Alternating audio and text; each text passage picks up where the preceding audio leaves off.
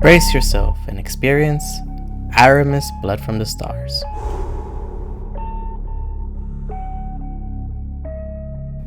Yet another one of my stories. This one was written between A Rising Beast and Sodania. And although it's a little bit on the older side, it still has what a good cyberpunk action-adventure sci-fi story should have. I pulled this from my archive for your enjoyment, but there's a catch. Let's just say that at the time when this was recorded, the microphone quality or the expected quality wasn't that great. So what I did, instead of throwing the hard work that was put into bringing the story to life, we got a sound engineer and we tried to fix everything, make it sound as crisp and buttery as possible for you. But I'm still not a good judge when it comes to sound. I'll let you guys decide. And before you comment on the narration, just read the author's notes on exactly everything that happened. And with that, here's ARIMUS, Blood from the Stars. Prepare to dream.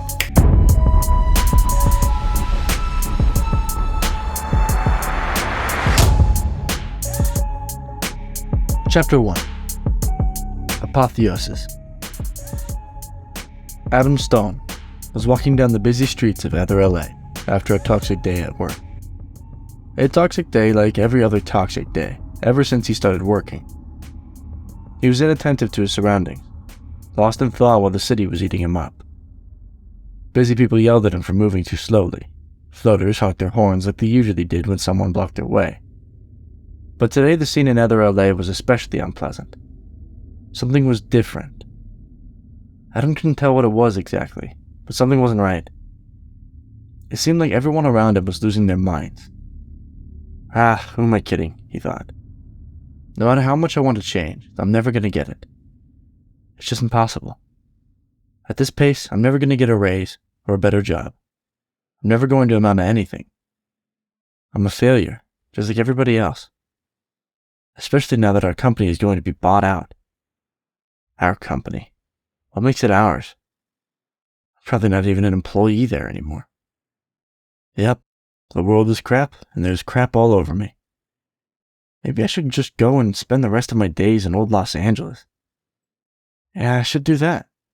Nobody knows me there. And if what I hear is true, I won't need a lot of coins. I wouldn't have to go to work for a while, or even better. Wouldn't have to see my stupid boss or my ugly coworkers' faces. I would just be me, myself and I. The city of Ether LA was vast, stretching as far as the eye could see in every direction, including up and down. Buildings were stacked on top of buildings. Gigantic holes were dug and buildings placed there to accommodate the fast-growing population. Floating transportation raced about, darting from one end of the city to the other. Electronic billboards blasted the street with light, while announcements in several languages repeated through the loud street speakers. It was mind-numbing. Ether LA was a home to 27 million residents. It was a paradise for some, and the exact meaning of hell for others. The upper class, the 3% of residents, those who had credits to spare, lived at the top, surrounded by extravagant luxury and comfort. Anything they desired was right at their fingertips. And desire they did, indulging themselves in whichever ways they wanted. Most of them had made their fortune thanks to the sweat and hard work of everyone below them. Oh, why don't you get on with it, you idiot? Some of us have places to go. People like you are exactly what is wrong with this city. Some guy yelled from the window of his brand new floater car. It was probably freshly washed, too. Is that what people care about? He thought. Just getting to the next place so they can get to the next place after that? Or having the latest floaters? What does it matter what kind of floater they have if they are always in a hurry? How can they enjoy it? Crap. Floaters are everywhere these days. Soon they will change the name of Ether LA to Floater LA. Adam didn't react, just like the 7 other times he'd been shouted at on his way home. Hearing it for the 8th time made him slow down his pace even more. He didn't want to go back home and relive another day of monotony.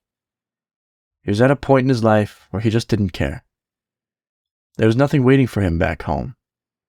He wanted out. He wanted to count. What if I'm right about my theory? He wondered. What if the middle class is really a part of the biggest rat race the world has ever known? Well, it makes total sense. Ether LA has the biggest population of any city by far. I mean, come on. We work our entire lives only to see scraps. And that's only if we are lucky. Out of all the people I know, all the people they know, and the people they know, no one knows of anyone that has made it out of the maze. Ha! With aching bodies, the middle class of Ether LA woke up to work their 10-hour shifts, the minimum length required by most companies. Adam's shift was a grueling 12 hours, with only half an hour's break at the top of the 6th hour. They worked hard, but only to see their workload increase over time as the workload of their bosses decreased. It was unfair, but they didn't have much choice. It was the only thing they were taught how to do, and it was the only thing they could do. And of course, the new galactic tourists, or space residents, weren't making things better either.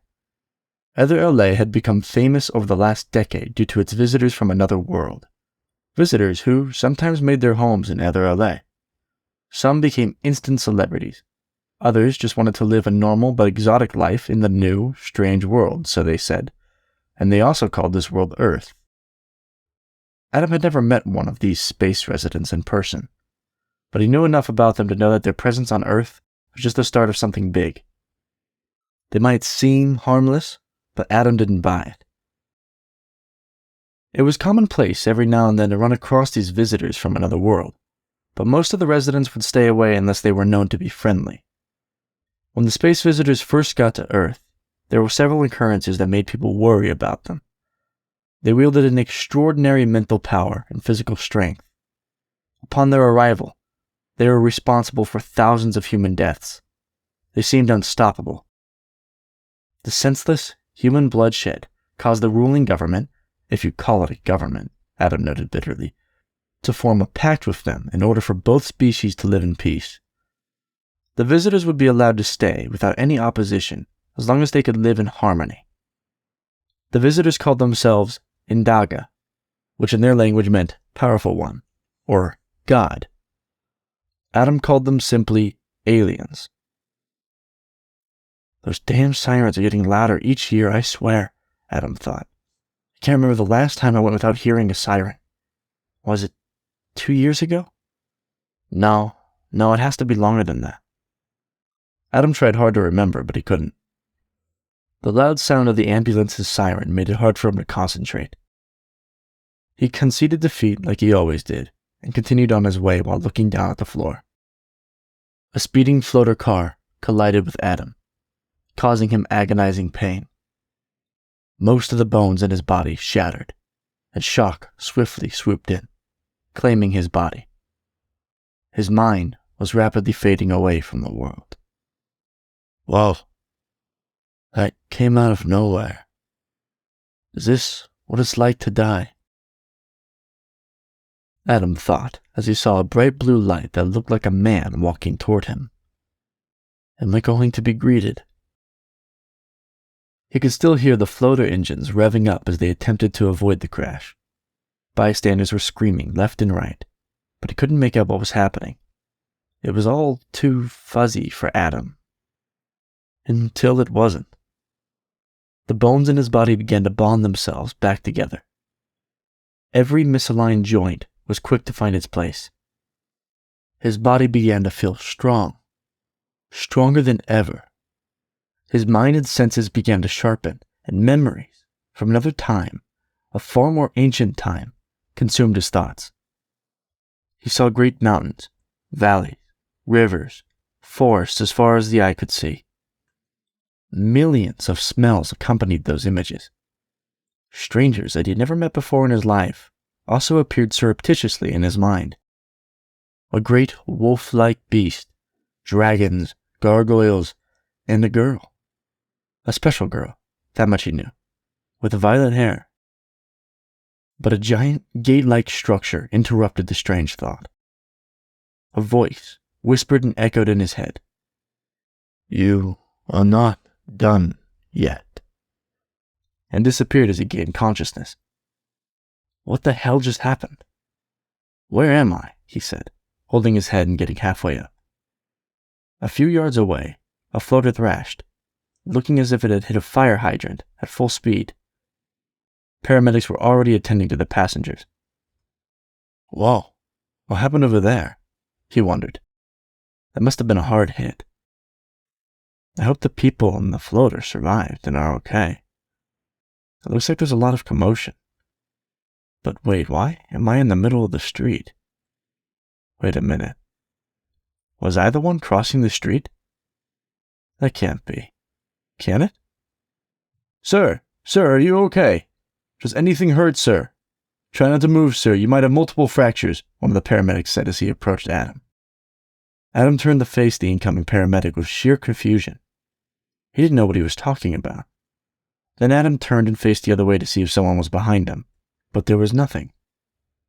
No, it can't possibly be me, Adam thought. I'm perfectly fine, and there's nothing wrong. In fact, I feel better than ever. Adam extended his arms in front of him, only to see his torn clothes. He watched small amounts of debris fall from his arms as he stretched them. What?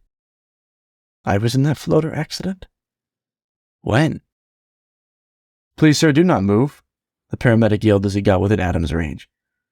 Don't worry, I'm fine. I am fine. They still need me back at corporate. It's not like they were going to let me die or anything. Adam said as he stood up and dusted himself off. We are just like cattle to them. They will only kill us once we can't work. But yeah, I can still work, so they need me. The paramedic stopped dead. He looked perplexed, like he was unable to believe what he had just witnessed. The paramedic looked back and forth between the shredded floater and Adam. You shouldn't be able to move, the paramedic said. Or even talk. That was a really hard hit. And yet here you are, standing up like nothing happened. Yeah, it turns out I'm quality livestock. I'm fine. I said that I was fine. But if you will excuse me, Adam said as he pointed towards the direction where he thought home was, I'll be heading that way. I'll be on my way now.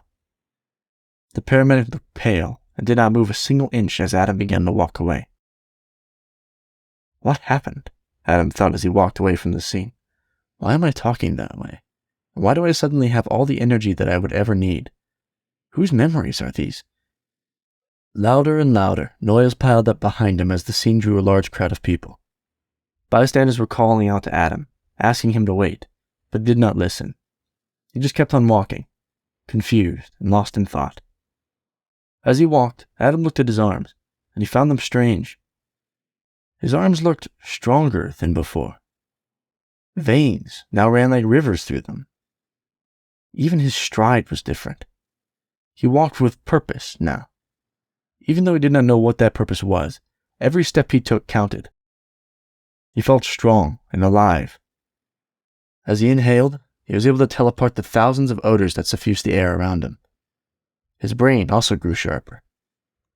He was able to calculate the exorbitant amount of debt he was in and how it would take him centuries to pay it all off if he continued to work at the same place. Have I just become a super powerful calculator? He mused. Whatever it is, I could really get used to this. I've never felt like this before. But what am I? No, that's not the right question. I should be asking, who am I? Chapter 2. Coffee. Laura was trying to enjoy a cup of coffee that she had spent a long time saving up for. Coffee was an expensive commodity, at least the real bean was. There were other synthetic versions of the bean, but nothing was quite the same or as luxurious. To top it off, she had decided to try a new place in town called Arabica Cafica. Anybody that was anybody in Nether LA took their lunch at this place. This tastes delightful, she thought. This place is way better than I thought. I could really get used to this lifestyle. I can't wait to tell them back at the office.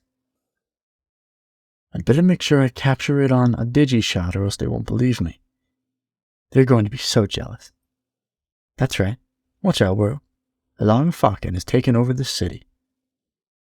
Right after I earned back the 8 coins I spent on this bitter hot water.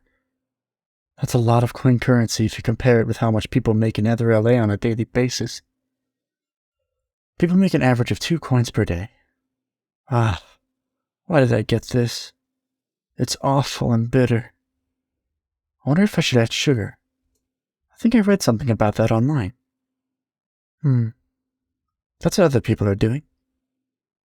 Laura got up from her comfortable and lush seat and headed over to the sugar and milk bar next to where she had received her coffee in the first place. At first, she did not know what to do, but after observing a few other people add sugar and milk, she did exactly the same. She added 3 little pouches of sugar and 3 little cups of milk and headed to sit back down. Much, much better, Laura said quietly as she took a sip of the coffee. There was a loud crash outside that caused everyone in the coffee shop to stop what they were doing. A good chunk of people went outside to find out what was happening, while the rest stood inside near the window. You've got to be kidding me, Laura thought. Why does the city always have to find a way to ruin my day? When it's not one thing, it's another. Oh well.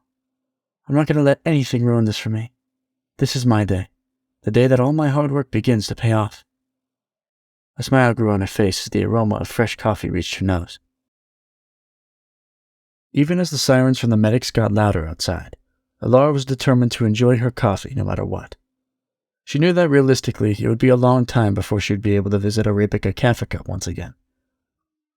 So, she took out her ultra-slim VR headset and decided to surf the net while listening to her favorite music. As she surfed mindlessly through the current news and politics, in the back of her mind, she began to think about her ongoing investigation. Laura worked at a local newspaper. She had been doing so for the past 3 years of her life, since graduating from university. Her official position was as a journalist, but she liked to think of herself as a truth hunter. She often got her stories published, and every time they would generate quite a buzz. This is going to be it. My big break, she thought. I can feel it. Things are about to change in this awful city. I'm going to do the best I can to find out the truth behind those random quakes. So far, I know it's not the construction company in the city, but what if there's another one operating without anyone knowing, without permission? That sounds plausible, and that itself is a good story. I'll add that to my list. She opened her notes on her VR headset. She was halfway done with her coffee when she felt it. The quake reverberating through her seat, causing her discomfort. She took off her VR headset and put it back in her bag. As she looked around the coffee shop, she was stunned to see that no one had noticed the quake. She had finally looked outside, thinking that the crash was bigger than she had thought at first. But no, it wasn't anything different than what they were used to seeing. Excuse me, Laura asked the nearest person to her. The tall man just looked at her, waiting to hear more. Did you not feel that? She asked. Feel what? He asked in return. There was a pretty strong earthquake right now, here in the shop, Laura said as she put her coffee cup back down on the table. The guy looked around, thinking for a second, then looked back at Laura. Is this your first time here? Is it your first time drinking coffee? I think the coffee might be a little bit too strong for you. Some people say the coffee causes them palpitations. You should have that checked out. Then the guy turned to look back outside the window, uninterested in further conversation. Hey, I know what I felt, she said. Yeah, lady, whatever. This is exactly the thing I hate about Ether LA, Laura thought. Everyone is rude. If something doesn't benefit them, you'll be little to no help. Once I get my story published, and I become famous, you will wish that you had talked to me. Ugh. The floor began to shake once again, this time a lot harder than the last, causing Laura to spill her coffee onto the seat right next to her. The coffee was quick to seep into the new untreated fabric, causing a large stain to spread over the light-colored material. Laura had to hold on to the table to prevent her from falling over. Now I know you've had to felt that, Laura said as she stared back at the rude man. Are you just acting like you didn't feel anything? Because obviously the whole building was just shaking. Lady, I think you should get checked by a doctor. You might have some serious problems, the rude guy said. Hey now, wait a minute, Laura said, hoping that the name drop of her employer would make an impression. I'm a journalist for the Elder LA Daily. and I have been following quakes like this throughout the city. They are definitely real." "Wait, I think I know you," the rude man said as he scratched his unkempt chin. "I've read all about your story on the hyperweb. I even subscribed to receive notices about your latest work." "Really?" Alara asked with a genuine smile on her face, all traces of anger gone. "That's amazing to hear. I didn't expect to find a fellow newsreader here. So, tell me, what do you think of my articles?" Alara said, blushing.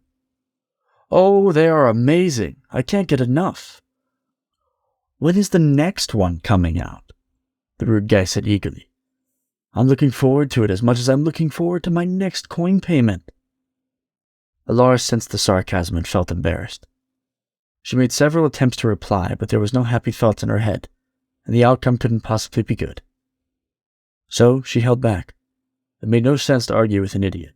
That much was clear. The rude guy laughed without a hint of compassion. "I can't believe you fell for it. No one reads that junk anymore. Don't be ridiculous, lady." He laughed some more. "I'll be even less likely to read that rag now.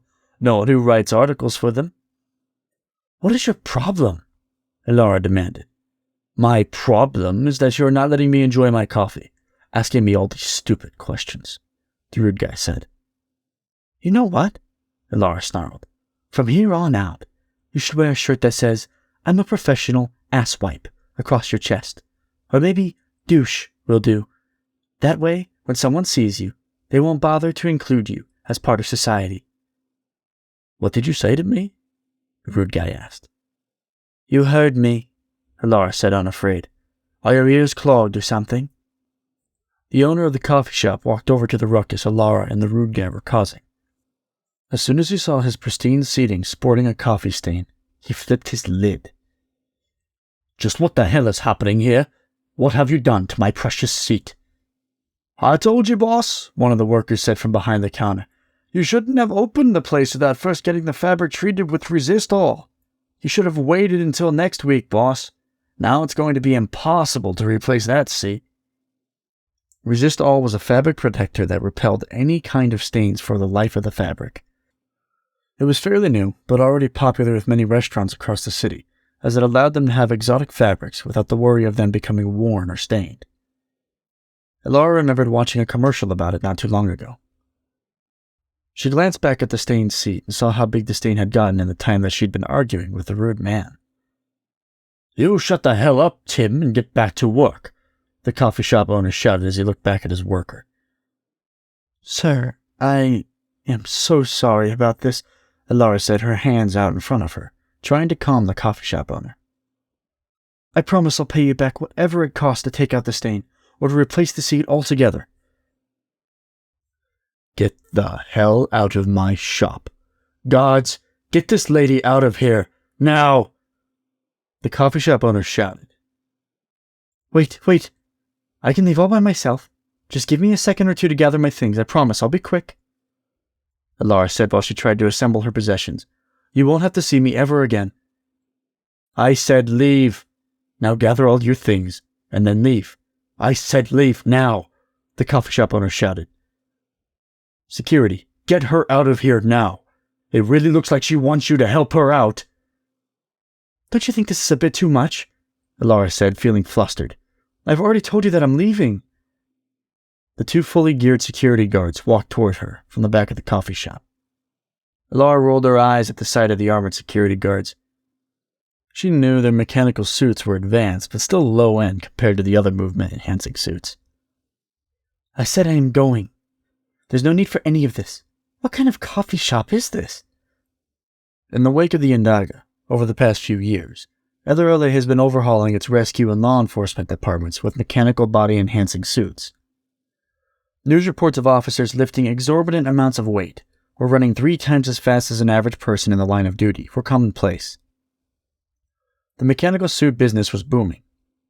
It seemed like new models of mechanical suits, or power suits, as some called them, came out every 6 months or so. As a result, most security companies outfitted the guards with whichever suit they could afford. This was the case with the security guards in the coffee shop. They were outfitted with cheap, low-end, over-the-top flashy suits. "Ride this way, lady," one of the guards said, getting uncomfortably close to Elara. "You are way too close, and you don't smell all that good," Elara said as she covered her nose. The guard hesitated for a moment and kept his distance. She began to walk towards the coffee shop exit, half dropping her stuff along the way. "Can I just take a second to fix my things?" "Move it, lady." "Move it, lady," the security guard said. "I'm not going to repeat myself again." "You were just so tough in that suit. Huh? I bet you go to sleep thinking about it," Elara muttered. "What did you say?" the security guard asked, his mechanical suit responding to his body tension. The suit began to hum and power up into combat mode. "Geez, it's nothing that important," Elara said as she reached the exit. "You don't have to show your manliness, if that's what you think it is to be a man. I've had just about the crappiest experience of my life, and you keep on trying to find a way to put a cherry on top." "Get out and stay out. Don't bother coming back to this place. The cameras know who you are, and we will kick you out as soon as we see you," the security guard warned as he folded his bulky arms and stood at the door while the second guard caught up to him, stopping just behind the first guard. Elara fixed her stuff and began to laugh. This, in turn, infuriated the guards, causing them to step outside. "What's so funny, lady?" the second security guard asked as his suit began to power up as well. "Oh, nothing. I just thought about how tough you guys are acting with me and how little actual chance you would stand up against an Indaga if it were to come into your coffee shop and, if for some reason, you had to kick it out. You wouldn't have had a chance. You'd be treated like the puppets you are," Elara mocked as she began to walk away. "Come to think of it, I do have a question before I go. Don't take this the wrong way, but do your mechanical suits cover your wee-wees too? Do they even make suits in that small of a size? Microscopic? You know, to make you feel more like a man? You don't have to answer. See ya." One of the security guards snapped. He couldn't hold back his evident anger, and he launched himself at Elara with a mechanical suit at full power. Although they were not top-of-the-line suits, Elara was sure they could still break bones with ease. Elara stopped, turned fully around and covered her face with her arms, sure this was going to be the end of her. Her fear turned into surprise when nothing happened. Nothing came close to touching her. She uncovered her face and saw the security guard's hand being held back by what seemed to be an ordinary guy. No mechanical suit, or anything. A man who hits or threatens a woman is not a man. He's a coward, the stranger said as bits and pieces of armor fell off the security guy's suited hand. "Apologize to her." "I won't say it again." The security guard tried to punch the stranger using his free arm, but the stranger changed the guard's mind when he squeezed the guard's hand until it cracked. Surely the hand, along with the suit, was now broken. The guard shouted at the top of his lungs in pain, appealing to his colleague. "Don't just stand there! Help me!" When the stranger let go of the guard's hand to turn and face the new threat, the guard with the broken hand fell to his knees and held onto his hand, trying not to move. "Don't do it. It's 100% not worth it," the stranger said. The second security guard did not listen and launched towards the stranger with all the might of his mechanical armor, if you could call it that. He jumped so high that the stranger had to look up. But in one swift movement, the stranger got one hold of his legs and threw him across the street, where he smashed into a pole, which toppled to the ground. "Somebody call an ambulance! Call the cops! There's an Indaga here! There's an Indaga going crazy!" the first security guard babbled. "You're safe now. I don't think they will ever try to hurt you," the stranger said as he smiled warmly at Elara. Or anyone else, for that matter. Elara felt the world drop down on her head. She took a good look at the stranger. She knew him, although she did not know from where or from when. She had the heartwarming feeling that as long as he was around, nothing bad would happen to her. To top it all off, suddenly she had thought that her investigation and the stranger were connected somehow. "Are you okay?" the stranger asked. The question snapped Elara back into the moment. "Oh, yeah, I'm fine. But I don't think they are." She pointed at the crippled security guards. "They will be fine, eventually," the stranger said, dismissing them with a hand gesture, like what he had just done was an everyday thing. A new set of sirens began to sound at the distance. "Why are your clothes torn?" And most importantly, who are you? Ilara asked the stranger. To tell you the truth, I think I was in an accident a little while ago on that corner over there. The stranger gestured behind him. Yeah, it turns out these clothes don't do so good in a floater crash. Ilara looked over his shoulder to see the same accident scene the people in the coffee shop were gawking at. Oh. Not knowing how else to respond, Ilara just looked at him and fixed her glasses. Just for a second, she thought she might be delusional. As for who I am, well, that's a little more complicated. I'm still trying to figure it out myself. But you can call me Adam. That was my name before the accident, Adam said. Yeah, well, hey, thank you for saving my butt. But I think we should get out of here, or we will be in a world of trouble. Nice meeting you, Adam. I'm Ilara, and I have to go. Maybe I'll see you around? Ilara said as she began walking away. Right before she sensed she was going to be out of his sight, she turned her head to look at him. He was still standing there like nothing had happened. He waved at her. Chapter 3. Supremacy.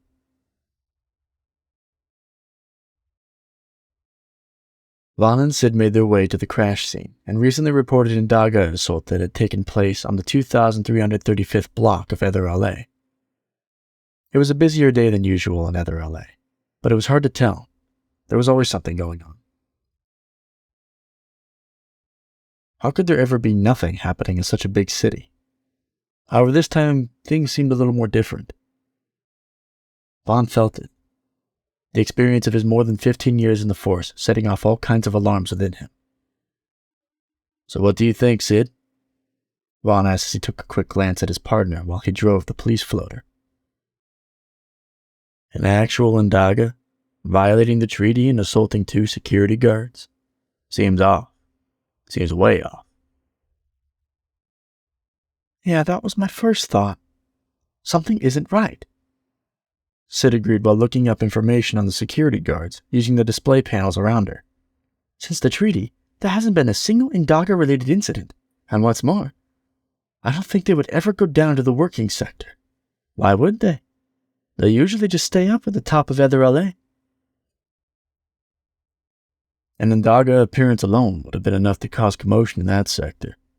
Vaughn acknowledged as he took another glance at Sid. Are you sure the security guards' records come back clean? They haven't had any run-ins with the law lately? Yep, pretty sure, Sid said as she began to close the display screens around her. They only have a few traffic violations here and there. One of them is a college dropout, and the other one is in college now. There's nothing out of the ordinary in their file. They reached the scene and landed the floater inside the caution tape, just as another officer yelled at them not to land there, as he gestured outside the taped-off area. The minute Vaughn and Sid walked out, the officer began to shout at them. Just who the hell do you think you are? Get your floater out of here right away, or I will. You have no idea who you are dealing with, kid, so move aside, Vaughn says as he continued walking uninterrupted. This is Officer Sidney, and I am... Mr. Vaughn, the fledgling officer supplied hurriedly, realizing his mistake. I'm sorry, sir, of course. You can park your police floater anywhere you'd like. Is there anything I can help you with? Give me a brief report, Vaughn said. Well, the young officer said, looking pale. The 2 passengers and driver involved in the floater car crash have already been taken to a nearby hospital. We believe they are in a stable condition, but it's a miracle they're alive, sir. The floater looks like it hit something huge head-on. As for the security guards, the paramedics are still trying to take off their power suits. They seem pretty damaged. That'll be all. Why don't you let me and Sidney work? Vaughn says he moved past the young officer, paying little attention to his presence. The paramedics were working on the first security guard's hand when Vaughn got there. They were using a special tool to pry open the power suit. How's he holding up? Vaughn asked the paramedics.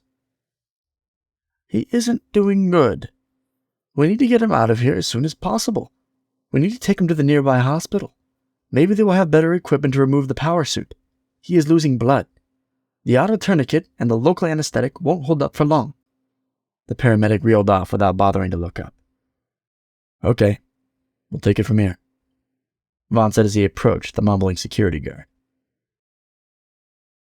Sir, this man is in need of help. I need to do something about his hand or he might lose it, the paramedic protested as he looked at Vaughn. And that's why we are here, son. We are here to help, Vaughn said, reaching for the paramedic's shoulder. So get on out of here.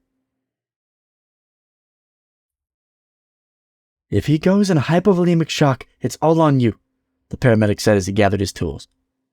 Vaughn just glared at him, and that was enough to make the paramedic leave. Sid, I'll tell you what. Why don't you get a hold of surveillance videos around here?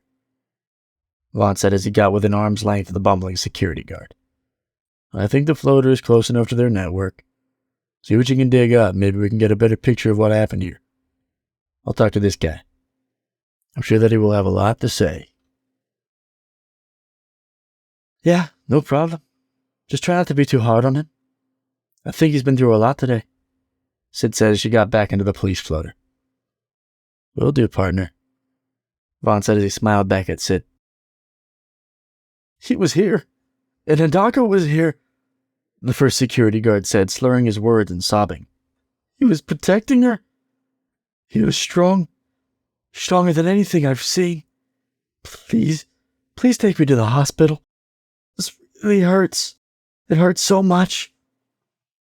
Vaughn grabbed the security guard's broken hand and inspected the bent and broken power suit.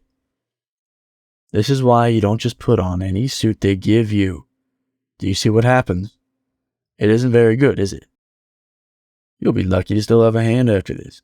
So tell me, what's your name? My name is Tom, the security guard said as Vaughn's own power suit began to power up. Well, what are you doing? Be careful, that really hurts. You know, our suits, our real power suits, are top of the line. Not like this junk you have on. This cheaply made crap. So now, tell me, what happened? Vaughn said as he began to squeeze the security guard's hand, ever so slightly. The pressure was enough to make the guard groan. I bet I can finish the job the supposed Indaga started. Okay, I'll tell you everything. Just please let go. It hurts too much, Tom begged. Then simply talk. Tell the truth. Nothing else will happen to you, Vaughn said, easing off the guard's hand. Remember, I only want to hear the truth. Vaughn's techniques would seem excessive to most, but he knew that it was the only way to get what he wanted. People often preferred to withhold information for no good reason other than embarrassment. There were rare occasions in his 15 years of serving the force where people were honest with him the first time he asked. He was quick to learn that putting people in immediate danger made things a lot easier, simpler, and cleaner for him. He knew that this way he would get the truth the first time. I lost my temper because of the power suit, you know? I'd never really used it before, but it made me feel powerful and in control, like I could do anything. But the lady deserved it. She was making a mess in the new coffee shop, and the boss told me to kick her out. When we were at the door, she started making fun of me and my partner, so I lost it. I tried to hit the lady when... Tom paused, catching his breath. So far, it sounds to me like you deserved what happened to you, Vaughn said, reading in between the lines. He wasn't stupid. He was a keen observer. Attempting to hit someone because of what they said? What happened next? As I swung, my hand got stuck in midair, Tom said. I looked to see what happened. I thought maybe it was a suit malfunction, but it wasn't. My hand was being held back by an Indaka. With just one hand, it crushed my hand. Then my partner tried to help me, but he was tossed across the street like he didn't weigh a thing. And how did this particular Indaga look? Vaughn asked. Well, he looked normal, Tom said. He had a dark brown hair, regular but slightly muscular build, more muscular than usual, and light brown eyes. I don't know. About my height? Some of his clothes were torn and he was very still all the time. He didn't talk much. He only asked me to apologize to the girl. Something about him wasn't right. It felt like he didn't belong here. Dark brown hair? About your height? Some of his clothes were torn? Vaughn echoed as he placed his other hand on top of the guard's mangled hand. Son, do you even know what an Ndaga looks like? For starters, they don't have hair. They're about a foot taller than the average human, and their eyes are unmistakably not of this world. So tell me, are you sure he wasn't just a human wearing a power suit? It could have been an Ndaga disguised as a human, Tom said. No, he wasn't wearing a power suit. I was able to see his bare skin through his ripped clothes. An Ndaga disguised as a human, Vaughn repeated, holding back a laugh. Didn't you just hear me say they were at least a foot taller than the average human? Not to mention their heads are a bit larger as well. Well, whatever it wasn't human. No human can do the things he did, Tom said, looking scared. All right, well, you did good enough, Vaughn said as he began to remove the mangled power suit from the man's hand, using just his own hand to spread it open. Vaughn's suit was vastly more powerful than the cheap aftermarket one. It was a lot easier to conceal as well, fitting underneath clothes and gloves. But I want you to understand this. If you had touched the woman, you and I would be having an entirely different conversation. We'll just review the surveillance videos. The guard winced at the pain, but he was relieved that the suit was finally coming off. Thank you, Tom said as Vaughn worked. Now listen to me very carefully. Vaughn paused just enough to get Tom's absolute attention. 1. Don't tell anyone, and I mean anyone, about what happened today. Make sure you say that it was a power suit malfunction. We don't want people panicking. We already have enough of that. 2. Never, and I mean never, put another power suit on if you are not going to be able to handle it. If you don't do as I say, I will come talk to you personally. Tom just nodded, and Vaughn left right away without another word. What are you doing just standing there? There's a security guard over there that needs serious medical attention, Vaughn barked as he neared his police floater. The paramedic that was attending to Tom in the first place glared back at Vaughn and ran back to Tom. Vaughn coughed out a laugh. Hey, Vaughn. What took you? Sid said as he got inside the floater. Oh, you know. I just had to make sure to get the truth the first time. Looks like the Ndaga was defending someone, Vaughn said as he got comfortable on his seat. Well, there was no Ndaga here. That much is clear from the videos I was able to get, Sid said, opening a display window with the surveillance footage in front of Vaughn. Yeah, there was no Ndaga here. That guy was just scared and doesn't know what he saw. He doesn't have any other way to explain it, Vaughn said as he squinted, trying to adjust the lighting inside the car. So this is him? He looks just like any regular guy, maybe a bit bigger.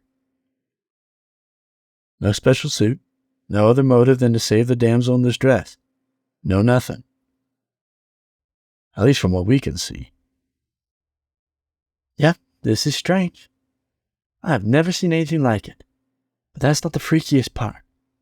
Look at the last bit of each video, Sid said, slowing down the surveillance footage towards the end. Each video showed the stranger looking directly at the camera before it malfunctioned. Wait, so are you saying there was no further video from any of the sources after he looked at them? There's nothing of him anywhere after this. Where did he go after this? Which way? Vaughn asked as the videos replayed. That's exactly it. There's nothing after that. The cameras won't turn on anymore, and for no apparent reason. I checked them myself, Sid said. I think we will have to pay a visit to our old friend in the alleys of old Los Angeles, Vaughn said as he set the floater into motion. Where do you think we'll find him this time? Let's search near our old Colosseum. That's his usual spot, Sid said, as she put away the screens and began to power on her suit. 1 mile down, out into old Los Angeles. Vaughn often envied the people living in old Los Angeles. He thought of them as lucky. They were lucky enough to have found the true happiness of life. Although they did not earn nearly as much as the middle class in Nether LA, they lived perfectly happy, adapting, overcoming, and being happy with what they got. The communities were like close-knit family. They were there for one another, and they took the neighborhood watch to a whole different level. Despite their low income, crime was rare. Vaughn often thought that the criminals went to Nether LA to commit their crimes, and came back home as saints. But he wasn't sure. He was just looking for a reason to hate them. But one thing was for sure when it came to the people of old Los Angeles. Money was not their god. Oh, there he goes. On foot at your 3 o'clock. Why he thinks running will save him beats me, Sid said as she opened the floater's door.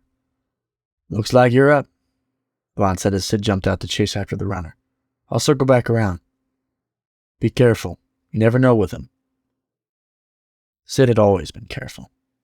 Vaughn sometimes thought of her as being tougher than him. She never lost her composure, was always clear on the missions at hand, and she never, ever lost a target. Sid was at the top of her game. She could control power suits like no other human Vaughn had ever seen, almost to perfection. Sid would be right there with him to help him take down the enemy, but only if he was on the right side of the law. Vaughn knew that if things got ugly, or murky, then he had to do what had to do. Sid would be one of the few that could stop him, and he wanted to change that. After parking the floater nearby, Vaughn ran while looking at the map on his suit's helmet display screen. Once in full combat mode, the power suit would produce a helmet that would cover the user's face. Sid's location beacon was clear on the helmet's display. With the suit running at full power, it didn't take long before he caught up to the running man in an alley, with Sid right behind him. Once the man saw Vaughn coming toward him head-on, he stopped running and so did Sid. Hey, Twigs, Vaughn said as his helmet tucked itself back into his suit, and he slowed to a walk with his hands by his side. Nice to bump into you like this on this side of town. It's been a while since we last came down here to talk to you. Tell me, what have you been up to? Still selling illegal meat after we told you not to?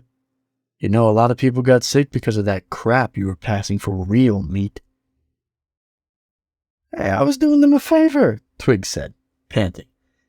Real meat is too damn expensive nowadays, and plus it wasn't so bad. I had a bite or two. So just make this simple for us. For me, for Sid, and especially for you, Vaughn said. Let's keep it nice and short, and everybody gets to go home early. It's none of your business, Vaughn, Twig said, trying to catch his breath. Oh, I can't possibly agree with that, Vaughn said, as he continued to move closer to Twigs. Now that you've decided to make us chase you for a few blocks, it's definitely my business. You should have known better than to run. You know we'll always catch you. Hey, well, it was worth a shot, Twig said. So how can I help you officers today? I doubt that I will be of any help, just letting you know before you waste your time. I'm suddenly starting to forget words and stuff. Who knows? We haven't gotten to that part yet, Sid said as her helmet tucked in and she pulled out an electrified baton. There might be other ways we can get you to help. On second thought, Twig said as he eyed Sid's baton, I think we can work things out. You know we are all friends here. There's no need to get violent, Officer Sid. I hope so, Twigs, Vaughn said as he got within arm's length of Twigs. Because out of all these days that we had a little bit of patience to put up with you and your games, today is not that kind of day. Okay, so let me know. How can I help you today? Twigs asked. What do I have to point you to, or what do you want to know? Something funny happened today. There was an individual with Indaga-like strength, but he was totally human, Vaughn said, and paused to see if Twigs reacted. But there was nothing. So he continued. Would you happen to know how a regular person, could be strong enough to send a security guard flying across a busy street to crash into a light pole? Nah, Twig said. As much as I want to help you, I can't. I don't know nothing about that accident. Especially if it happened in Nether LA. I haven't been up there for almost a year. Okay, fair enough. Next question, Vaughn said, not sensing a lie. What do you know about Indaga making weapons for humans? What's more, what do you know about people like you helping the Indaga distribute the weapons to the highest bidder? It's certainly more preposterous than selling illegal meat, isn't it? As Vaughn asked, he saw Twig get nervous. Well, maybe the Indaga gives spares or leftovers of their tech to humans, Twiggs answered, while holding his neck. Some Indaga are addicted to vice, you know. It can't be helped.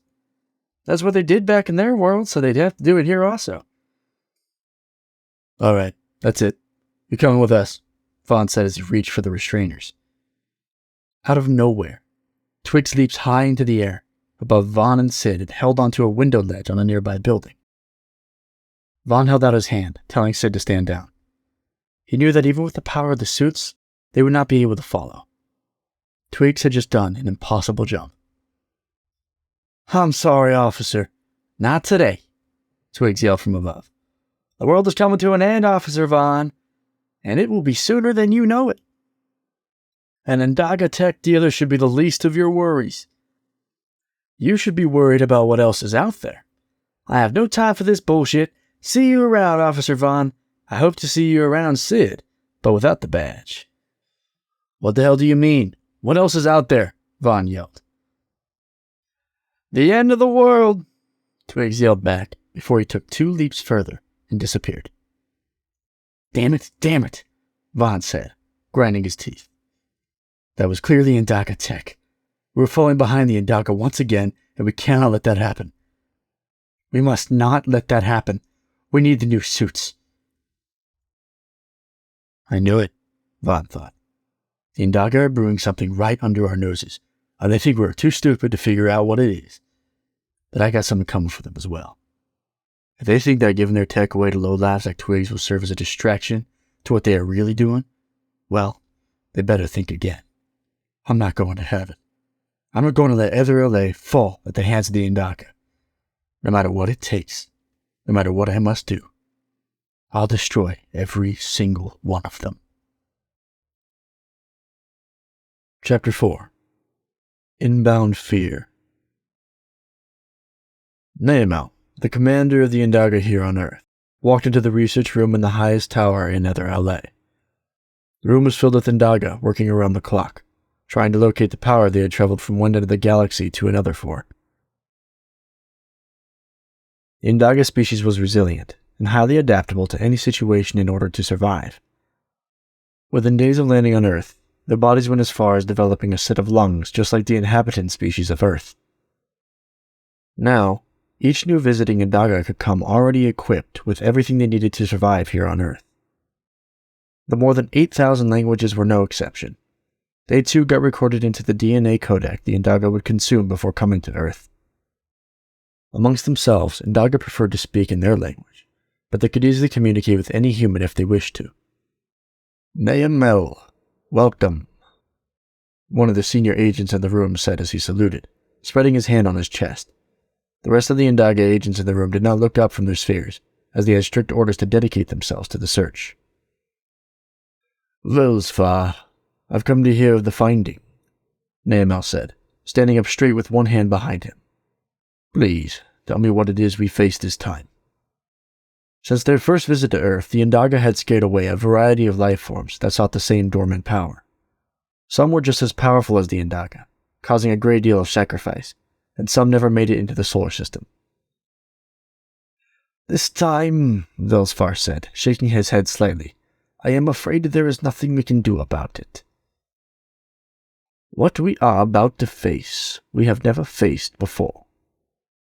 My old friend, Nehemel said, Surely there is something we can do about it. We have faced staggering odds in the past, and we have come out on top. Who comes knocking on our door this time? The destroyers of life, the great hunters of the universe, Velsfar said, clearing his throat. The Omnium are coming here to Earth. The name hit Naemel like 1,000 tons of bricks, breaking his calm demeanor and bringing the room to a brief but nervous halt. The Indaga knew little about the Omnium. What they did know about them was more than enough to bring out the primal fear in them. They knew that they were unstoppable, and that they brought destruction itself along with them. Tales of the Omnium circulated the galaxy, as they were said to bring entire civilizations to their end. The tales of the Omnium threat only spoke of their strength, their fierceness, and their invisibility. Are you absolutely certain? Naemel said, with a grave look on his face. Have you rechecked your findings? This is one of the few times in my long life that I wish I was wrong, Velsfar said as he opened a large screen in front of him, with a zoomed-out image of the solar system. We have double-checked our instruments tirelessly, and we have had many agents checking the findings. They all came to the same conclusion. It's them, and no one else. Their space-traveling signature is unique. It's unlike anything we have ever seen. Have everyone stop rechecking the findings, Naemel said. We will treat the threat as critical. We need to prepare for the calamity that is about to fall on us. I will meet the other Indaga leaders as soon as I leave here. But for now, what else do we know? Do we have a time of arrival? They are just about to reach what the humans call the Queppa Belt, Velsfar said as he highlighted and zoomed into the area where he thought the Omnium were now. As far as we know, they have decelerated, and they will be landing here in Ether LA within the week. But we won't know for sure until they get closer to the satellites that we have orbiting Neptune. Even then, it will be a daunting task to confirm the arrival time for sure. Their technology is ancient and predates everything we know. How they are able to travel between the stars is beyond comprehension. Do we know how many of them are coming? Naemel asked as he stroked his chin, something he had picked up from observing human behavior. We cannot say with certainty, but it's an extremely small vessel, Velsfar said as he closed the display screen in front of him and turned to face Naemel. Maybe it can hold 3 to 5 of them at most. I wouldn't put it past human technology to alert them of their incoming visitors within the next 3 or 4 days. And this time we cannot stop them. We will do whatever we can to hush the media. We don't want a massive panic too far ahead of their arrival. That might compromise our current position, and we don't need any more distractions, Naemel said as he began to pace back and forth. So it's a retrieval force. They don't plan to stay here for long. They too come looking for the Zevamoris, the Great Gate. Where are we with the Great Gate? Are we close to finding it? I'm afraid not, Velsfar said, with an audible sigh. He looked dead tired and was likely anticipating the work that was just about to begin. Although its presence in Ether LA has become more clear in the past few days, and especially today, we still cannot pinpoint where it is buried. I'm afraid it's eluding us. What do you mean today? Naemel asked. What is special about today? Well, there were several incidents that suggested power from the Great Gate is seeping into the city, Velsfar explained. There was an instance where a pedestrian got into an accident with one of those human-named floaters. The accident was so severe that it should have ended the pedestrian's life. But it did not. Instead, the pedestrian got up and flung 2 security guards wearing those power suits across the street as if they did not weigh a thing. Interesting, Naemel said as he stopped pacing. Do you know the whereabouts of this pedestrian? Is there any more news of him? No, there isn't. All the surveillance devices around him were destroyed by an unknown force, perhaps himself, after the incident. We currently have agents looking for him, or any news of him. If he is out there, we will surely find him. Things are a lot worse than I thought, old friend. We will get through this. We are resilient, and after all, we are Indaga. Naemel said, reaching out to grip Velsfar's shoulder. For now, go and rest. Instruct everyone here to do the same. You have done more than enough. Are you sure? Velsfar asked. We are still able. Yes, I am sure, Naemel confirmed, turning to look back at the rest of the agents. We have to prepare for what is to come. We have worked tirelessly for months now. It is time to rest so we can gain focus. Take 20 human hours of rest. After we all have rested, when we return here, we must be prepared to give it our all and work harder than we ever have worked before. I fear, my old friend, that we must begin preparing for the end. I will go now and meet the other Indaga leaders and discuss our options. Thank you, Velsfar said. I will see to it that it happens. We will gladly take that much-needed rest, as it might be our last rest before the long rest. Naemel did not speak any further. He had said all that he needed to say. He left the room knowing that his old friend was more than capable and would follow his instructions to the letter. Naemel now had bigger things to worry about. His next objective was to contract the other Indaga leaders, so he made his way straight to them, calling for an emergency meeting. I have been alive in this body for over 300 years now, Naemel thought. I never envisioned in the past that my life would end this way. On an alien planet, searching for the Zeva Moris, and perhaps at the hands of one of my own, or at the hands of the Omenium. What are the odds? Astronomical, at best. The fact that I am here now might, in fact, mean that we are not gods, as our name proclaims. We don't know everything. What a blasphemous title to have. As a matter of fact, it's safe to say we know nothing at all. Naemel sighed, and continued to get lost in his own thoughts on his way to the Indaga leaders. 60 years ago, I believed my new position as commander of the Indaga would be my biggest achievement in life. What a naive Indaga I was back then. The circumstances that made me commander were not what I had wished for. Now, my biggest achievement, if at all possible, will be to keep my species and the humans alive. I can only do my best. I can only push my own body and mind to the limits and do what's right. Beyond that, what happens next will be up to destiny itself. The very same destiny that has put me in this position. There were already 2 Indaga agents waiting for Naemel on the floater port. Both guards saluted, putting their hands on their chest. Are Vela and Sonali already here? Naemel asked. Yes, sir. They are already waiting inside the security room, one of the guards confirmed. Very well, Naemel said as he passed the guards. Don't let anyone else inside. Keep the entrance secure. Yes, sir, the same guard said without turning to look at Naemel. Vela and Sonali stood up from their seats to salute Naemel as he entered the room and took a seat. Please take a seat. We have much to discuss, Naemel said, none of which, I am afraid, is good news. So tell us, to what do we owe this unscheduled meeting? Sonali griped as he sat back down on his seat, facing Naemel. I have meetings of my own to attend. Now I will have to reschedule everything.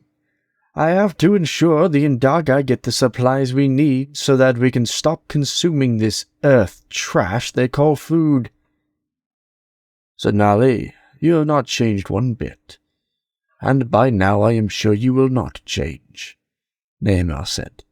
You are always concerned about your well-being before anybody else's. But I assure you, once I share with you what the research team has uncovered, rescheduling your meetings will be the last thing you are thinking about. That's for me to decide. Sonali said, filled with visible impatience.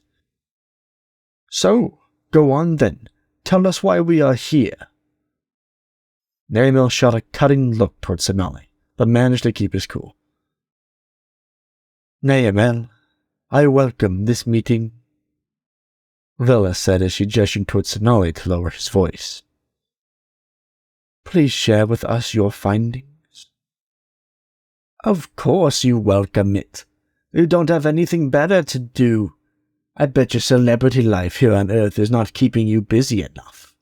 And don't you shush me, Sonali said. You have no right to do that. I am the— Silence, Nerimil snapped, interrupting Sonali mid-sentence. I've had enough of your insolence. I don't have the time or the patience for this today. Heed my warning or risk your life. Sonali stood quietly and composed himself. Now, let's begin. We don't have much time, Nerimil said. I will be blunt. We will soon be facing the end of our time here on Earth. The Omanium will arrive on Earth within a week. We don't know the exact time, as their technology is hard to predict or trace, but rest assured, they are coming. How many of them are coming? Are they coming for the Zeva Morris? Vela asked. We believe that there will be no more than 5 of them, but that is enough to cause a great deal of destruction. That is only an assumption, Nerimil said. Until we know otherwise, we will treat the situation with the utmost seriousness. I have decided to begin preparations for a full-on war with them here on Earth. We must do everything we can to stop them from getting their hands on the Zeva Morris. If we are not successful, it would mean the end of all Indaga, including those back on our home planet. Are we getting any closer to finding the damn thing? Sonali asked as beads of sweat popped out on his forehead. After the strange happenings of today, I believe we are, Nerimil said, keeping his composure. The presence of the Zeva Morris is growing, and it's becoming more evident that it wants to be found. We can only hope to find it and send it to our home planet before the Omanium get here. Send it away instead of using it? Are you mad? Sonali demanded. What need will we have to protect this place if we find the Zeva Morris? If we find it first, there's no need to fear the Omanium. We can use it against them. No Indaga would dare use its power, for it's too great for us to wield. We will send it back to our home planet for safekeeping, and we will stay behind to try and protect the human race from the Omanium. We will not leave the humans to perish on their own. We have become part of their society, a part of this world. And we will stay and fight. I agree with you. We cannot just abandon the humans, Vela said. You have my full support. Just tell me what I must do. Good. I did not expect anything less from you, Vela, Nerimil said warmly. I need you to silence the media for as long as you can. We need to avoid a mass panic, and we do not want the humans fighting against us as well. If the technology manages to spot the Omanium vessel as it nears Earth, tell them that it is one of ours. We will give the order to evacuate the city 2 days before the landing is possible. I understand, Vela said as she nodded once in acceptance. I will do everything I can to see that it gets done. Sonali shook his head in disagreement as he stood quietly scowling at the other two in the room. As for you, Sonali, Nerimil said, I need you to stop every incoming Indaga vessel, even if it has supplies for us. We don't need to put any more of our kin in peril. The supplies we have now will do. Send the word down to your ranks that those who wish to leave Earth can do so today. Those who stay must be prepared to fight, but I cannot guarantee that we will win. Be careful with your words to prevent revealing the true nature of the threat. We don't want anything leaking and making Vela's job harder. Have you lost your mind? This is madness, to put a human life before our own, Sonali said with fury in his words. I have always known that you have had a soft spot for humans, that you admire their history. Traitor, Sonali was shouting now.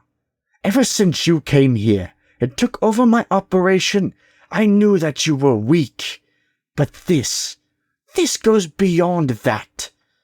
If I was still in charge of the Indaga on Earth, humans would be serving at our feet. I will never. Naamel held the hand to his head and unleashed all his telekinetic mental prowess on Sonali. The Indaga stopped shouting and twisted his face in pain. Unable to move, he rose involuntarily from the ground as his body drifted closer to Naamel. It was apparent that Sonali was trying to speak, but he just could not move. Let me remind you of your lack of power and your current position here on Earth, Naamel said soberly. Sonali was now a few feet away and facing him directly.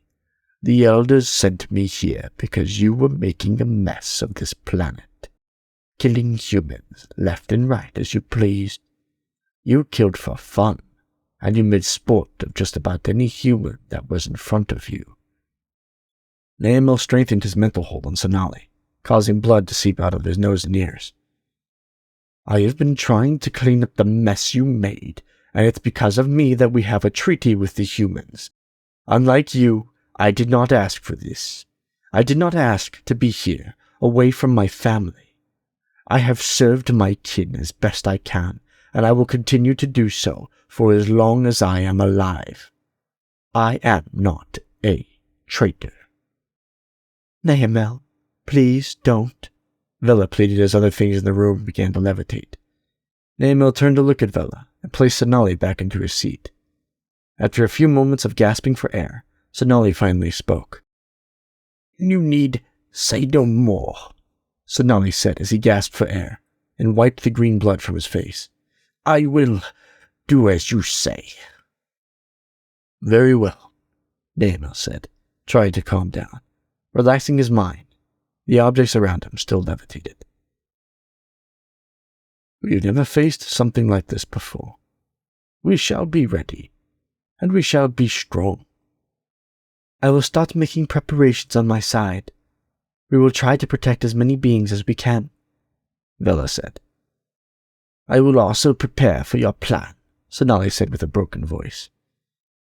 When the Omenium land, they won't come knocking on our door, Naamel said. They will destroy everything in their path. If the stories about them are true, I suspect they are. We must not let them get their hands on the Zephyr Morris. Its protection will be our prime directive. Chapter 5 Intertwined. Adam was sitting in the middle of a forest, and a man was sitting in front of him, sharpening a large sword underneath a great oak tree.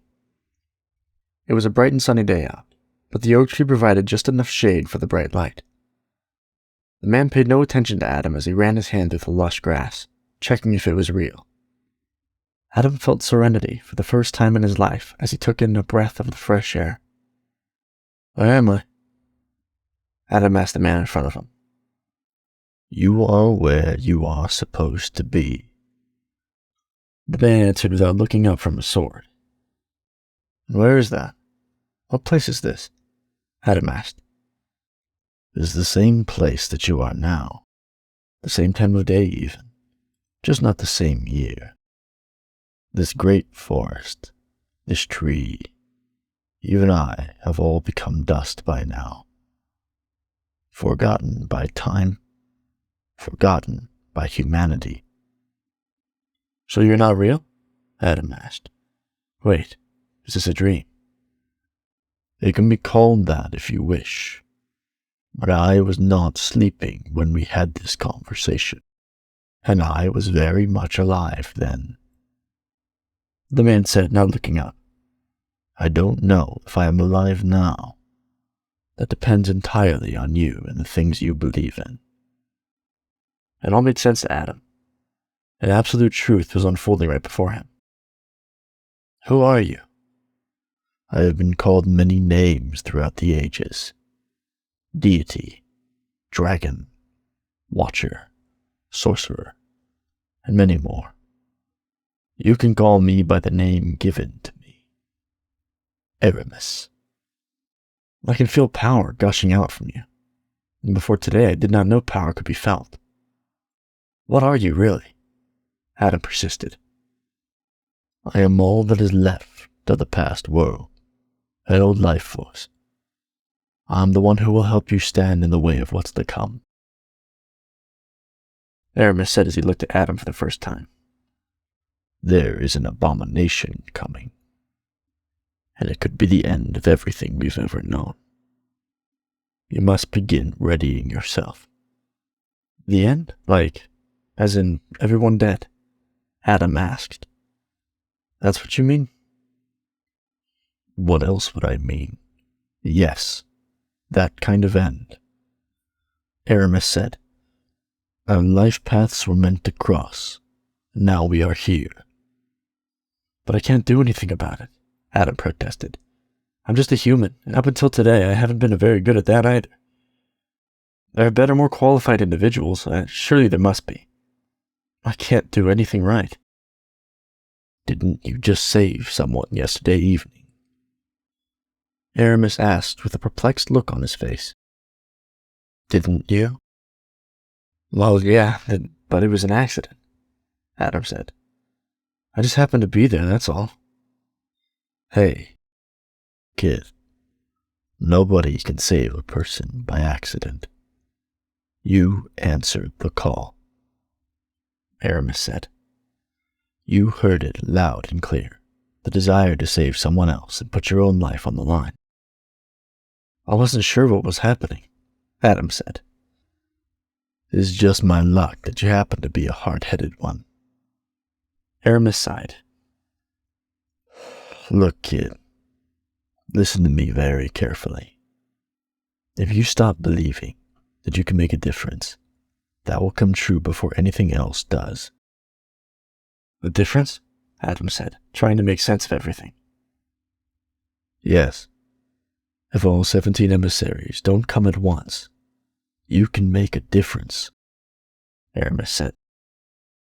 That's what I believe. A loud, annoying noise rang through the forest, making Adam cover his ears. You don't hear that? What is that?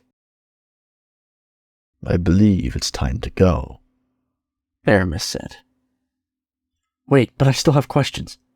I need to know more. Don't go yet. Adam yelled as the forest began to disappear. I am not the one who is going. It's you. Believe in me and I will be there, Aramis said as the world collapsed all around them. A strong bond needs to be made. Adam woke up to the alarm blaring at full volume, and there was someone knocking and yelling on the door. Adam, turn your freaking alarm clock off. How many times have I told you to throw that piece of garbage away? Adam's neighbor Frank yelled outside of his door. What a weird dream, he mused. Everything was so real, yet it was just a dream. Adam turned off the alarm clock, reaching for slippers so he could answer the door. Frank, will you quit that? I'm going already. You come out here this instant, young man. The damn alarm of yours has been ringing for the past hour, Frank yelled at the door. How many times have I told you if you are not going to wake up on time, don't set a freaking alarm? Let the rest of us sleep in this damn building. Yeah, don't you know your knocking and yelling is causing way more noise than my alarm? Look, I've had a rough night, Adam said as he opened the door. Look, Frank, I was already going to get up, so there's no need for any of this. The hell you were, Frank said, livid. That piece of trash has been ringing for the last hour. If you didn't get up the first time like I did, well, you obviously weren't going to get up. An hour? Adam looked at the clock on the wall. Yeah, you're right. Now can you please stop shouting? I have a major headache. I'll stop as soon as you give me that clock, Frank said as he extended his hand. I'll say it one more time in a way you can understand. Put clock here. Frank made a pointing gesture with his free hand to the palm of his extended hand. Put clock here. Look, Frank, Adam said as he stared directly at Frank. We will talk about this later. I'm already late. Bob is probably waiting for me. Frank's expression changed from angry to scared, though the change was difficult to discern, right on the borderline of two emotions. Yeah, I think that's a good idea. You don't look so good. Did something happen to you? Maybe you should go see a doctor. Well, yeah, a lot has happened. Things you wouldn't believe, Adam said. Oh no, I think now I'd pretty much believe anything, Frank said. Well, I have to go. I'll leave you to it. Oh, and if you need me, I won't be home. I'm heading out of town. Frank, are you okay? Is something wrong? Nope, not a thing. I have to get going. Hey, and, while you're at it, can you just forget what I said to you earlier? You know, the whole clock thing. It's no big deal, right? I was just joking. Frank left, almost running back to his apartment down the hall. What the heck? Adam thought. This is the first time he's given up so easily. Usually he's much more persistent. What a weird morning. Adam hurriedly changed from his sleeping clothes to his regular clothes, grabbing the first things he saw in the closet. He went down the hallway to the last apartment on the right. He fumbled for a few seconds with the plethora of keys he always carried. I should really throw some of these away, he thought. I don't even remember what half of these are for. Bob, the older man Adam had been helping with his morning routine ever since he had moved into the apartment building, was still sleeping. Adam walked over to the windows and began to open the blind manually, since the remote control had recently broken. Rise and shine, Adam said. It's a little late, but I think you can still catch the morning news if we hurry. He went to the cabinet where Bob kept all his medical supplies. With modern technology, the world had come pretty close to eradicating all diseases from the human body. But pretty close wasn't enough. As the technology for treating diseases evolved, so did the diseases themselves, becoming stronger and more resilient in their attacks on the human body. Human greed was another contributing factor to slow the progression of tech in the medical field. As long as there was money to be made in treating diseases, there would always be sick humans. I was beginning to think you weren't going to show up today, Bob said as he sat down on his bed. Oh, come on. Don't say that. You know I always show up sooner or later, Adam said. Let me see your left hand. Adam placed a device next to Bob's left hand so he could slip his hand in and check his glucose, blood pressure, and oxygen. Bob had diabetes. You know, I was having a really nice dream before you came along. But now I can't remember what it was about. I just know that it was very nice, Bob said as he placed his left hand on the device. I wish that was the case with me. I had a weird dream, Adam said as he turned the device on. What do you want for breakfast? You know, I'm craving something nice, Bob said. Maybe you could add some of that new jam we just got? You know, the expensive one. The 50% real jam. Adam laughed. Okay, but don't get your hopes up. We'll see what the machine says first. I think I've been doing pretty good lately. I'm not eating that much sweet stuff, Bob said. Glucose is 130, blood pressure is 140/85, and oxygen is 98%, Adam said as he put the device away. And is that a good thing? Bob asked with a frown on his face. Well, it's good enough for bagels and that new jam, Adam said. Just make sure that you take your pill before you come to the kitchen. After a few minutes, Bob was sitting down at the kitchen table, and Adam was almost done preparing the bagels. That smells too good, Bob said. Adam put the 2 bagels in front of Bob and turned on the TV for background noise. You were not going to eat? Bob asked. No, I think I'll pass for now. I'll just have something later. I'm not feeling too good right now. Too bad. You are missing out on this deliciousness. Suit yourself, Bob said as he took a bite out of the bagel. You know, once you get to my age, you are going to regret not eating those things you could have eaten when you were healthy. Wouldn't that defeat the purpose? If I eat those things, then I would stop being healthy. But yeah, I'll just have it later, Adam said, lost in thought. Who knows? There are a lot of things I didn't eat so that I would remain healthy, Bob said, air quoting the word healthy. And yet all that sacrifice was for nothing. Here I am with a disease that was supposed to be cured a long time ago. You never know what works and what doesn't, Adam said. That's just the way things are. It's not worth it, Bob said. It has never been worth it. No matter what you do, disease will always find its way. I don't agree with that, Adam said. We just have to do the best we can. You might be right. You know, you look different. You look bigger. You aren't yourself. Something is off. I've been trying to put my finger on it, but I can't tell. Bob took another bite of his bagel. So tell me, what is going on? What is bothering you? I think I might be going crazy, Adam said. I think I'm hearing voices in my head. I don't exactly know. It's something along those lines. But you aren't actually hearing voices, right? It's different? Bob asked. Yeah, it's like a person or something living inside me. Someone from another time, another world. Do you believe in that sort of thing? I'm old enough to believe that anything is possible. Bob says he took a sip of his juice. I was a youngster when the world believed that we were all alone in the universe. Every probe they sent out failed to find any kind of life in the galaxy. But look at us now. We have an alien species living here in Elder LA. What are the odds? And yet it happened.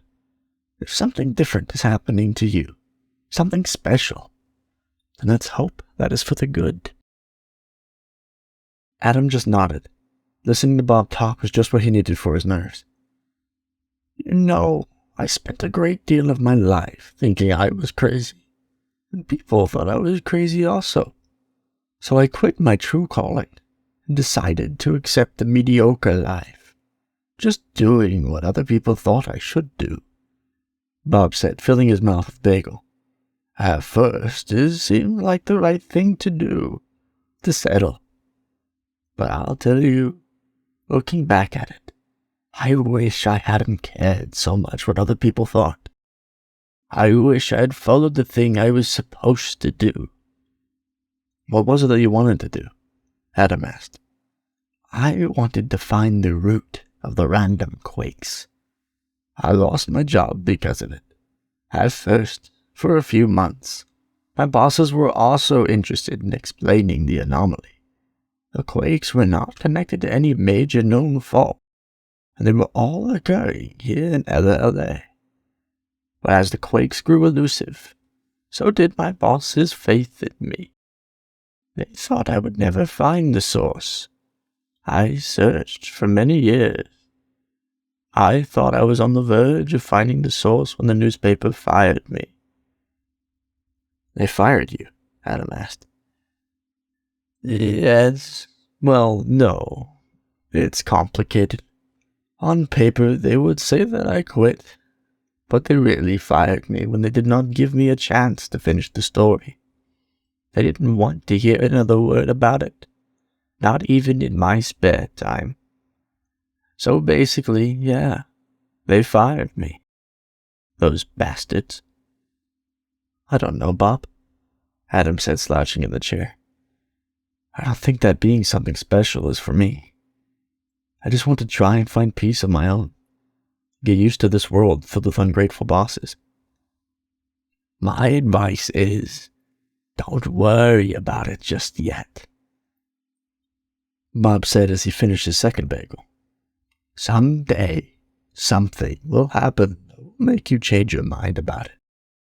But when that happens, make sure you do something about it so that you don't end up regretting not answering the call.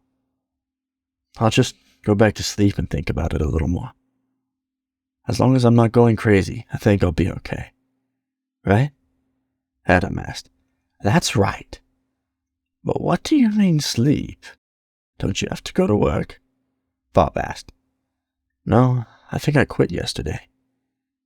Tired of working hard just to keep on working for the rest of my life. I thought about it, Nothing really is going to happen if I keep doing the same thing. Good. Stopping a monotonous way of life takes courage, Bob said. What are you going to do with the rest of the day? Adam asked. Well, I was thinking I might pass by the old newspaper archive they have in the old library. Since we were talking about it, I have a sudden hankering to reread some of my old articles. I doubt I can find anything about them on the internet. Everything is too controlled. I think it would be nice for a change, and it seems as good a way of any as getting some much-needed exercise. Maybe I can figure out something new, something that I missed in the past. You never know, Bob said as a clear smile appeared on his face. All right. Well, I will leave you to it. Call me if you need anything, Adam said as he got up and left. Things weren't looking too great for Adam. Everything was out of place, misaligned. So he decided to make good on his word and try to go back to sleep. But as he lay down in his bed for about 30 minutes, he realized that going to sleep would be impossible. His body was overflowing with energy, and he did not feel an ounce of sleepiness. Instead, he felt alert, able to hear noises he was oblivious to before. The old clock on the wall, the noises the appliances made, even his own body. He was keenly aware of his heart beating, his lungs sucking in and expelling air, and the noises his muscles made. He sat up in the bed and began trying to ignore each noise. As he tried to ignore the noise, it completely disappeared, but made the other noises in the room louder and crisper. This is going to take a while, he thought. Adam sighed in resignation. Chapter 6. Quakes. No matter how hard Laura tried exercising, reading, or focusing on her work, she couldn't seem to get him out of her mind. She played around the idea of going to look for him, going to find out more about this man who saved her, but she ultimately settled for moving on. She thought everything was too strange, and she didn't want to enter a world in which she didn't belong. She had better and more important things to do than occupy her mind with nonsense. Yep, that's it. Laura wiped her hands like the job was finished. There is no reason for me to go looking for him. Not at all. Not even because he saved me. Adam is a nice name. But was that his name? He probably doesn't even remember me. My own boss forgets my name sometimes. More like all the time. Ugh. But, I mean, were those security guards really going to hurt me? No. If they had hurt me, that would have landed them in jail. And nobody wants to end up there, last I checked. So yep, I don't know him a damn thing, Laura said firmly, trying to convince herself. She went to water her pet plant, a tiny succulent that she called Joy. So, what do you think, Joy? Joy didn't reply. You know, you don't have to agree with me if you don't want to. We will still be friends. I'll still water you every day, and you will be my prized possession, I promise. I just need to know what someone else thinks, because I could be wrong about this whole him thing. Maybe I should really go and look for him. I just really need your opinion, Joy. Joy didn't reply. So, you're giving me the silent treatment again? Laura said as she put away the tiny atomizer. Why do you do this to me, time and time again? Haven't we talked? Aren't we buddies? You are literally my only friend, and yet you are so ungrateful. Now I don't want to hear it anymore. I'm mad at you. Don't talk to me. Joy didn't reply. Who am I kidding? Laura thought. I need to find that guy and ask him some questions. I need to know how he was able to do what he did. Was he wearing some kind of power suit that I had never seen before? Is he single? When was the last time he was in a relationship? And I would like to know if he has a number. No, damn it, no. I have to focus on my investigation. I have to find the source of those quakes. Maybe that'll take my mind off the matter, because that's where my mind should be in the first place. Laura turned on the VR simulator in her living room so that she could immerse herself in the net. VR simulators are top of the line nowadays. As soon as you turn them on, you are surrounded by the internet. There's 24-hour news from all over the world. TV, movies, chat rooms, and exotic VR destinations with haptic feedback included. Anything anyone could think of was right there in front of her. Just not the information Alara needed. She had often wondered if there was something blocking the information. This sucks, Alara complained as she turned off the VR simulator. Why can't I ever find anything good that has to do with what I'm looking for? There's nothing. Only my articles ever show up. Dang it. She grabbed her backpack, made sure everything she was going to need was in it, and headed out. It can't be helped, I guess, Alara thought. It looks like I'll have to check the old newspaper archives. Maybe there will be something there. Alara chose to take a footer cab there. It wasn't that far, but if she was going to try to walk there, it could take her up to 45 minutes. She was not in the mood to deal with rude pedestrians today. Go on, hop in, the cab driver said, a second after Alara had called for a floater. You're fast, Alara said, awed. I don't think I even had the time to put my phone away completely before you got here. How do you do that? I'm only fast when I need to be fast, the cab driver said with a wink. You get what I mean? Oh, yeah, I get it, Alara said, beginning to wish that she had walked. Although I wish I had not gotten it. The cab driver laughed. I'm just joking with you. But you are a funny woman. Very smart, I can tell. We taxi drivers have to talk and make jokes to pass the time because our job is really boring. Floating around all day, it's a lonely job. Even when I meet so many people. But you don't have to worry. I have a beautiful wife. The cab driver showed Alara his wedding ring and a picture of his wife in the visor. I love my wife very much, and I cannot wait to go home and have dinner with her. We've cooked dinner every night together for a long time now. We've been married 20 years. Does your wife know that you're only fast when you need to be? Alara asked. Oh, she especially knows that joke, the cab driver said as he smiled. Do you want to hear an old one? But a different kind. The nice kind of joke. Sure, why not? Alara said, hoping she wouldn't regret it.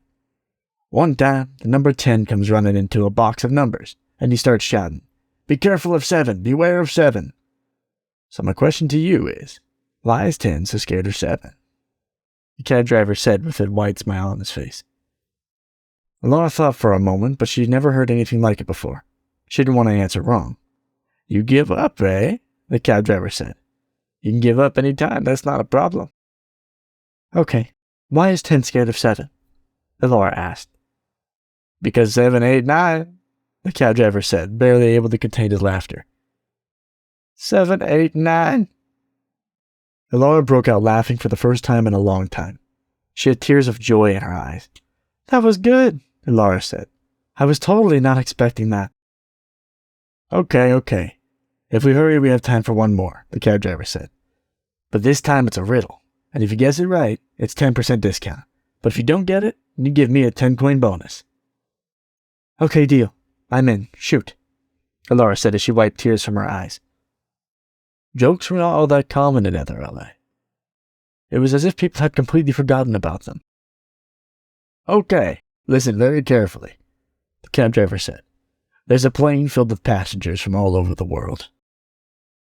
But there's a swarm of birds that crash into it and suddenly both engines fail. And it crashes right on the border of Canada and the US. The question is, where do you bury the survivors? Remember and pay attention. The plane crashed right on the border. Alara thought before attempting to answer. The clock is ticking. We're almost at your destination. Please hurry, the cab driver urged. Okay, so they would bury them in their respective countries wherever their relatives want, Alara said. So you owe me a 10% discount. No, not so fast, the cab driver said. That's a good answer, but that's wrong. So, it's you that owes me a 10% bonus. What? How so? Alara asked. You paid attention to every part of my story except the part that counts, the cab driver said in between laughs. I asked you, where would you bury the survivors? Alara laughed at the cab driver as she turned red from mild embarrassment. Okay, so we have reached your destination, cab driver said. It's back to reality, miss. Hope that you enjoy the rest of your day. When I get home, I will tell my wife that yet another innocent victim fell into my trap. Thank you for the ride, and thank you so much for the jokes, Laura said as she got out of the cab. I hope somebody else falls for it today, and not just me. Laura walked to the old library and headed straight for the newspaper archive. It was a pleasant surprise for Laura to see that she was not going to be the only one using the old newspaper archives today. Somebody else was in the room, taking up one of the 5 view booths, making her feel less alone. Good day, miss, the old man said as she passed by. Oh, good day to you too, Laura said, caught off guard. The span is from a time when good manners still existed in the world, Laura thought. I can't remember the last time I heard a greeting like this, especially from a total stranger. But looks like he's been here a while. There's a big mug of synthetic coffee, almost gone. He doesn't mind drinking it cold because it doesn't have a lid on it. Anyway, this day is starting to favor me, finally. Laura began to read through old newspapers, searching for keywords or headlines that she thought would be relevant to her investigation. After an hour passed by without any luck, she came across a newspaper article published almost 3 decades ago. What is this? She muttered. I've got you now. The article was by a Robert Zimmer, and he believed that there were small, concentrated quakes all around Nether LA that had nothing to do with the tectonic plate faults. The article went on to describe the exact locations and quake strengths, the same kind of work Laura was doing. This is amazing. It's just what I need, Laura exulted. I was right, and I have been right all along. Suck it, everyone that thought I was hallucinating. This is totally going to prove me right. And all of you will have to hear about this tomorrow. I better start printing all of this out. I wonder if there's more. Laura chose the proper filters on the newspaper viewer and saw that there were a myriad of articles written by Robert Zimmer, but only 43 of them were related to what she was looking for. She hit the print button on all 43 articles. As the machine began to print, an error appeared on the last article. Error printing. Article currently in use. What the heck? Laura muttered, then turned to look at the old man sitting down in one of the newspaper booths. I mean, really? Laura couldn't contain herself. She needed the article and she needed to know why anyone would be trying to read the same articles as her. Laura made her way to the only other person in the room. Hi, I'm Laura Falcon. I work for the Elder LA Daily. I was wondering if I could ask you a question. Oh, hello. I'm Bob Zimmer. Newspaper, huh? Are you a journalist? Bob asked. Yes, I am. It's nice to meet you, Laura said as she shook his hand. That's very nice. I used to be a journalist once upon a time. Go ahead and ask away. I'm happy to help, Bob said. You don't happen to be the Bob Zimmer, as in Robert Zimmer. You know, the one who wrote the articles about the small quakes happening around Nether LA around 3 decades ago? Laura asked. Was that your question from the start? Because if it was, I would be impressed. But yes, that's me. The one and only, Bob said. He extended his arm away from him and pointed to himself. Well, my question changed once I knew who you were, Laura said, and they both chuckled. I didn't think anyone would be reading my articles, especially 30-some years after the last one was published. So, how can I help you, young lady? Bob asked. Well, I'm trying to pick up where you left off on the quakes around Nether LA, Laura said as she sat down in a chair right next to Bob. I was trying to print the articles you wrote to take them home so that I can study them. You were reviewing the last one. I thought the quakes were gone.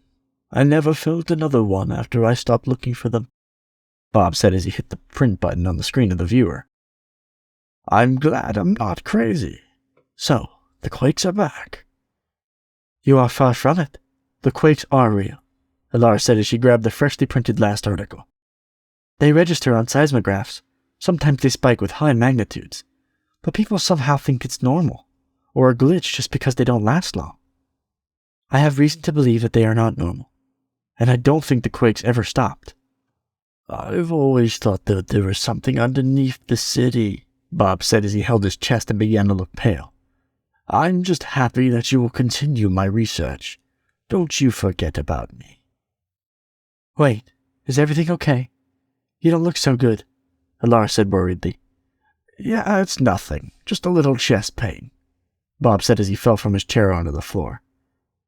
Bob, no, don't, Laura said as she reached for Bob and tried to pick him up off the floor, but he was too heavy for her. Wait, Bob, don't you do this now. She reached into her backpack to grab her phone and dialed the emergency number right away. Bob, stay with me. Help is on the way. Laura was waiting in Bob's room inside the hospital. Bob had suffered a heart attack. It was his second one, and from what the doctors were saying, things were not looking too good for Bob. Regardless, Laura waited for him to wake up, hopeful that he would. A few hours passed and Bob was still the same. The slow drip of the IV fluid and the steady waves of the cardiac monitor repeated themselves in an endless cycle. Bob just lay there in the bed, unmoving. What a day. Bummer, Laura thought. I wonder if he has any family. Even if he doesn't wake up anytime soon, I should stay here until one of them shows up. It's the least I can do. I hope somebody shows up. Laura could not believe her eyes when Adam, the very guy that had saved her from the security guards, came walking in. Bob, are you all right? Tell me what happened, Bob, he said as he got near the bed. Well, he suffered a heart attack while he was at the library. I was there, Laura said with a soft voice. Adam turned to face Laura.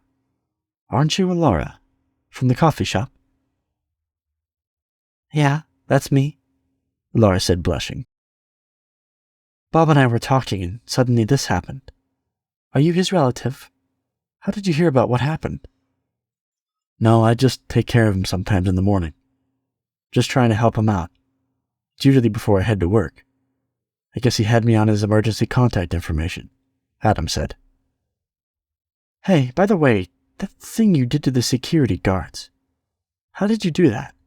Laura asked, not able to help herself. I'll tell you all about it later, Adam said, scratching the back of his head. He looked a bit embarrassed. Right now I'm worried about Bob. Laura nodded and jumped back to the original conversation. Does he have any family? Not that I know of. And all the time I've known him, he has never spoken about it. And I figured I shouldn't ask. If I'm the person listed as emergency contact information, that must mean that he does not. Or who knows, Adam said. I met him in the old newspaper archives. It turns out we were both looking at the same thing, Laura said. The Quakes? Adam asked. Yes, how did you know? Laura asked, startled. He mentioned it to me before I left his apartment. He told me that there was something he might have missed. So was there something? Adam asked. Adam, is that you? Are you here? Bob asked in a barely audible voice, eyes still closed. Yes, Bob, I'm here. You gave me a big scare, Adam said, relieved. Don't worry about me. As long as my insurance still has any money left in it, they won't let me die that easily. I will be fine, Bob said, although this might be my last warning. Don't say that. But yes, I agree, you will be fine, Adam said. You have to be. I don't want my mornings to suck again. You have always been so kind to me, Bob said with a smile. But now I have to tell you something important before these drugs put me back to sleep. All right, I'm all ears, Adam said. I met a girl today, Bob said. Is that the very important thing? Adam asked. No, I was trying to breathe, Bob said as his breathing became more labored. I met a girl at the old newspaper archive, and she was also looking for the Quakes. The same Quakes I have been looking for all this time. Bob, she's right here next to me, Adam said, gesturing towards Laura. Bob looked like he was struggling to open his eyes, but he managed to open them for a few seconds. Ah, yes, there she is. What are you doing all the way over here? Hi, Laura said as she approached the hospital bed. Well, I wanted to make sure you would be okay. Thank you for calling an ambulance, Bob said. I wouldn't have been able to do it by myself. Your heart is too kind. It's the least I could do, Laura said. I'm still very happy to have met you. Well, I'm very glad you are here, Bob said. That way you can both listen to what I have to say. This is the important part. I think I know where the Quakes are coming from. It was when I was talking to her that I realized that I knew all along. I was just too blind to put it all together. Laura, you said it was. Yes, that's me, Laura said. How many Quakes have there been near the Natural History Museum in old Los Angeles? Bob asked. Maybe like 7, Laura said. In my time, the Quakes near the Natural History Museum were the only constant ones, Bob said. The same duration and magnitude, and separated by the same amount of time. It was hard to see back then, as I was concentrating on the newer Quakes and the ones that lasted longer. But I see it now. Now that you mention it, Laura said, I can see what you're saying. I think you're right. It was a summoning call of some sort, Bob said, his voice getting lower and slower. Casting a net all over Ether LA, trying to tell us that it's there, trying to make us listen. So, we will go to the Old Natural History Museum and see what is there once and for all, Adam said. Please take care of her, Bob said, and smiled as he took a long breath. And take care of yourself. I know that you are always the last person you think of. Don't you worry about that. Now rest, Adam said. We will go take a look at the museum and find out what is really there. Bob did not respond. The non-responsiveness gave Alara and Adam a mini heart attack of their own, and they called the nurse immediately to come and check on him. The nurse came and checked that everything was fine with Bob. She assured Adam that Bob was just sleeping, that he would probably remain sleeping for the rest of the day. Okay, well, that's a relief, Adam said as the nurse left the room. Yeah, tell me about it, Alara agreed. But I have a feeling that he will be just fine. So, what do we do now? Where do we go? Adam asked. Well, did you really mean what you told him? About heading to the Old Natural History Museum? Alara asked. Yes, Adam said. Every word. We can come and visit Bob tomorrow. For now, we should rest. I have an uneasy feeling that the Quakes are just the beginning of our problems. We better get to them before they get to us. Laura and Adam left Bob's room and walked quietly until they reached the elevator. Hey, so I've been wondering, and don't take this the wrong way, Adam asked as he scratched the back of his head. Do you ever hear voices inside your head? Do you by any chance have somebody living in there? Or do you feel something different when you feel the Quakes? What do you mean? Laura asked, confused. Adam was visibly red, the evidence that he had asked the question on a whim beginning to appear. Looks like we're here, clearly trying to change the subject. We'll just talk about it later, how about that? As the elevator door opened, they noticed somebody standing right in the center of the door, effectively blocking Laura and Adam's path. It's so nice to see both of you here. I get to say that I hit 2 birds with 1 stone today. I'm Officer Vaughn, and I'm so very interested in talking to you two right now. How about that? No, Adam said as he took a step toward Vaughn. We have somewhere else we need to go. Well, that is no longer up to you. Be sure of what you do from here on out, as it could cost you, the cop said, and took a step back, reaching for his baton as his helmet finished closing. His suit began to emit a humming sound, and small lights flickered on and off. You can't do that. You don't even have a warrant. You can't go arresting people just because you feel like it, Laura protested. You obviously don't know who you're dealing with, the cop sneered. You two are coming with me whether you like it or not. Come on, we're leaving, Adam said, gesturing to one side of the cop. Don't try and stop us unless you want to make a scene here. Scenes are what I live for, boy, the cop said, with his suit fully powered. Alara was the first to pass the cop. When it was Adam's turn, the cop stepped right into his path with the electric baton in hand. Take another step, I dare you, the cop snarled. Adam took another step and swiftly reached for the hand holding the baton. There was a loud cracking noise. The cop tried to kick Adam, but it was a futile effort. Adam used his right leg to sink the cop's armored foot right through the floor. Small pieces of broken floor shot through the air. The cop screamed in pain, but he continued fighting. It didn't look like he was going to give up anytime soon. Wanting to wrap this up quickly, Adam reached over his back and pulled his power suit apart, right where the battery would be, effectively immobilizing the cop. Let's go. I'm sure they'll be swarming the place any second, Adam said as he dusted off his clothes and walked calmly towards Alara. I'm not done with you, the cop raged. I'm not done with you, do you hear me? Do you hear me? I'm going to find you, and when I do, you're going to wish you weren't even born. How do you keep on doing that? Alara asked as they walked hastily out the back door. I promise I'll explain to you, Adam said as he increased his already swift pace. Let's just get out of here first. I sense something bad with that guy. Something evil growing inside. Like something is trying to get a hold of him. I have a feeling this isn't the last we see of him. Oh boy, do you have some explaining to do, Alara said. Chapter 7. The Suit. Vaughn slammed his right arm, now fractured and in a cast, on the desk of Chief of Police Rye Pelt. The whole office reverberated with the sound.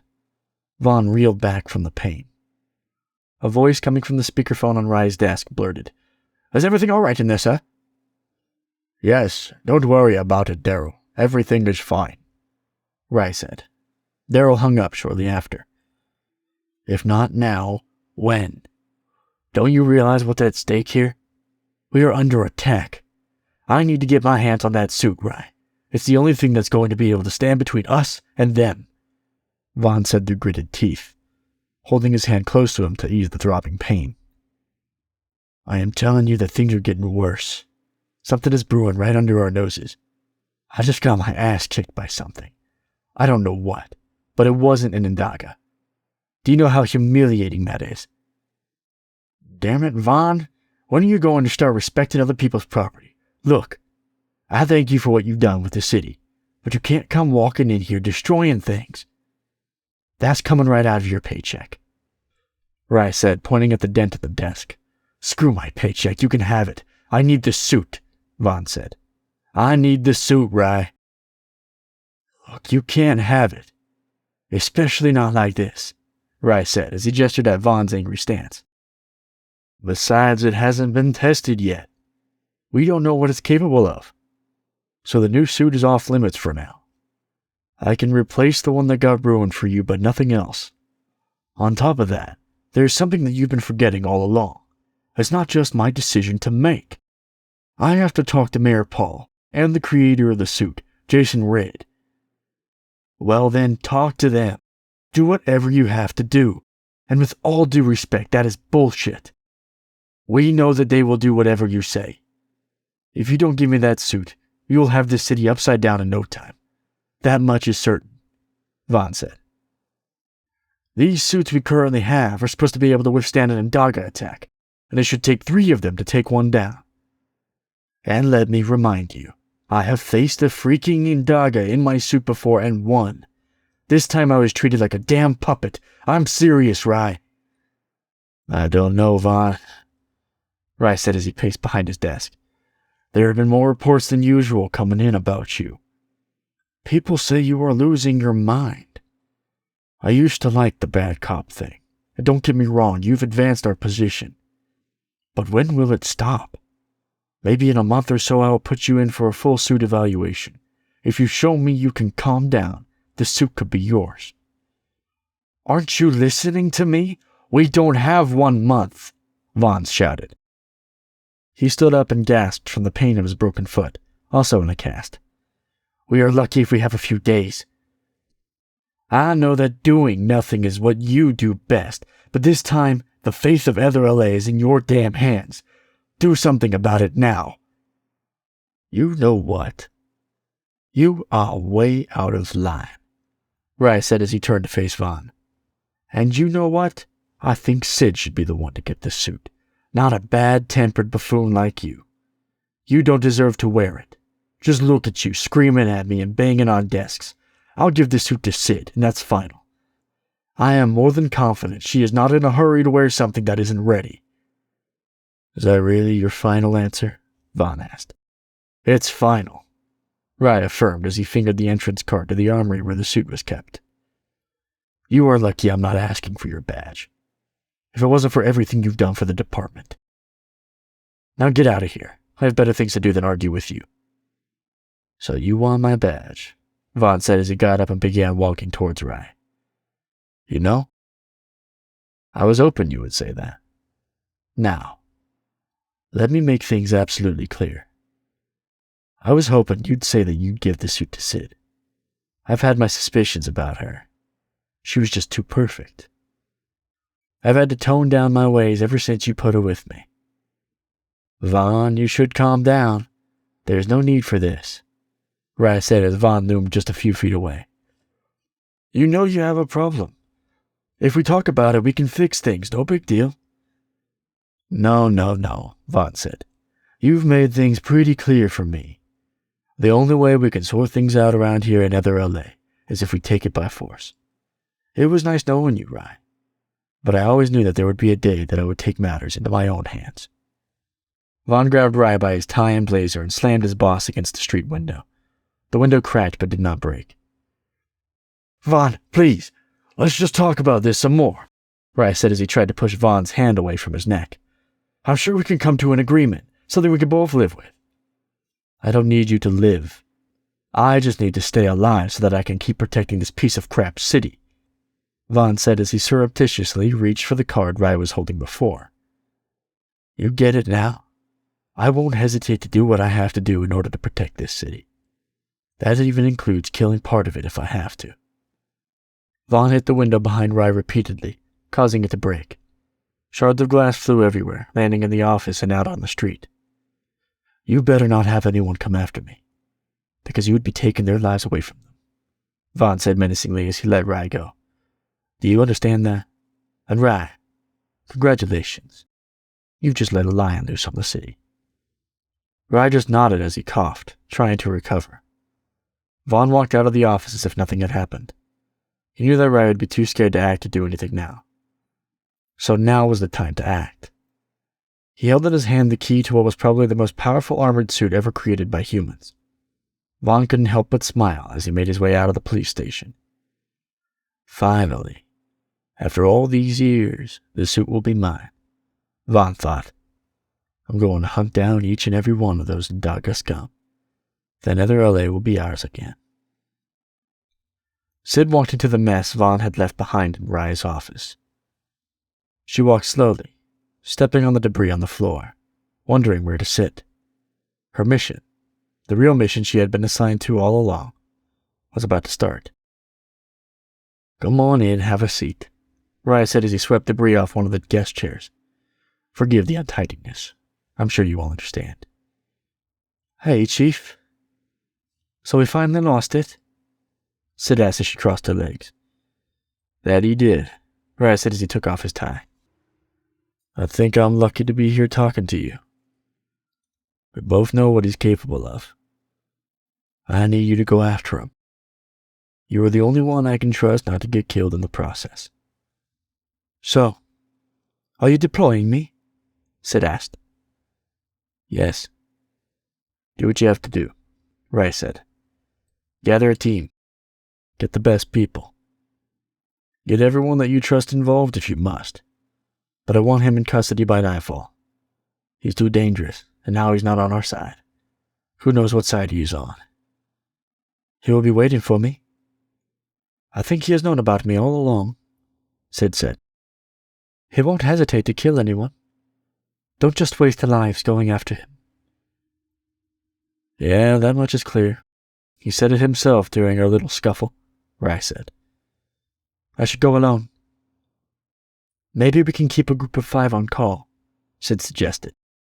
The more people we involve, the better the chances that he will hurt somebody, or worse. I'm leaving this operation entirely up to you. It's your call, Rice said, now massaging his bruised neck.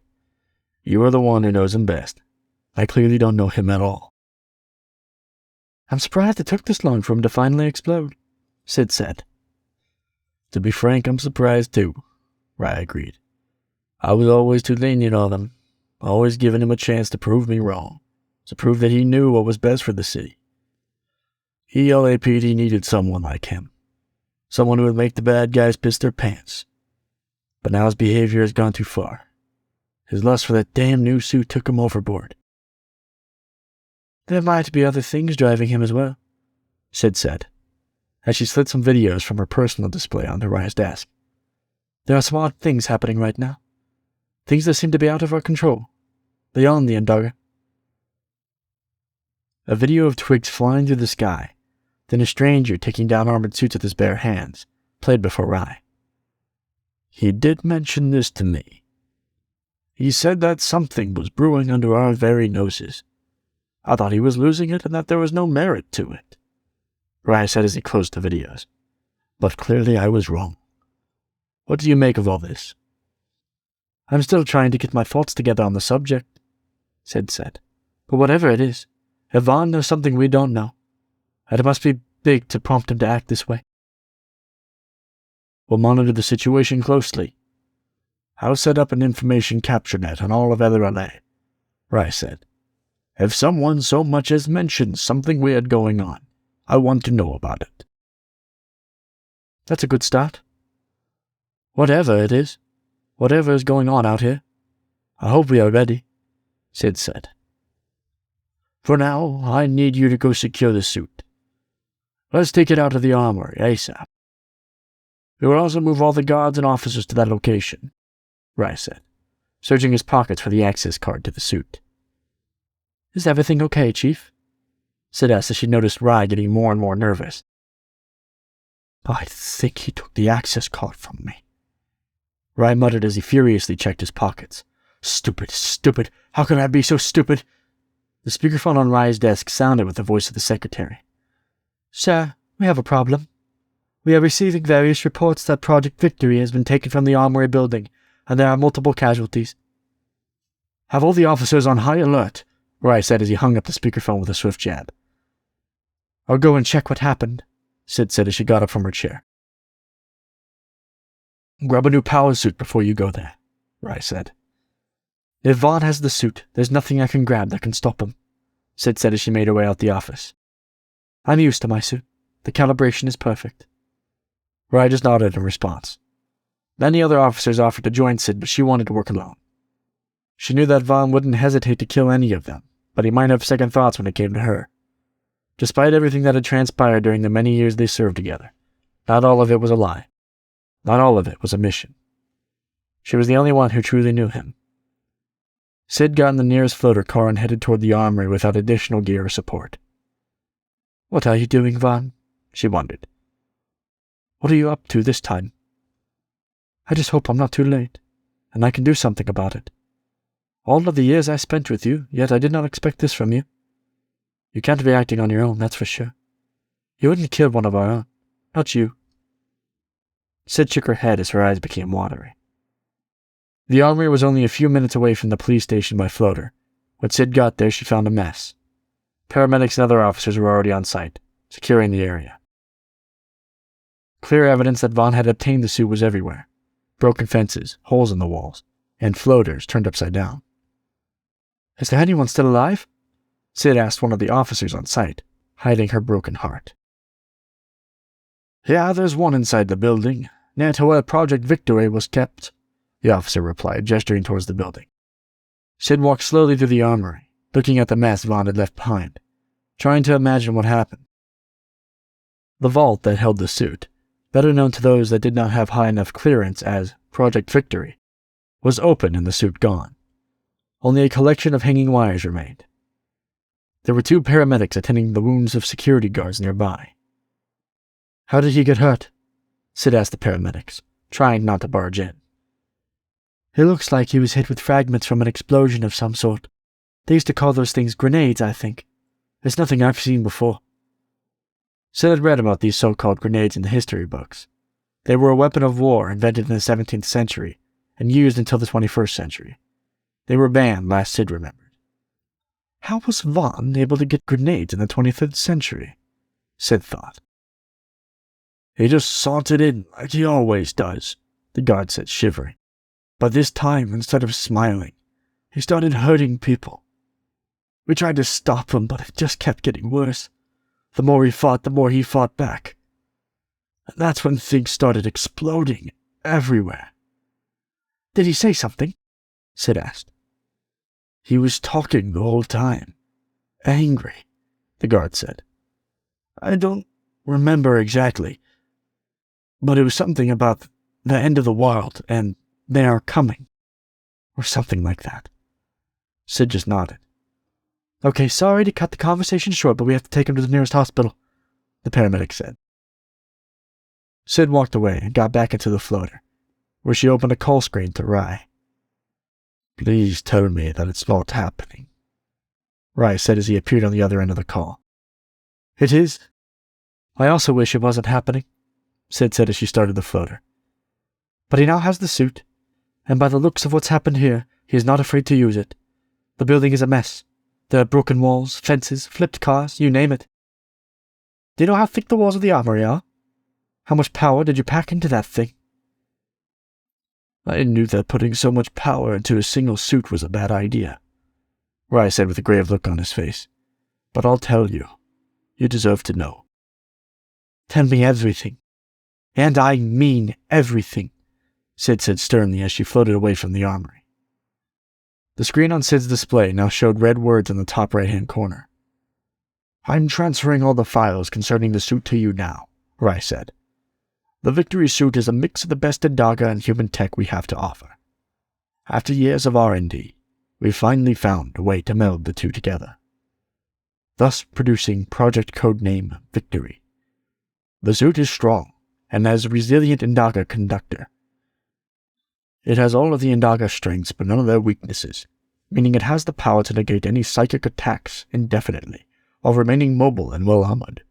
The suit itself is impregnable as far as we have tested. Please tell me that you installed some kind of failsafe, Sid said. Some kind of kryptonite, anything that would give us the upper hand. We thought that if we did that, the Indaga would surely find it, Rye said.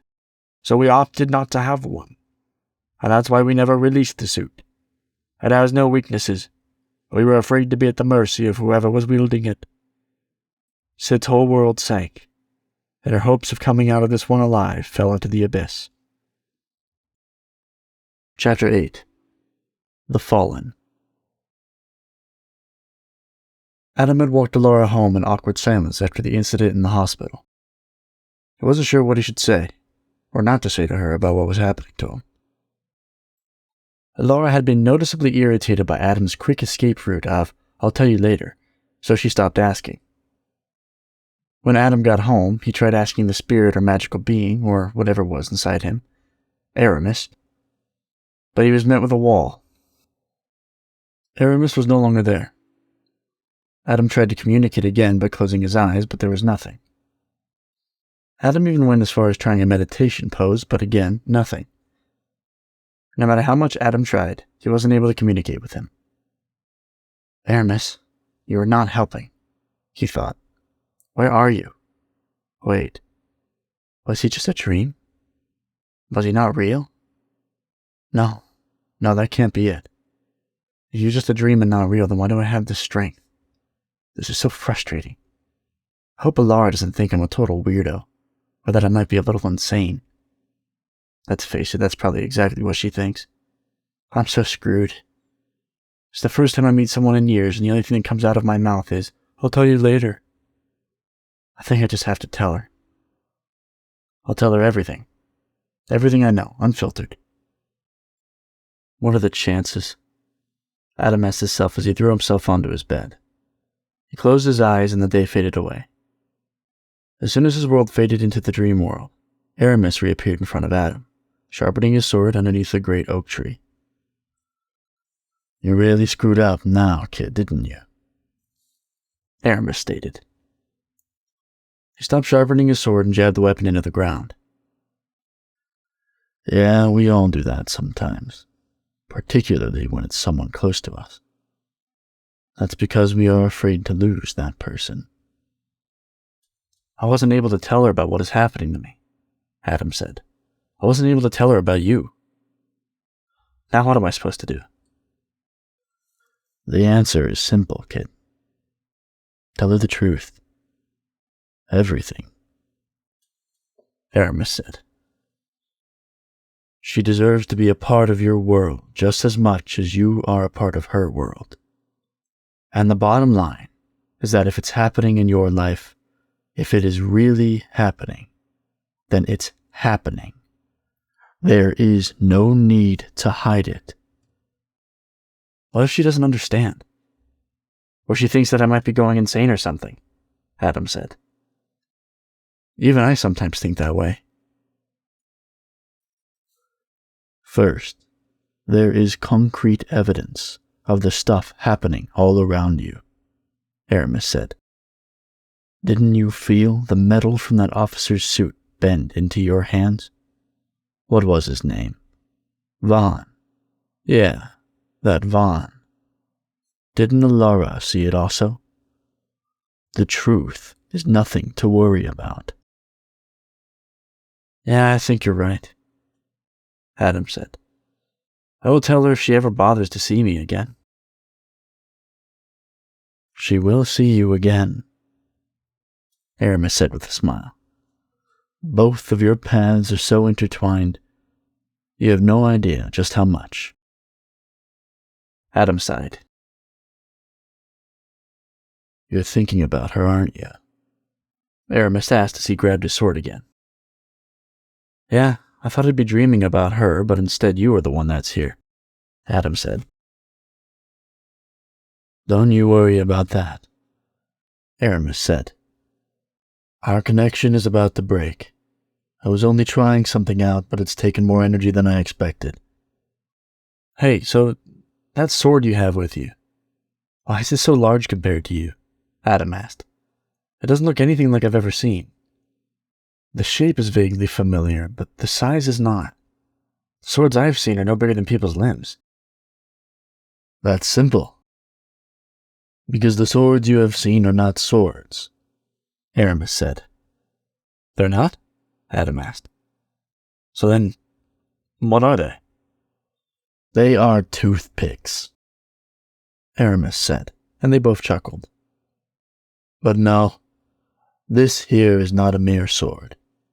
This is the weapon that was specially made for a dragon to fight off true behemoths of power. Dragon? Are those things real? Adam asked.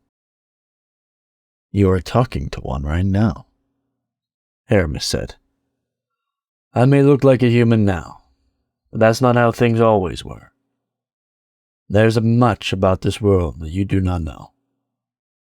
But anyway, that's a story for another time. Adam nodded, trying to picture the size of the dragon if the sword was built to scale. But even then it was a little big, Aramis admitted. Isn't it heavy and impractical to be carrying or fighting with a sword that size? Adam asked. Nope. Not for me it isn't, Aramis said. Remember, this sword was made for me with the finest and rarest materials on Earth at the time. Fallen metal, folded and refolded, reinforced time and time again with everything they could throw at it. Does it have a name? Adam asked. Don't people name swords? Yeah, Aramis said. It's got a name. I call it Fallen. Hey, wait, where are you going? Adam asked. It looks like I've reached my limit. Time is up, Aramis said, as the world around him began to turn dark. If you need me, you know where to find me. I think you guys will be heading to the right place tomorrow. Be extremely careful. The next day, Adam went to the main gate at the Natural History Museum in Old Los Angeles. Adam and Alara had agreed they would meet there at 9 a.m. sharp. Adam looked at his watch and saw it was 15 minutes past. Adam was beginning to worry that Alara might not show up when he saw her running toward him, far in the distance. It was then that Adam noticed that not only did he have new strength and sharper hearing, but his vision had also drastically increased. Adam realized that every sense in his body was heightened to levels beyond what he thought was possible. Okay, she's coming, Adam thought. This time you better not screw it up. Whatever you say, don't say. I'll tell you later. Hey, you made it, Adam said once Alara got within hearing distance. And it looks like you came well prepared. Something I should have done too. You know, with bolt cutters and all sticking out of your backpack. Are you kidding me? I was not going to miss this for the world, Alara said. And hey, you never know what we're going to find here. These bad boys have come in handy multiple times in the past. Trust me, bolt cutters are not the only thing in there. There's plenty more. But are they really that obvious? No, not at all. Or they wouldn't be if more than half the handles weren't sticking out, Adam said with a smile. Okay, well, that doesn't matter. It'll help us a lot. For instance, this gate is locked, and it's locked with a lock. But that's not a problem for us, Alara said as she slid her backpack off one shoulder and reached for the bolt cutters. Do you know why it won't be a problem for us? I'll tell you. It's because of these. I think maybe in this case they won't work, Adam said as he looked at the lock on the gate. Yeah, I really don't think they will help. Watch and learn, Alara said determinedly as she walked toward the lock. It may take just a second to figure out where I can put these, but they will work. Trust me. I am what you call a professional journalist. I get to the bottom of things pronto. I do this all the time. Alara struggled with the lock. The bolt cutters just wouldn't gain purchase on the lock. Alara, I really hate to break it to you, but that's a shrouded hardened steel padlock, and bolt cutters don't really work on those, Adam said. You'll need some kind of grinder for that one. I knew that. I was just testing to see if you knew your locks and whatnot, Alara said, blushing as she put away the bolt cutters. So what are we going to do now? I think I can help, Adam said as he approached the lock. Let's see here. There are two ways I can approach this. Let's try the one I haven't tried. Alara did not say anything. She just watched as Adam reached for the lock with his bare hand. The lock turned a vivid red, sparks started flying, and then it just melted away. Well, that was different, Adam said as he looked at Alara with a smile. His smile quickly disappeared when he saw the look on Alara's face. Hey, what's wrong? I just got rid of the lock for us. Adam, are you ever going to tell me the truth about you? Alara asked. About all these things that you were able to do? Because if you don't tell me now, this is as far as I will go with you. I guess now is a good time as ever. What's going to happen will happen, Adam said. Well, remember 3 days ago, the day of the accident near where I first saw you? Alara nodded. Well, I don't really remember anything from that day before the floater struck me, Adam said. All I remember is my broken bones putting themselves back together as they flew to the other side of the street. I remember waking up feeling healthier than I have ever felt before. Stronger, sharper, and faster. My body did not look like this. I didn't know what having muscles was before the accident. Heck, I didn't know what life was like before that. So the accident made you stronger? Alara asked with a serious tone. That made Adam relax a bit. He now knew that Alara was not going to think he was crazy, but what Adam had to say next was a lot harder to swallow. Adam sighed and tensed again. No, I'm no expert on what exactly happened. But that's not it, Adam said. You see, I think I was going to die that day. But for some reason unknown to me, my life was spared. Or more like, repurposed. When I got up from that accident, my life suddenly had purpose. Although it is not clear to me what it is yet. That's when I heard the guard screaming at you. From all the way over there? Alara asked, incredulous. I can't explain, but I didn't hear anything else in the world happening. I only heard that you were in trouble. At first, I began walking. And then when I saw the guard raise his hand at you, I ran as fast as I could to stop it. From all the way over there? Alara asked once again. Something inside me told me that I would be able to help, Adam said. That I would be able to stop an accident from happening. So I did. And you know what happened after that? At that time, and even now, I don't really understand what was happening to me. But, Alara prompted. But that night when I went home, I had a vivid dream. No, it wasn't a dream, it was real. I had a conversation with a spirit. Or should I say a being? I'm not sure what to call it. Anyway, I had a conversation with a being from long, long ago. He was sitting underneath a tree, sharpening a giant sword, and we were surrounded by trees. Adam paused to gauge Alara's reaction. She looked like she was listening intently, her eyes wide open. I'm listening, Alara said.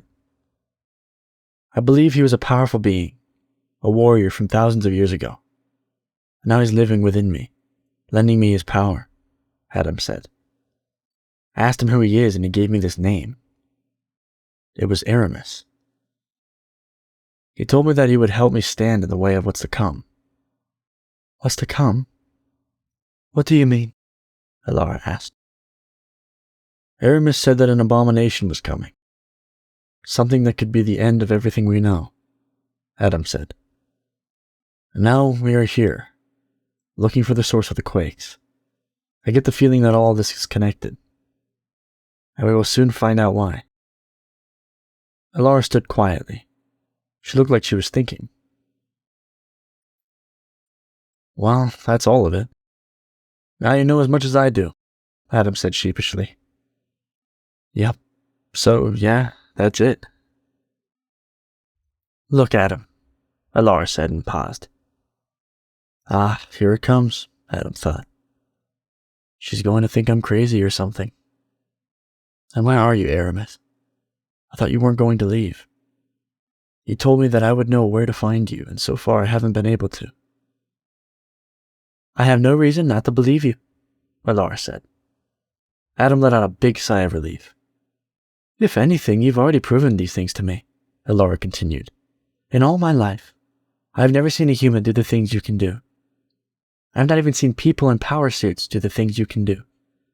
So for now, and until I know otherwise, I believe you. What a relief, Adam said. For a moment I thought you would think I was crazy and hearing voices in my head. Do you? Is this ARIMUS person always talking to you? Alara asked. Well, no, not at all, Adam said. Then I don't think that, Alara said decisively. If journalism has taught me anything, it has taught me not to be so quick to judge. To wait until I have all the facts, the complete story. Sometimes even the littlest things make the biggest difference. Maybe you are right. Maybe all of this is connected. But until we know for sure, it will be a maybe. Adam smiled and gestured toward the abandoned Natural History Museum. Let's start finding out. What are we waiting for? Let's go, Alara said as she started walking. Adam followed, closing the gate behind him. The place looked deserted. The absence of life in the area was obvious, but the buildings were largely intact, as if they had only recently been abandoned and left behind. You know, I don't know if Ether LA turned out to be a good thing for us, Alara said as they walked toward the museum. When Ether LA was built on top of old Los Angeles, people flocked to it as if it was a life-saving thing. The technology they promised mesmerized people. I'm guessing you read a lot about when Ether LA was being built, right? Adam asked. It was always fascinating to me to see how it was all put together. Something so grand, so new, Alara said.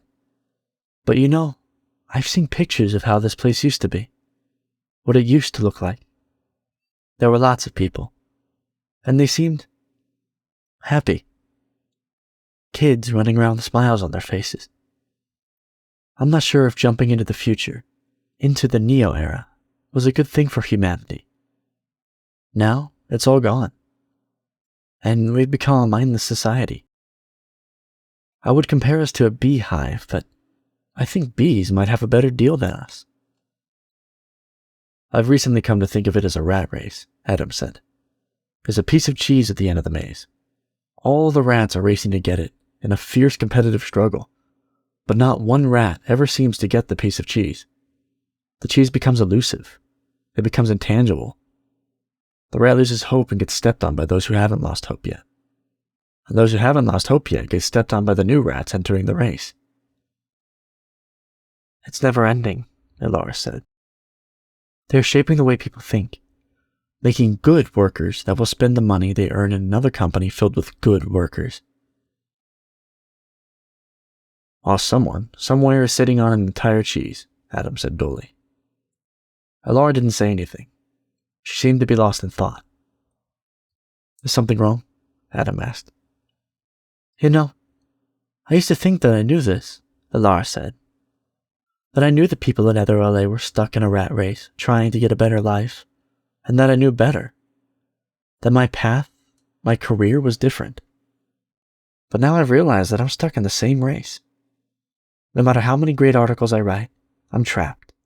And it surely won't matter if I get to the bottom of these quakes. Elder slowed her walk.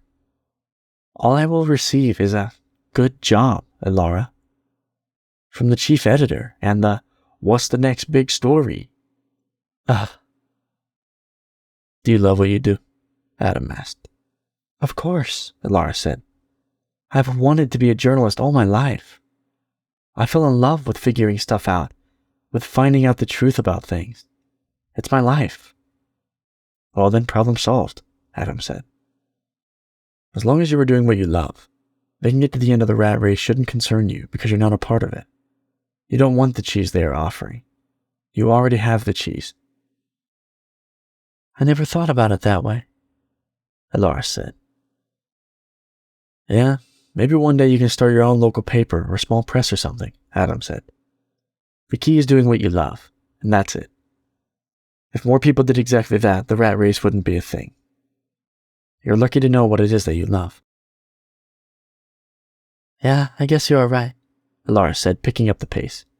So how about you? Do you know what you want to do? You know. Something that you love? That's the thing, Adam said with a chuckle. I have no idea. I don't know what I'm good at. Up until recently, I just did what everyone else did. But since the day of the accident, I no longer have a job. I hope that sometime soon I can find something I love to do. It's going to happen when you least expect it, Elder said. Adam and Elora walked for hours, exploring the old buildings that used to be the Natural History Museum.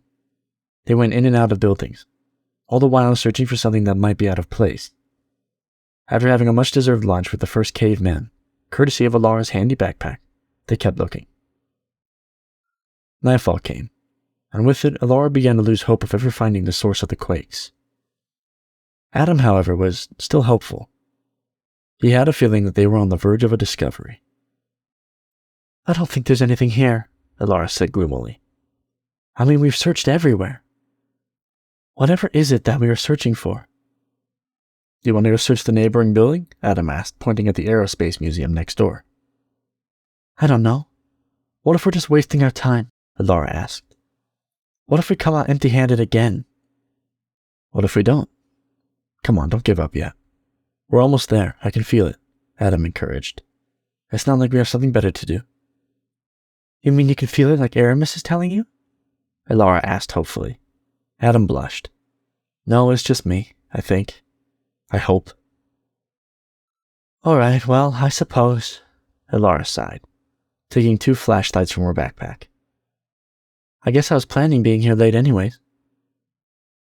They moved on to the Aerospace Museum, where they spent another 4 hours looking everywhere they could. Most of the building was well lit, and the majority of the time they walked with their flashlights in hand, but turned off. Have you ever had one of these? Elora asked, taking out 2 full-size Snicker bars and handing one to Adam.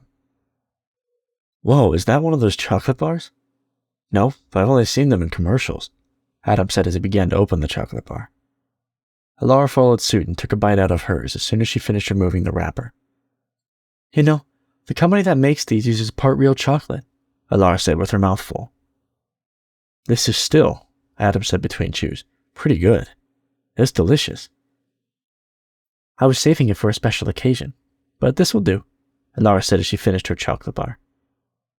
Hey, I have a question for you. How many things can you fit in that tiny backpack? Adam said. They both chuckled. You would be surprised, Alara said with a smile. They continued searching the building. After they were sure they had visited every part of the building, they exited and headed to the parking lot. Time flies. It's almost midnight. Just a few more minutes, Adam said as he looked at his watch. You know, we can always give it a second try tomorrow. What if it ends up being another wild goose chase? Alara asked as she swung her backpack off and began putting away the flashlights. We didn't even get to use these. If it's with you, I have no complaints, Adam said as he looked at Alara. Alara looked up and smiled as she blushed. I guess we will find out. He took a few more steps away from the museum. The flashlights inside of Alara's backpack began to flash. Did you forget to turn them off? Adam asked, gesturing to the backpack. Huh? What? Alara asked, confused as she reached for her backpack once more. The flashlights were going crazy. Alara took one out and held it in front of them. The flashlight was turning on and off by itself. It's off, Alara said with a confused expression on her face. It's here. ARIMUS's voice whispered to Adam. Look closer. We must face it head on. It's here, Adam said out loud as he looked around. There's nothing here, just an empty parking lot, Alara said as she too started looking around. No, it is, Adam insisted. We just have to look closer. It wasn't long before Adam noticed an unusual metal ring pole just a few feet away from them. The ring pole looked out of place, out of the century even. It looked abandoned, covered in dust, and 3 or 4 times larger than the standard ring poles he had seen pictures of in the history books. I think that's what we've been looking for, Adam said, gesturing towards the ring pole and moving closer to it. Is that a ring handle or something? Alara asked as she moved closer to the ring pole. As she neared it, the flashlights flashed on and off rapidly before turning off completely. Adam grabbed the ring with his right hand and lifted. It was heavy. Heavier than he expected. Whoa, this is pretty heavy. I wasn't expecting this. Should I pull? Alara nodded in agreement. Adam pulled. At first, nothing happened. Then he pulled with more strength, cracking the ground around him. As the ring lifted, light emerged from the crevice that opened up behind it. Be careful, Alara said anxiously. Once the ring was a few feet above the ground, Adam was forced to pull harder just to keep it there. The ground all around them began to crack as Adam called upon every ounce of his strength. Move away, Adam said as he struggled with the ring. Alara moved away, dropping her backpack and leaving the flashlights behind. Now, let it go, and make sure you get her further away from here, ARIMUS said to Adam. Adam let go of the ring, and without looking back, he ran to Alara, and pulled her further away from the area. We need to move. The ring snapped back with force, breaking through the concrete and disappearing underneath it. A few seconds later, the ground began to quake all around them. There it is. Those are the Quakes, Alara said, standing on her own now, with Adam by her side. A gaping fissure began to appear around the hole left by the pole ring. With every second that passed, the fissure got wider. Light flashed every time it swallowed another chunk of ground around it. Then it all stopped, leaving behind a large fissure that stretched from one end of the parking lot to the other. I think we may have found it after all, and then some, Alara said. Because if that's not it, if that's not what we're looking for, then I do not know what is. What are we getting ourselves into? Adam wondered aloud as he gestured to what looked like stairs at one end of the fissure. Is that what I think it is? Alara asked. Are those stairs? Chapter 9. Predicament. Vela was getting ready to go on air, to be interviewed in a live broadcast for the 5th time since humans had spotted the unusual ship headed to Earth. Vela had lied about the origins of the ship in the first 4 times she had been interviewed. Now, Vela was planning to tell the truth, or mostly the truth, about the incoming threat. "We are going live in 6, 5, 4, 3, 2, 1, and we are live," one of the producers yelled. "We are coming to you live from Ether LA News Central with our special guest, Vela Nandier.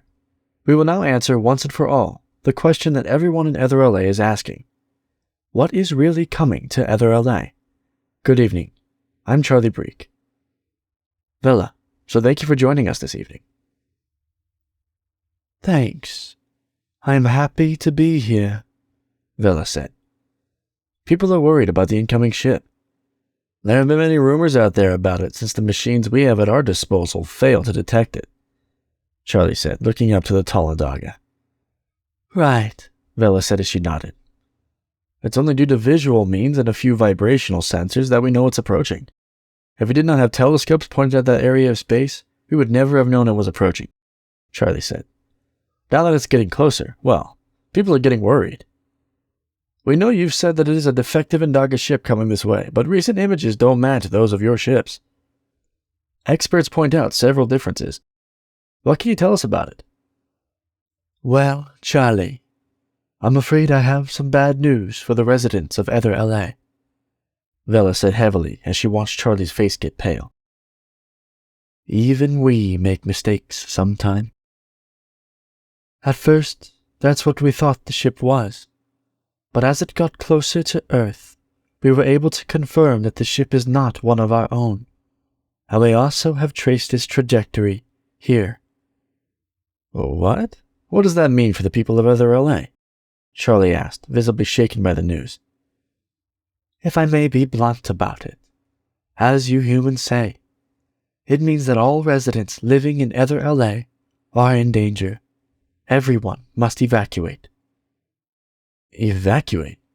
You mean get out of Ether LA?" Charlie asked. "Yes, Charlie, that's exactly what I mean," Vela said. "We have calculated that if the residents of Ether LA do so calmly, it is possible. We face an ancient evil that we call the Omnium. They are unlike anything we have faced before. Their ship will make landfall near the center of Ether LA, but rest assured, the Indaga will try to protect Ether LA with our own lives if we have to.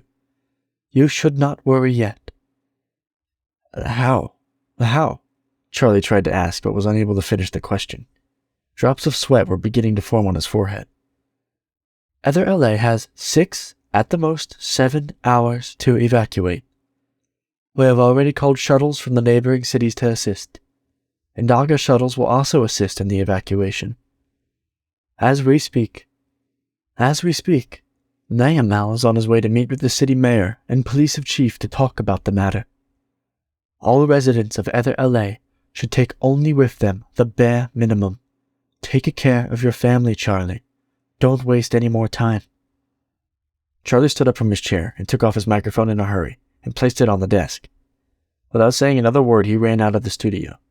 The camera operator followed, and soon the entire studio was empty. Vela made the camera power off with her mind. "For you, Charlie, and for your family, it might not be the end," she thought as she walked slowly out of the studio. "We will do whatever it takes to keep you and your family safe, to ensure the residents of Ether LA do not have to see the horror that is coming. There is still hope. Humans are a resilient species that will get up no matter how many times they fall.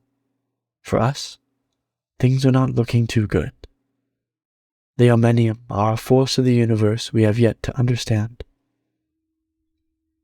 Naamil sat patiently in the mayor's office, waiting for Rai to show up. The chair Naamil sat in was quite uncomfortable for him, as it was clearly built for the human anatomy.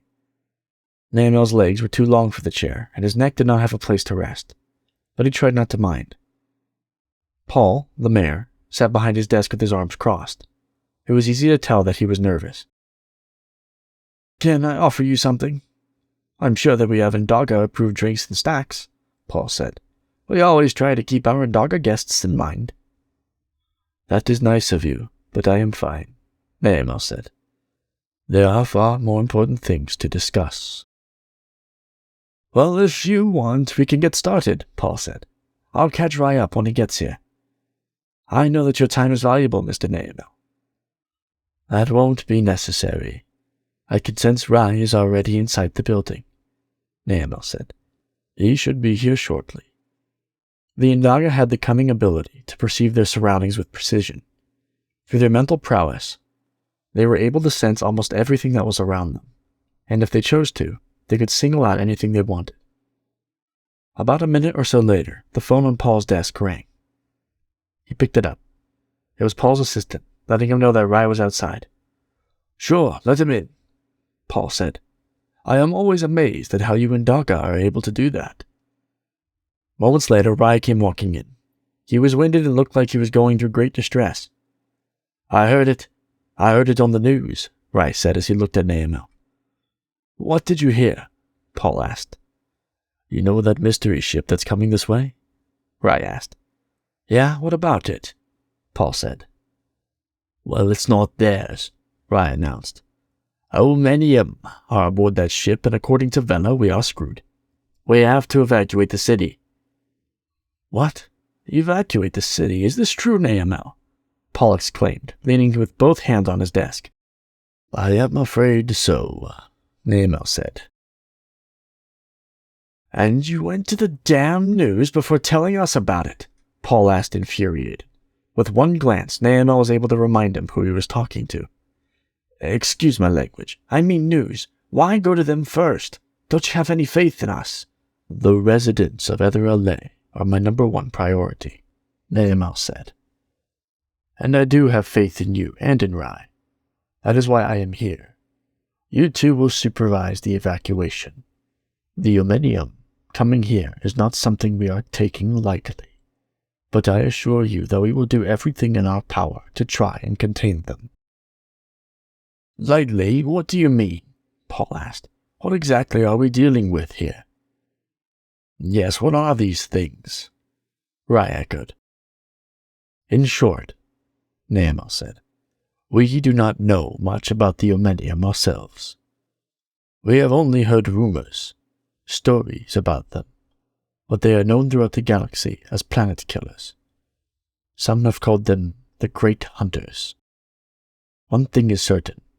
We cannot afford to find out what they really are with millions of people still in the city." "Stories? Rumors?" Paul muttered. "You mean you don't know for sure?" "We don't know what we don't know," Naemel said.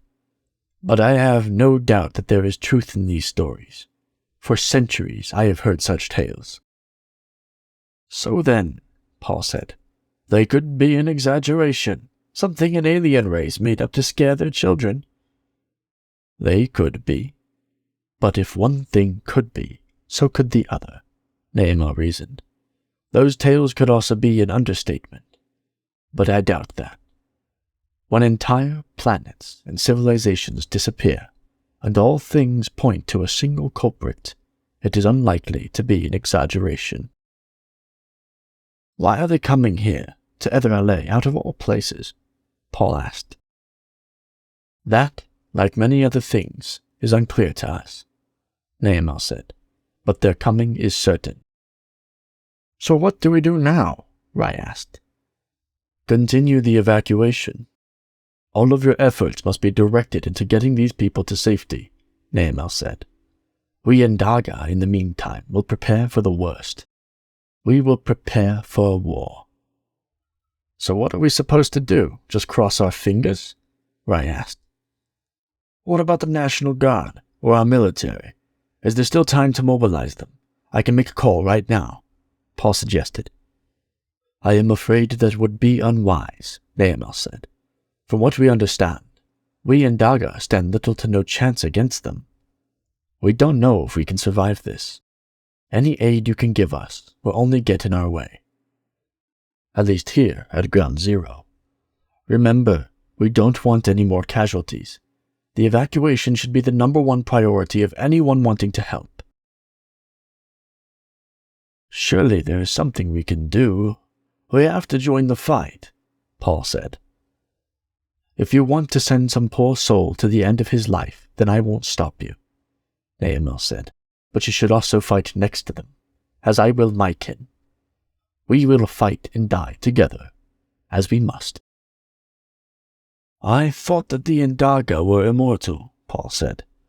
We are alive, and all life must end at some point, Naamel said. We bleed and die just like humans do. There has to be something we can do, Rice said. We can't just sit here and let Ether LA go up in flames. What about the hundreds of police drones we have? What about the automated anti-aircraft guns above this and many other towers? They can be remotely operated. Naamel stood up to his full height, towering over Rye and Paul. If you must do something as you say, Naamel said, then I will give you the exact trajectory of the ship as soon as I have it. Focus all your firepower on it. I will have Velsfar coordinate his efforts with yours, but if the ship makes landfall, you better hope there isn't anyone left in Ether LA. Okay, we can do that. We can, Rice said as he nodded. I'll get on it right now. How long do we have? We have less than 7 hours to get ready, Naamel said, as he began walking toward the door. Waste no more time in sounding the alarm. Do what you have to do, but get everyone out. Loud sirens sounded across Ether LA. Paul had finally sounded the alarm through a display window on his desk. Can we win this? Paul asked with a grim look on his face. Perhaps. If the universe conspired in our favor, perhaps then we could win, Naamel said. But if at any point defeat is imminent, do whatever it takes, but do not let them leave the city. The Omnium are world killers. Naamel left Paul's office without saying anything else. His floater was already waiting for him outside in the floater port. There were 2 Indaga standing beside the floater doors, standing guard. Naamel got into the floater without wasting any time. On his way to the research room in the highest tower in Ether LA, Naamel was lost in thought. What if one of the Elder Indaga commanders were here in my position? Would they have done anything differently? Would they have fled this world and called the mission a failure, accepting whatever consequences that would have? Would they have been so heartless as to leave humankind to fend for themselves? Would they have called our home world for help? Naamel put his hand softly on his forehead and called on his mental prowess to help calm himself. It doesn't matter what they would have done, he decided. I am the one that's here. I must do the best I can with what I have. For a long time, I have thought that our presence on this planet would disturb the balance of the universe. It looks like I was right. The humans already buried this evil once before and forgot about it through the centuries. Now, we who have no right to do so have awoken this evil. Maybe it is time we found out firsthand what the Omnium are all about. I cannot fail. I will not fail. For the sake of the Indaga, for my family, and for my beloved. May I see you soon in this world or the next. Naamel's train of thought was broken as soon as the floater stopped in the port of the Indaga building. He was quick to walk into the research room, where hundreds of screens projected every possible angle of the enemy ship. The Omnium ship had no visible engines, and wings or port windows of any sort were also missing. The ship's true form was hard to distinguish, as it was all black.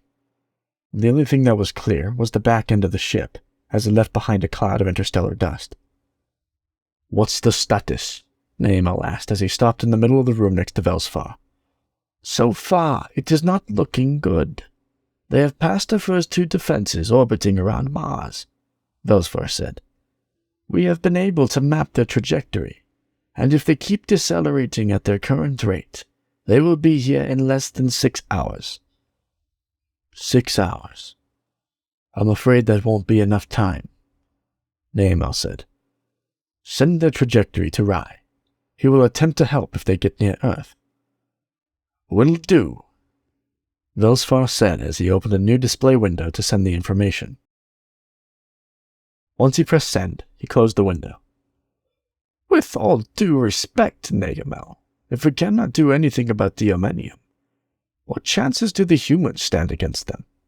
The loss will be catastrophic. They deserve the chance to join the fight, Nagamel said. They will do it remotely, and we will coordinate with them as best we can. Humans are clever. You never know. They might surprise us. I will be optimistic about the idea, Velsfar said. Good. Now let's show the Omnium how much they are not welcome, Nagamel said. Indaga, ready your positions. Prime every weapon that we have at our disposal. Everyone must be on high alert. Most of the Indaga agents' spherical computers began to glow red, and several command windows appeared before them.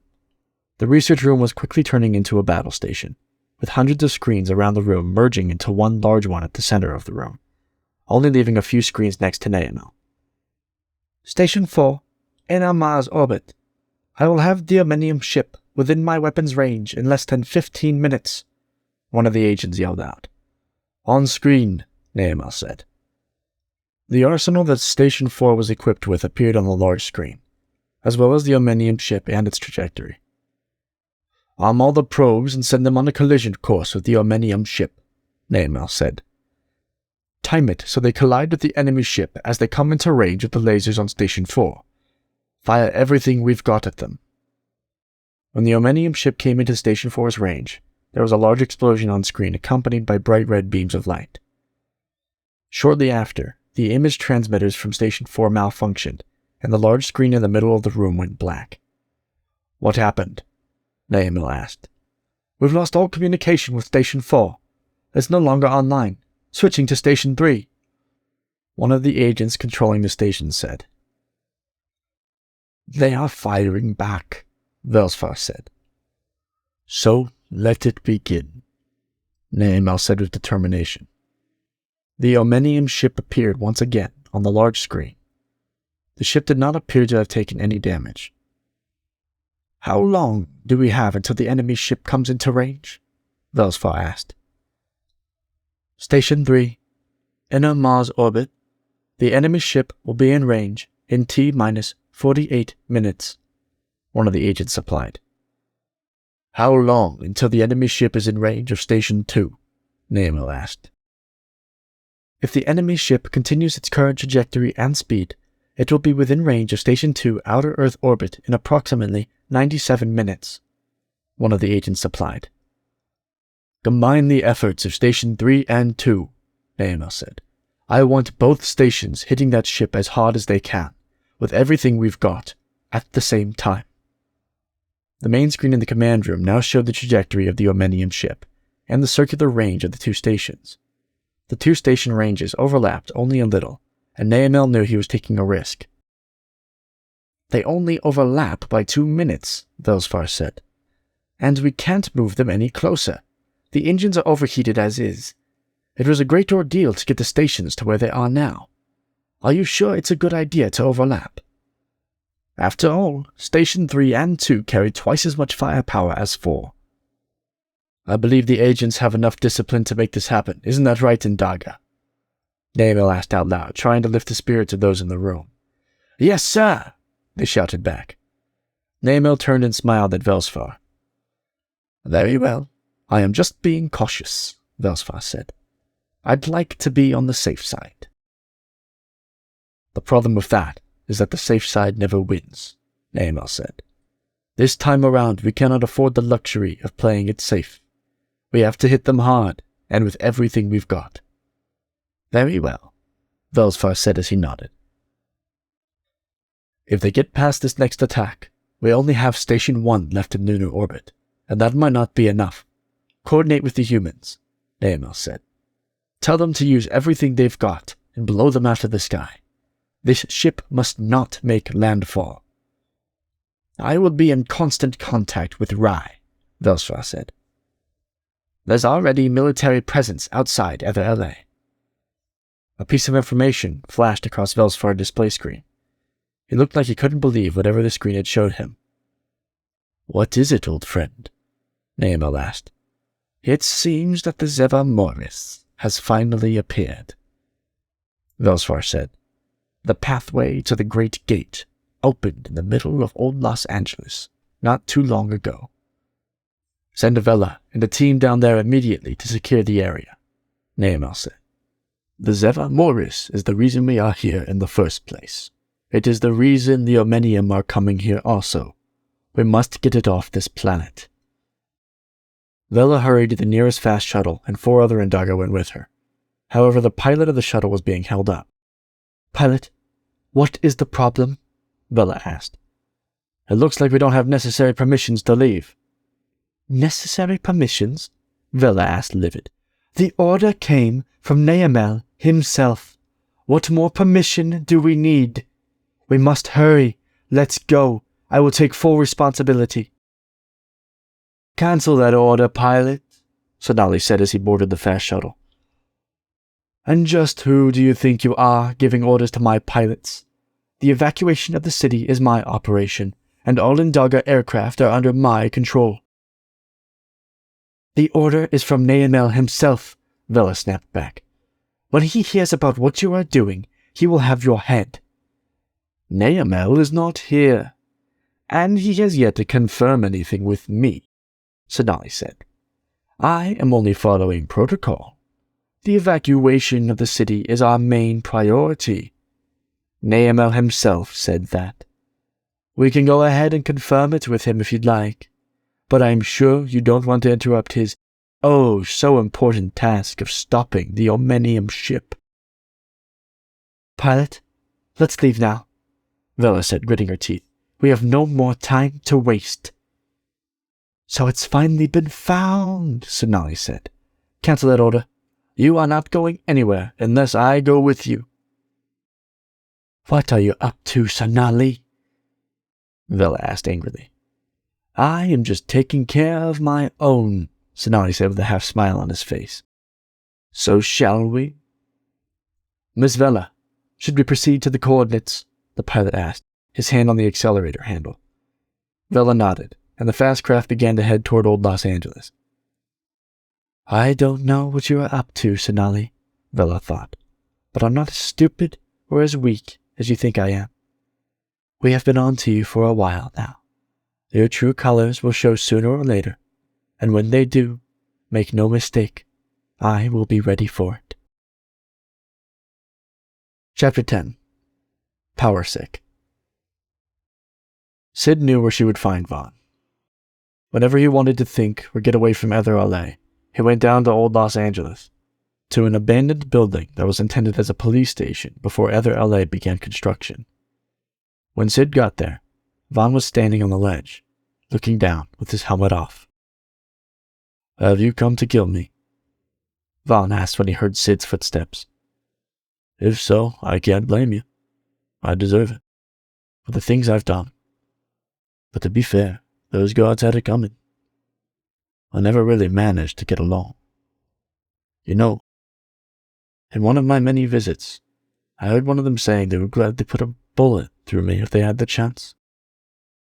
You were sworn to protect and serve, Sid said, taking a step forward. What more can Ether LA ask from me? Vaughn said without looking at Sid. I'm completely committed to protecting it. I haven't had a life since I joined the Force. It's true those guards didn't deserve to die. But you know what they say, kill a few to save 1,000. But in this case, it's more like 27 million. Vaughn, you are sick, Sid said. Please let me help you. You should have let me help you. You have to ask yourself, Vaughn said as he turned toward Sid. When the time came, would you have really helped me? Can I ask you the same thing? Sid asked. Or is everything just about you and what you want? I've already helped you, Vaughn said. What else do you want?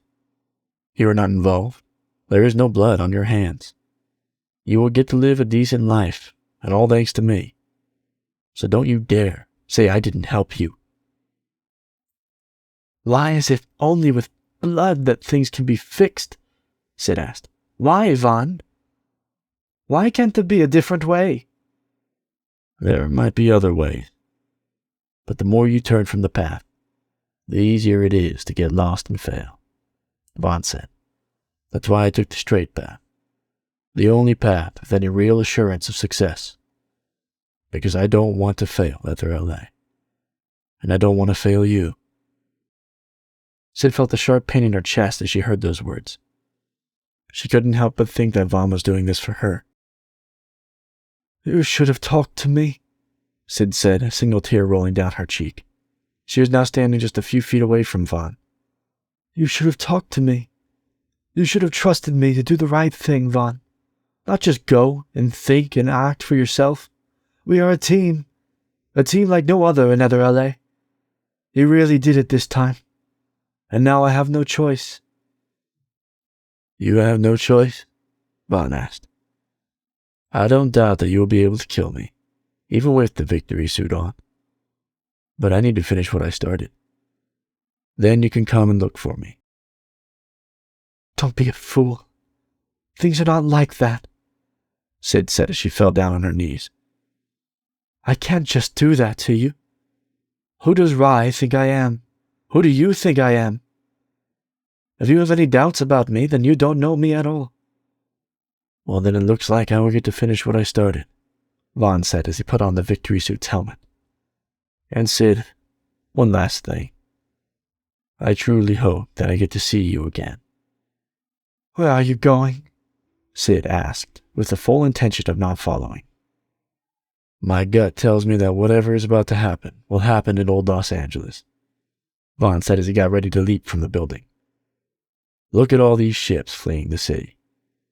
Maybe you can help some of the people get out of here. Sid just nodded, and Vaughn leapt from the building. What is this bullshit? Sid thought. What is happening? I can't watch him do this. I'm not strong enough to finish my job. No, that's not it. I'm strong. I just don't want to finish it. Sid, come in. What is your status? A voice came from her power suit, blurted out. We need to know what happened. Sid turned off all the power from her suit. She knew that she just needed to be alone for a while. She needed to think and analyze the situation. Her heart and her mind were not on the same path. Vaughn had never liked the Indaga living in his city. He had always despised them. They were the reason his father had died, and now the whole city was evacuating because of them, because of those damn invaders. Look at them, Vaughn scoffed as he sat on a skyscraper ledge and watched thousands of ships evacuating. Getting out of this city, our city, my city, with their tails between their legs. Cowards. All of you are cowards for leaving. But it's good. It's good. It means fewer casualties. You can come back home if you want, once I get rid of the Indaga disease. Out of the corner of his eye, he spotted a suspicious Indaga ship moving against the current. The ship was too small to carry any significant number of evacuees. It was also moving much faster and with less precaution than the rest. They must be heading somewhere important. Time to test what this bad boy can do, Vaughn thought as he looked at his still fractured hand covered by the victory suit. The suit kept his hand and foot medicated and in place. He was hardly able to feel the pain anymore. As he looked at his hand, the suit flashed warnings on his helmet display. Fractured bone fragments detected. Swelling and other complications will occur if not treated. Optimizing stability on the forearm and foot. Vaughn squeezed his hand into a fist and winced at the sharp pain that made its way up his arm. This is going to have to do. Vaughn leaped from the edge of the building onto the roof of the next and began to follow the small Indaga ship, always making sure he maintained a safe distance in order not to be detected. The ship finally came to a stop near the Natural History Museum in Old Los Angeles, and Vaughn was quick to notice the reason they had come here. In fact, it was impossible not to notice. A large fissure that stretched from one end of the parking lot to another was the main attraction here. Light glowed from within the massive fissure. This is the reason the Indaga came to Earth in the first place. I know it, Vaughn thought as he hid behind an old dumpster, Those bastards came to take something of ours. I knew it. They're just putting on a show. They've always been just putting on a show, covering up their true intentions. As the ship powered down, 6 Indaga got out. 4 of them were in full Indaga armor, and the other 2 were wearing casual Indaga attire. Indaga armor was made from a gray metal, thin, not bulky, and it was said to augment their mental abilities. The casual Indaga attire was long and thin, tight-fitting, with patterns woven into the fabric. I recognize you, Vaughn thought. You are that famous Indaga. What's your name? I know it. I know it. Vela. Yeah, that's it. Well, well. What are you doing all the way over here, Vela? So far from your luxury tower. So far from your fame. I don't recognize the other. As Vaughn was observing them from behind the dumpster, they all turned toward his direction. Ha! They spotted me. I guess they are some kind of psychics after all, Vaughn thought. Might as well get it over with. There's no sense in running. There's no sense in hiding. There is no sense in being a coward. Victory, what are my current settings against psychic attacks? Vaughn asked the suit. Displaying current information on your display, Victory responded. Psychic shield, 60%. Duration, uncertain. Victory, let's change it to 100% and power up fully, Vaughn said. Displaying changes made, Victory stated. Psychic shield, 100%. Duration, 4 hours. Power, 100%. Duration, 10 hours. Let's do this. That's what the suit was built for, Vaughn thought as he walked toward the Indaga. The 4 armored Indaga fell into formation in front of Vela, and the other one dressed like her. Human, you have no business here. You must evacuate at once, one of the armored Indaga said. I have no business here? Are you really saying that? Vaughn said to the Victory suit. This entire city is my business. I have more right to be here than you will ever have. I was born here. I live here. And yet you tell me I can't be here. This is a quarantine zone. Leave now. This is your last warning. The armored Indaga said, taking a step forward. I just want to have a little talk, that's all, Vaughn said unfazed, as he continued walking. I'd like to know what the great Indaga are doing here. Here, of all places. This is your last warning, human. If you don't stop, lethal force will be used, the armored Indaga said. Yeah, I think so too, Vaughn said menacingly, now just a few yards away. The Indaga who had spoken turned toward the other 2, and the one that was not Vela nodded approval. The other armored Indaga also took a step toward Vaughn.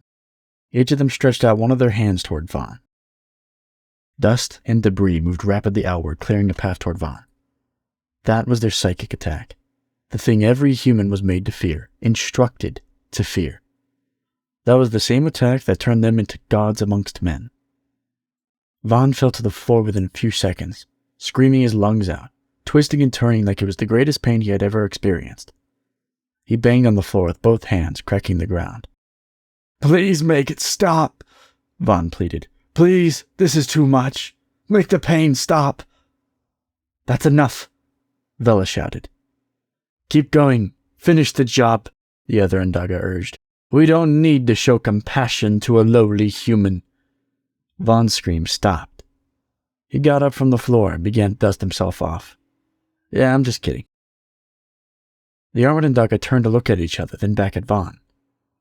They extended their hands and stood up even straighter. It looked like they were exerting much more effort this time around with their psychic attack. Vaughn looked toward the floor and saw the debris and dust pass him by as if it were driven by a mere wind. Vaughn laughed. He laughed a genuine laugh, for this was the first time in history that a human was successfully able to stand up to an Indaga attack. This is indeed a great day for humanity, Vaughn said. Would you believe that? We've finally figured out how to nullify your powers. Oh, how I wish the suit had been around since the day you first got here. But the past is the past, right? Who cares? A sizable slab of stone crashed into Vaughn with great force. The slab of stone broke into a million pieces, but barely managed to knock Vaughn off balance. "You're gonna have to try harder than that," Vaughn said, dusting the debris off the suit. All four of the armored Indaga looked puzzled as they kept trying. With the telekinesis, they flung one thing after another at Vaughn, and one by one they all fell short. "Okay, you're starting to piss me off," Vaughn said as he got into an attack stance. The armored Indaga took out their spheres and began to walk toward Vaughn. "Now that's more like it," Vaughn said, taunting the Indaga with his hands. "I know all about those. I know that you can wield them with greater precision and strength than other objects because they are made just for that purpose. It doesn't matter. This is the beginning of the end for all Indaga. Bring it." The armored Indaga ran toward Vaughn, each with a sphere floating next to them. Vaughn threw a disruptor the size of a bottle cap into each of their chests, where the little devices buried their claws. The Indaga tried to stop them, but their telekinesis didn't seem to have an effect on the small gadgets. Within seconds of digging their small but sharp claws into the armor and skin of the Indaga, they fired their cancellation waves. The Indaga fell to their knees, suddenly limp. Momentum kept their spheres going for a few moments, but then they soon fell to the floor. The Indaga seemed weak, as if they relied on their mental powers for everything, even for moving their bodies. "What a weak species," Vaughn thought. "And to think that we have feared you all this time. To think we have treated you as superior beings.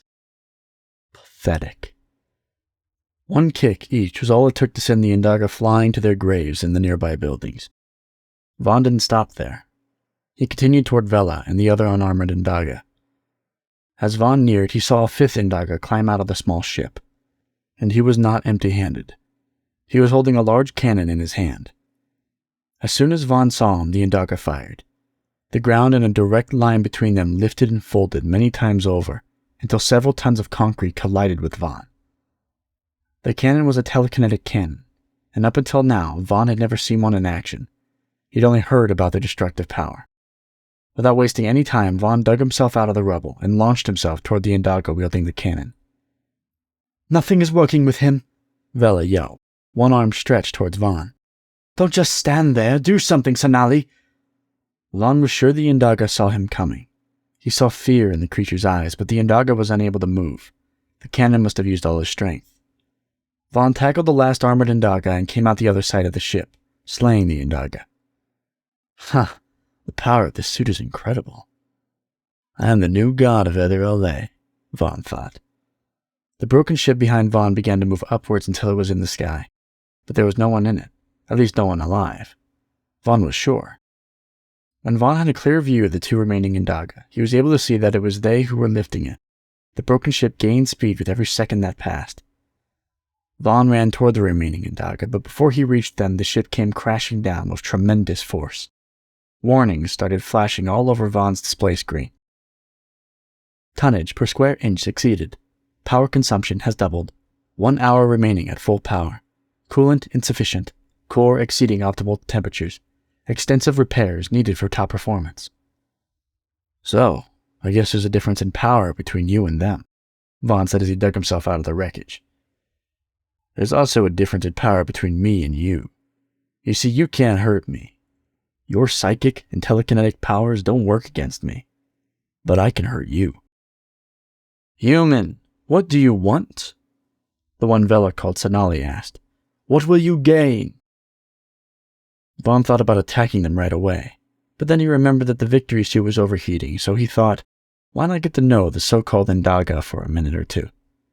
But at the same time, he did not want to let the Indaga rest. "My name is Vaughn, not human," Vaughn said defiantly, taking a step forward. "What do I want? Well, that is simple. I want Elder Lifeforce to go back to a simpler time, a better time, a time when the Indaga did not exist." Vaughn took another step forward, not letting the Indaga lower their guard. "What will I gain? I will gain my city back, my sanity, maybe my life if it's not too late." "We will be leaving soon. If this is what you truly want, it is already granted to you," Vela said. "We can stop this madness." "If I was a man you could reason with, I would have gone along with that," Vaughn said. taking yet another step. But ever since I lost my father, thanks to one of your high-ranking lieutenants, people have been trying to reason with me. They've tried to tell me to let my hatred for the Indaga go. To just let it go. Can you believe that? But I am not a reasonable man. My dad died at the hands of one of your kind for no damn reason at all. My reasoning died with him. I remember now, Sonali said. Yeah, I remember now. I remember your father. The truth is, I've killed so many humans that it's hard to remember them all. Sonali, stop, Vela shouted, her voice cold with fury. What? Vaughn mumbled. Yes, I remember now. Your father was a coward, Sonali said spitefully. He died pleading for his life. He told me that he had a son whose name was Vaughn. He even tried to show me a picture of you when you were just a boy. Sonali laughed. Vaughn shook with anger. He did not know if what Sonali was saying had any truth to it or not, but he knew for sure that he was a murderer, a cold-blooded killer. Sonali, stop this right now. You stay out of this, Sonali bit back. I know where your loyalty is. I am not stupid. At the first chance you and Mayamel get, I will be disposed of. The Zeva Morris is mine. I was here first. This was my operation. You are lucky, you hear me? Lucky that this human had showed up. If it wasn't for him, we would have already put you in your grave. Vela took 2 steps back and moved her hand toward her forehead. She seemed angry and was breathing heavily.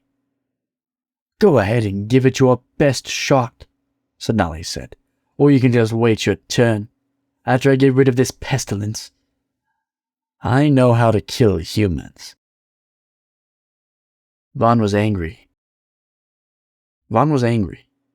Angrier than he had ever been in his life, as his father's murderer was just a few yards away from him.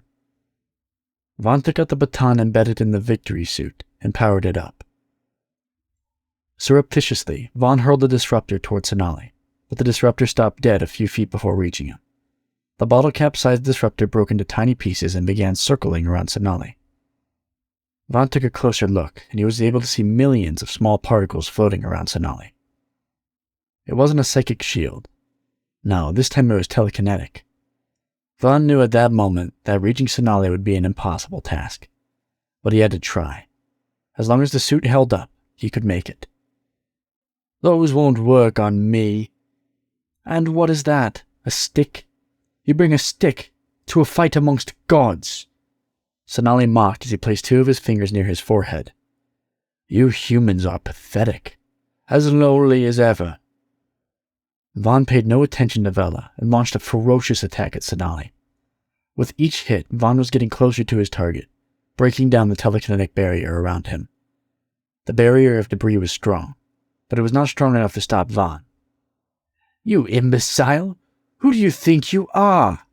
Sonali asked angrily, and the barrier around him doubled in strength. Pieces of debris began to hit Vaughn's armor, and chunks of the victory suit began to break off. But Vaughn was relentless, not stopping his attack for a second, and with each hit he mustered even more strength than the last. I am the last thing you will ever see, Vaughn said as he finally landed a hit. The hit sounded as if something had surely broken in Sonali's body. Sonali screamed, and pieces of the telekinetic debris hitting Vaughn's armor increased in strength, striking more forcefully and with greater speed. Some of the debris hit the armor so hard that it made Vaughn recoil and take a few steps back, and he had no choice but to cover his helmet with his hands. The flood of debris kept pushing Vaughn back. Warnings flashed all over Vaughn's display screen. Victory suit has been compromised. Failure is imminent. Suit overheating. Psychic shield 60%. Duration 10 minutes. Power 10%. Duration 8 minutes. Silence all alarms, Vaughn ordered the suit. The suit complied, and all the warnings disappeared from Vaughn's display. Vaughn was winded, tired, and almost out of energy on his own. Then everything was silent. The torrent of debris hitting Vaughn's suit came to a stop. Vaughn uncovered his head and looked toward Sonali. Vela had her hands extended toward Vaughn. Is she blocking his attack? Vaughn wondered. Why? Finish what you started, Vela urged. "You bitch," Sonali screeched. "You will pay for this. You hear me? You will pay." Without giving it a second thought, Vaughn ran towards Sonali, giving it everything he had. He screamed as he ran. He took out the last disruptors he had, no more than 5, and held them in his right hand. The victory armor felt heavier around him. It felt stiff and cold. Forcing his way in, Vaughn managed to break the telekinetic barrier around Sonali. But as he did so, pieces of the victory armor fell away, leaving parts of his body exposed. "This is for my father. This is for all the humans you've killed. This is for Elder LA," Vaughn screamed as he slapped the disruptors onto the side of Sonali's head and then punched them in. One by one, the disruptors fired out their psychic cancellation waves. Within moments, Sonali's body fell lifeless to the floor, and so did Vaughn. As the adrenaline in Vaughn's body began to subside, the pain began to return with a vengeance. He felt cold and without energy. He tried to look toward the part of his body that was hurting the most, but his helmet wouldn't move. Struggling, he reached for the helmet's emergency release button, and the helmet came off. "Well, this can't be any good, can it?" Vaughn said as he looked out over the wounds on the side of his ribcage and stomach. He was bleeding. "And to think that I was going to kill all of the Indaga with this suit. I never stood a chance, did I?" "I can help you," Vela said as she approached Vaughn with caution. "I can stop the bleeding, and I might be able to heal your wound." "You get away from me. I don't need your help," Vaughn said as he pulled half his body upright to try and find a more comfortable position. "I would rather die than receive help from an Indaga. What's the point of helping me anyway? I've done some horrible things." "Then I must go," Vela said. "But before I do, you have the right to know what I know. It cannot be any other way. Although you think of us as a great evil that has come to Elder LA, as we speak, there is a greater evil on its way, a true evil. They are coming for the Zeva Morris." "A greater evil? Lady, what are you talking about? How can it get worse than you?" Vaughn asked. "And what the hell is a Zeva Morris?" "The evil I speak of is an ancient species, known by all as the great hunters of the universe and the destroyer of worlds. We call them the Omenium," Vela said. "They thrive on carnage and destruction. As for the Zeva Morris, it's a source of infinite power that has been hidden on Earth for thousands of years." Vela gestured toward the large fissure. "For millennia, it has been a barrier, purposely forgotten by earlier humans who fought it in the past." "Is this the end for Elder LA?" Vaughn asked as he struggled to breathe. "We will do everything in our power so that that does not happen," Vela said. "How long do we have before they get here?" Vaughn asked. "A few more hours," Vela responded. "But when the sky turns red, you will know they are here." "I hope I get to witness the end of the world," Vaughn said as he tried to stop the bleeding in his hand.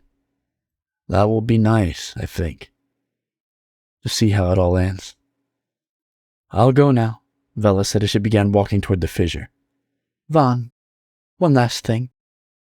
I truly wish things had turned out differently, that none of this had to happen." "Now that it has happened, so do I," Vaughn said. Vela swiftly disappeared into the fissure. Vaughn dragged himself from the middle of the road to the edge of a nearby building, where he leaned his broken body against the wall. As best he could, he patched up his wounds, ripping pieces of cloth from wherever he was able to take the suit off, or where his clothing was already exposed. Vaughn lay there against the wall, dying. He looked up toward the sky and saw thousands of ships leaving Elder LA. As he watched the ships evacuate, he contemplated his life and the decisions he had made. He remembered Rai and Sid, but he especially remembered Sid. He remembered her smile, her way of being, and everything they had gone through. He had always thought that his life would come to an end in her hands, but deep down he knew that she couldn't do it. He smiled at the thought of seeing her again. As the evacuation slowed to a crawl, there were fewer ships in the sky. Vaughn tried to get up but failed in the process. He knew that it wouldn't be long before they arrived. "This is going to have to do it then," Vaughn said as he leaned his back against the wall. "I hope I don't miss the show of bright lights." Things got silent for a few moments. Then the sky began to burn red. A few seconds later, the tremendous thunder of a sonic boom followed. The hundreds of anti-aircraft guns roared to life, attempting to shoot down the incoming spaceship. With his vision already beginning to blur and his body feeling cold, it took Vaughn several minutes to see it for himself.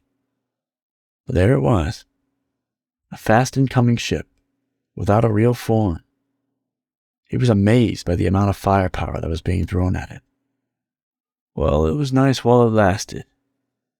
I just wish I had made it to the rear end, not the beginning of it, Vaughn said as the ship came crashing down. Chapter 11. The Gate. Adam and Alara ventured down the stairs inside the large fissure that had appeared in the parking lot. But now they were lost as can be. After entering, they discovered that weaving through maze-like walkways and tunnels was not their forte. "We have been walking for hours now, and the fact that you keep on hearing things is not making things any better," Alara said. "I wonder how much deeper this thing goes. I never knew that this kind of structure existed underneath old Los Angeles." "Yeah, me neither. It looks ancient," Adam agreed. "For the last 20 minutes or so, I've been getting this strange feeling. I almost feel like I can read some of the inscriptions on the walls." "Inscriptions?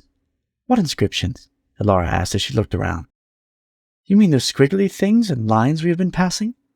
Those are inscriptions? They sure don't look like any inscriptions I've ever seen." "Yeah, I think so," Adam said. "The more I see them, the more I recognize them. They might be from ARIMUS' time, but I'm not sure I can read them yet." What if they are from ARIMUS' time? It's just that ARIMUS never learned how to read," Alara suggested. "No, I doubt that," Adam said. "Or at least it doesn't feel that way. I feel like I knew what they meant." "Well, I hope you figure it out soon," Alara said. "Because I feel that with every step we take, we are just getting more lost. Anyway, are you sure we are going the right way? Because I feel like I have been here before." "Yeah, I feel the same way," Adam said. "But I know for a fact that we haven't been here before. For example, do you remember seeing those pillars?" "No, I don't," Alara said. "What a strange place." The earth began to shake harder than Alara had ever felt before. A thunderous sound followed, echoing through the tunnels. "Do you feel that?" Alara asked, trying to keep her balance. "Yeah, I feel it," Adam said. "But it's not coming from down here. It's coming from up there." Adam pointed up toward the ceiling of the tunnel. "Should we try to go back?" Alara asked as the ground stopped shaking. "I don't think this place is safe anymore." "When has it ever been safe?" "No, we have to keep going. We have to hurry up," Adam said. "I have a feeling that whatever was up there, it's coming to look for the same thing we're looking for." "That was a thing?" Alara asked. "I think so," Adam said. "Okay, then what are we waiting for? Let's keep going," Alara said as she picked up the pace and moved ahead of Adam. "Why are you not helping me?" Adam asked a voice in his head. "There are so many questions I need you to answer. So many things you can help me with. Aramis, where are you?" There was only silence as they kept walking for a few minutes, weaving their way through the ancient tunnels and walkways. Then there was a faint whisper in Adam's mind. He instantly recognized it as Aramis. As Adam concentrated on the whisper, it grew in strength and turned into a voice. "I have been trying to conserve energy for the events that are yet to come," Aramis said inside Adam's subconscious. "Is that why you're not helping me?" Adam thought the question. "I am helping you. I have lent you some of my strength, my power, and even my instinct. I'm preparing you to receive it all. You will need it," Aramis said. "It takes a great deal of energy to communicate the way we do. You are centuries in the future, and I am centuries in your past, but I will do my best. Your world should not come to an end. Keep in mind that sometimes not helping someone is the best way of helping. For example, you are fixated on trying to talk to me, but as we speak, Alara is trying to reach you. She's worried sick. But I don't hear a thing, Adam thought. Exactly. You don't hear her because you are talking to me. Do your part, Adam. After all, you were not just chosen randomly. You were chosen for a reason. Adam began to hear Alara's voice. It was faint but strong enough to take him away from ARIMUS. Adam, what's happening? Alara asked anxiously. Can you hear me? Adam, this is not the time to be doing this. Are you there? Adam, or ARIMUS or whatever? One of you answer me. Adam snapped back to reality with a mild headache. Sorry, Adam said as he held his head. It was ARIMUS. I guess that when I talk to him, I can't talk to anyone else. You scared me, Alara said. Can't you give me a warning next time? We were walking and suddenly you weren't responding anymore. How much of what I said did you miss? Well, Adam said, scratching the back of his neck. Maybe all of it? What? Alara said, crossing her arms. I don't even want to talk to you right now. I'm sorry, it just happened, Adam said. I came this close to screaming in your ear, Alara said as she put her index finger and thumb together. Now look what we've just found. Alara pointed at the end of the hallway. There were 2 flickering torches illuminating an old decrepit wooden door. Are those torches? Actual torches with actual fire? Adam asked. Screw the torches, Alara said. What is a door like this doing here in the first place? I highly doubt that it's been opened in this century, or in forever. Something tells me that we're about to find out, Adam said as he began to walk toward the door. Alara followed alongside Adam. The closer they got to the door, the more ancient it looked, its details emerging from the shadows. The wood grain was heavily cracked. The rivets were rusted, and cobwebs hung all around it. The door looked handmade, and had a greenish tint to it. Perhaps it was made with riverwood. There's something on it, Adam said as he brushed some dust off the door. Those are the same kind of markings you've been seeing on the walls, Alara said. The markings on the door began to glow a bright red, and then the rest of the inscription on the walls began to do the same, but with less intensity. I think I can read this now, Adam said as he tilted his head, trying to understand the markings. You have no idea just how helpful that would be right at this moment, Lars said, because all of this cannot possibly be good. It says, Adam said, following the markings with the tip of his finger. Here lies the Undying One, Zeva Morris, the dark entity. Turn back your way. Never open this door. Adam struggled to read it, but he managed. Then it says, open and grant its destiny. Then it just says, seal. Adam turned to Alara. We have to find out what's behind it, Alara said as she looked back at Adam. We just have to find out. This could answer so many things. Adam wasn't going to make Alara plead for something he also wanted, and he knew she was right. Whatever lay behind that door would answer every unanswered question ever asked since the Undaga first came to Earth. I'm with you, Adam said, gesturing toward the door's latch, which was heavily inscribed with the word seal. Let's find out. And she went to slide the door's latch open. As she did so, the markings stopped glowing altogether, including the ones in the walkway. Once the latch was fully released, she opened the door. The door opened to a large cave-like structure, but it wasn't a natural occurrence, not by a long shot. There were large pillars along the walls and some pillars down the middle. By each pillar, there were a few torches burning, lending their light to the cavernous place. But what was most surprising to Adam was the large gate in the center of it all. It had to be the size of a small building, but its design didn't go with the cave's ancient appearance, nor did it resemble any of the gates he had seen in the history books as he was growing up. It didn't look like any recent gate either. The gate transcended time itself. That's amazing, Alara gasped. I can feel it calling, Adam said. And I can feel ARIMUS' power starting to surge. This thing is dangerous. Alara took a half step toward the gate, and when she did, the gate came to life. 17 distinct symbols appeared around it, burning red with anger. A loud sound came from within the gate, reverberating around the cave. "Elora, wait," Adam said. "Maybe this is not what we were supposed to do." Elora did not say anything as she took another step forward. She looked as if she was completely fixated on the gate. "Don't let her get near it," an Indaga woman yelled from the corridor behind. "Stop her!" Adam recognized her right away. He had seen her hundreds of times on TV. She was one of the few famous Indaga in Nether LA. But Adam paid no more attention to the Indaga. He turned back to Elora, who had already taken another step. "Elora, wait, please," Adam said as he reached out for her. But something that wasn't her knocked his hand out of the way and pushed him back. Adam ran in front of her, trying to block her path, and that's when he saw it. Elora was no longer Elora. She was something else.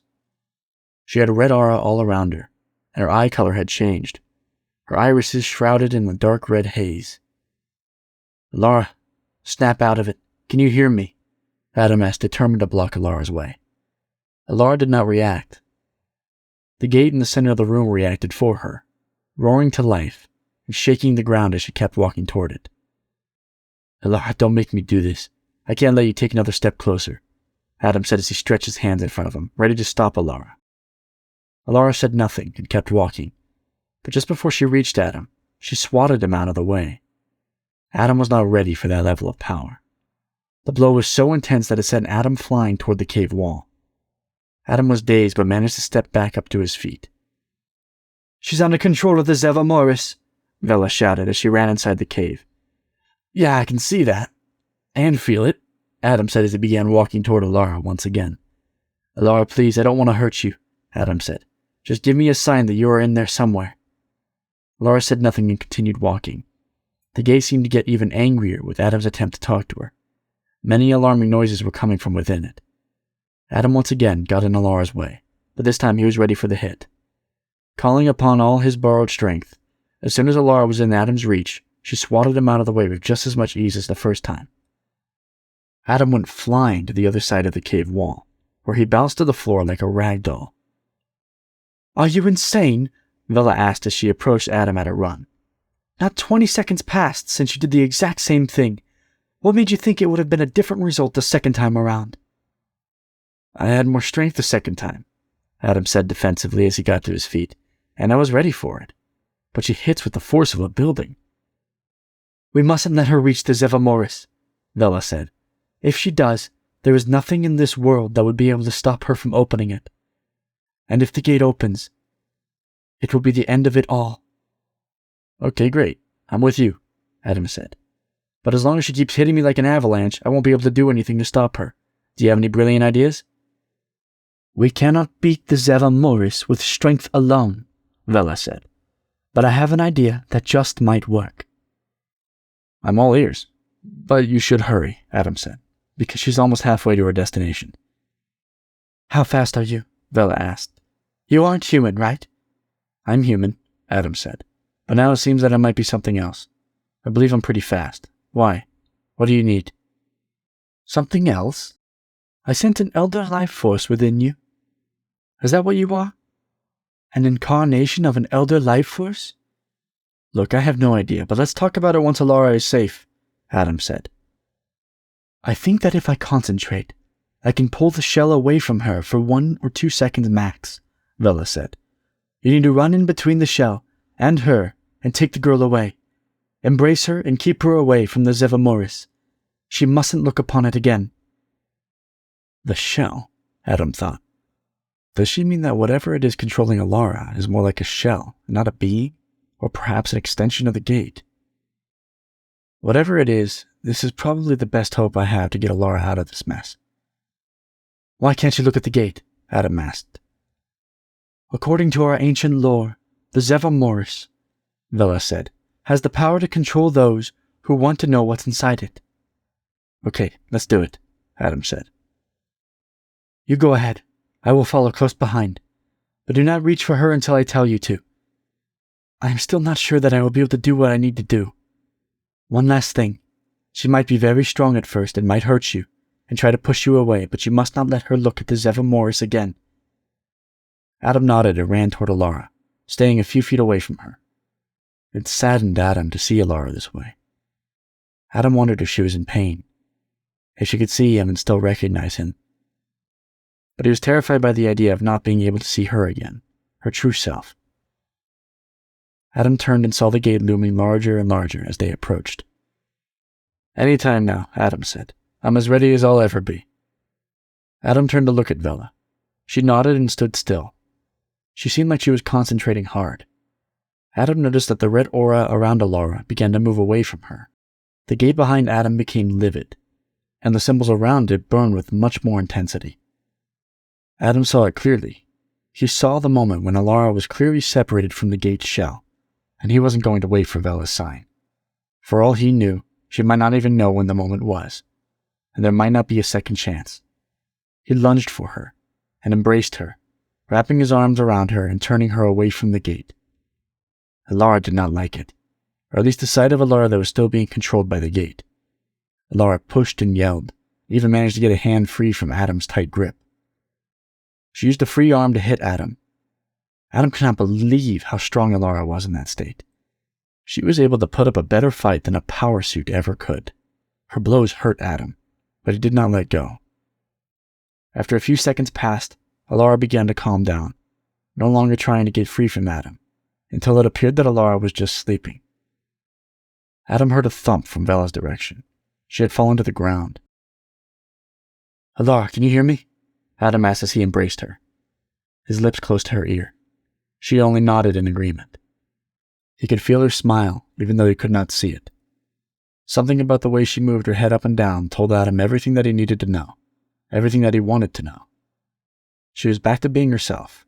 She was aware of everything that was happening, and she was happy that Adam was there with her. Adam knew all of this from that simple nod. "We have to get out of here," Adam said. "But you cannot look back at the gate, or the same thing will happen again." Alara nodded again. "We will go now to help the one who helped us," Adam said. They walked toward Vela with their backs turned toward the gate. The gate sounded like it was roaring, as if it was angry, as if it had been betrayed. "Are you okay?" Adam asked, shaking Vela gently by the shoulder. Vela awoke, looking confused for a few seconds. "We have to get out of here and reseal the door behind us. I was only able to separate your friend from the shell because the Zevamoris allowed me to. If it happens again, we won't be so lucky," Vela said as she tried to get up. Adam bent and helped Vela stand up, but without Adam's support, she would fall again. "I think I can walk. Help her," Alara said softly, as she let go of Adam. Adam nodded and carried the full weight of Vela as they made their way back to the wooden door. The gate roared behind them, but they did not look back. They kept going. As soon as they passed the wooden door's threshold, Alara turned to close the door, but she did so with her eyes closed. "It's not working. The door is not budging." "Let me try. Do you think you can help her?" Adam asked. Alara nodded and went to swap places with Adam, supporting Vela's weight. "You're going to have to help me. I can't carry you by myself." Vela nodded and tried to help Alara by holding on to the wall. Adam pushed on the old wooden door, but it wouldn't move. The door had become heavy as if it weighed several tons. How could an old wooden door weigh so much? Adam thought. "I'm just going to have to try harder," he thought as he pushed even harder than the first time. The door moved, but just a bit, not nearly enough. Adam could hear the gate getting angrier with each attempt he made to close the door.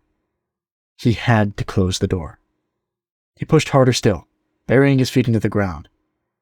Adam yelled with the exertion, and the markings on the door began to glow once again. "Get the latch! I can't let go!" Adam yelled. Staggering and stumbling, Alara and Vela went over to the wooden door, and with a combined effort, they slid the latch into place. The markings on the wooden door and the walls of the walkway began to pulsate, with each pulse lasting longer than the last. Adam was able to hear the gate roar behind the wooden door. With each roar, the markings intensified, as if they were trying to suppress the power of the gate. "This can't be good," Adam said as he looked around at the markings. "I sense," Vela began.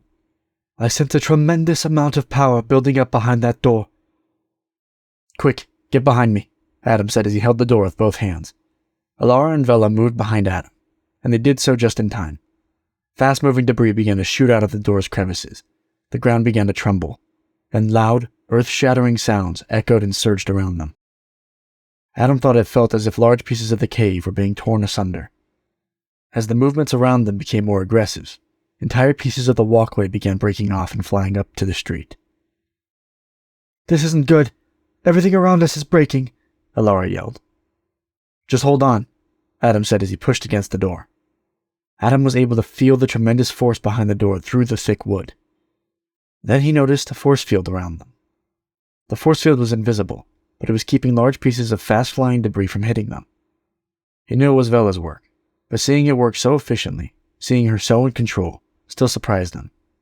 And it brought comfort to him as he knew Alara wouldn't be struck by chunks of rocks and debris. A few seconds later, everything began to slow down, and Adam felt the pressure on the door lessen. Things became quiet, and there was a sudden but unsubtle silence. The lack of noise made them look around. "How can this be happening?" Alara asked. "We are dealing with forces beyond our comprehension, beyond what we know," Vela said. "Something tells me that this is just the start," Adam said as he stopped holding the door back. The walls, the roof, and everything around them, apart from the door and the small piece of walkway where they were standing, was gone. There was nothing left. From where they stood, they could see the Natural History Museum once again. "It looks like we have some new visitors," Adam said as he pointed towards a smoking spaceship not too far from their location. "They are here," Vela said. "I believe that our attempts to keep them from coming to Earth have failed." "Who are they?" Adam asked. "They are the Omenium, "And we believe they have come for the Zevamoris," Vela said as she fell to her knees. "That name. The name is so familiar to me," Adam thought. "Why do I know that name? Or is it ARIMUS memory?"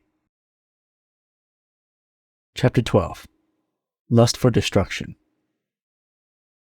The Omenium ship was still smoking when a large Indaga force reached Adam, Alara, and Vela. It appeared to Adam that the entirety of the Indaga population of Ether LA were here. There must have been hundreds of them. Most of them, the ones that Adam could see on the dropships and through the open cargo doors of the other ship, were wearing some kind of white Indaga armor. Adam was sure that some of them were carrying some kind of weapon. "Are they here for the Omenium or the gate?" Adam asked as he watched a cluster of Indaga dropships circling the smoking ship. "Both things, I suppose," Vela said. "But our priority would be trying to stop the Omenium, if we can stop them at all."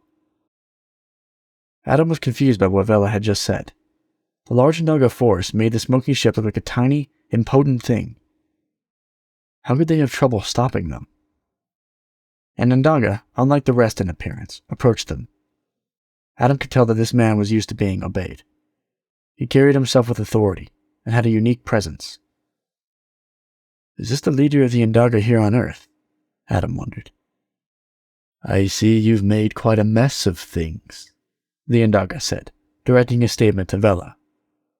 "Nayamel," Vela said, greeting the Indaga.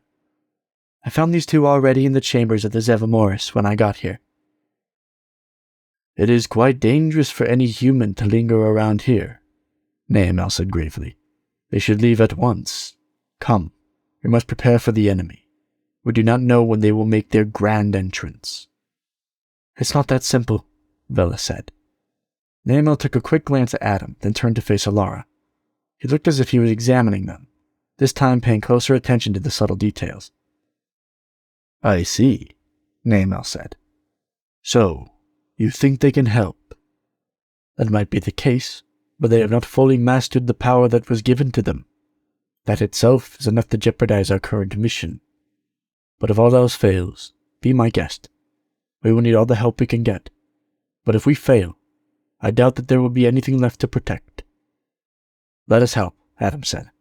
"Whatever it is, we can help. That is why we are here. This can't be a mere coincidence." "Young man," Nayamel said, "coincidences happen more often than you think. The universe is bigger and greater than you can possibly imagine.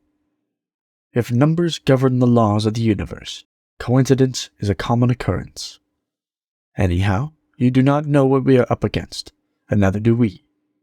If you want to help, do not get in our way. For now, please take yourself and your friend away from here.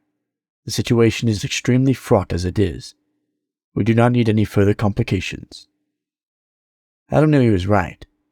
How could he ever fight something that he didn't know? His Nehemiah knew what he was doing. Of that, Adam was sure. "Let's go," Alara said as she squeezed Adam's forearm. Adam sensed the urgency with which Alara said that to him. He also sensed that it was not the only thing that she wanted to tell him. "You two have a lot to talk about, it seems like," Nehemiah said. "Better get to it while you are able, while you still can." Adam nodded, and Nehemiah turned around and started walking towards the smoking ship. "If at any point you see that you can truly help us," Vela said, "help us. You should know that we do not know much about the Omnium.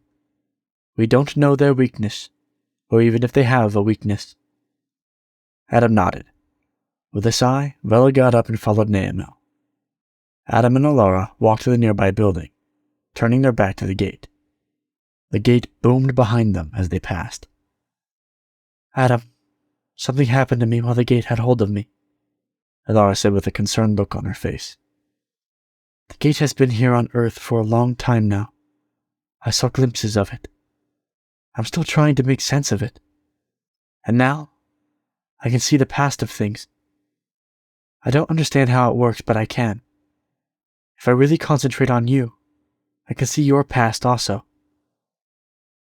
A familiar but almost forgotten feeling stabbed Adam multiple times in the chest. Adam felt embarrassed, naked, and sad as he remembered all the times in his recent life that he had been depressed. The times he had spent days on end doing nothing at all. The times when he spent entire weekends in front of a display screen with junk food by his side. Adam had done this in private, and to have someone just open the door to all of it, just like that, was humiliating. Wait, before you say anything," Alara said. "I too experienced all of that, and if we survive, I'm lucky enough to be able to share those things with you. I'd be happy." Adam relaxed just a bit. "I also saw ARIMUS," Lars said. "I saw who he was, and how strong he was, and what he now is inside of you. ARIMUS foresaw all these things happening in the future. I'm still trying to make sense of all this, but I think that I'll be able to help. I can feel it within me." Adam smiled. "You don't know how relieved that makes me feel. We might have a chance after all." Alara was about to speak when the rising movement of the Indaga dropships stopped her. Most of the Indaga dropships began to circle the smaller ship with what could only be described as weapons drawn. The rest of the Indaga dropships lined up just in front of the gate. When Adam saw this, he turned to see if Alara was looking that way. "Don't worry. I know not to look at it. I can still feel it trying to lure me in, calling me. It's relentless. But I know to ignore it," Alara said. "It won't happen again." Adam sighed in relief, and he allowed his mind to focus back on the events unfolding around the smaller ship. It occurred to Adam that he had never seen Indaga weapons. For as long as he had known about the Indaga, he had always known that they did not use weapons. They had always handled conflict with the power of their minds. "This must be as serious as it gets for the Indaga," Alara said. "The majority of them have mind amplifiers with them." "Is that what those long things are?"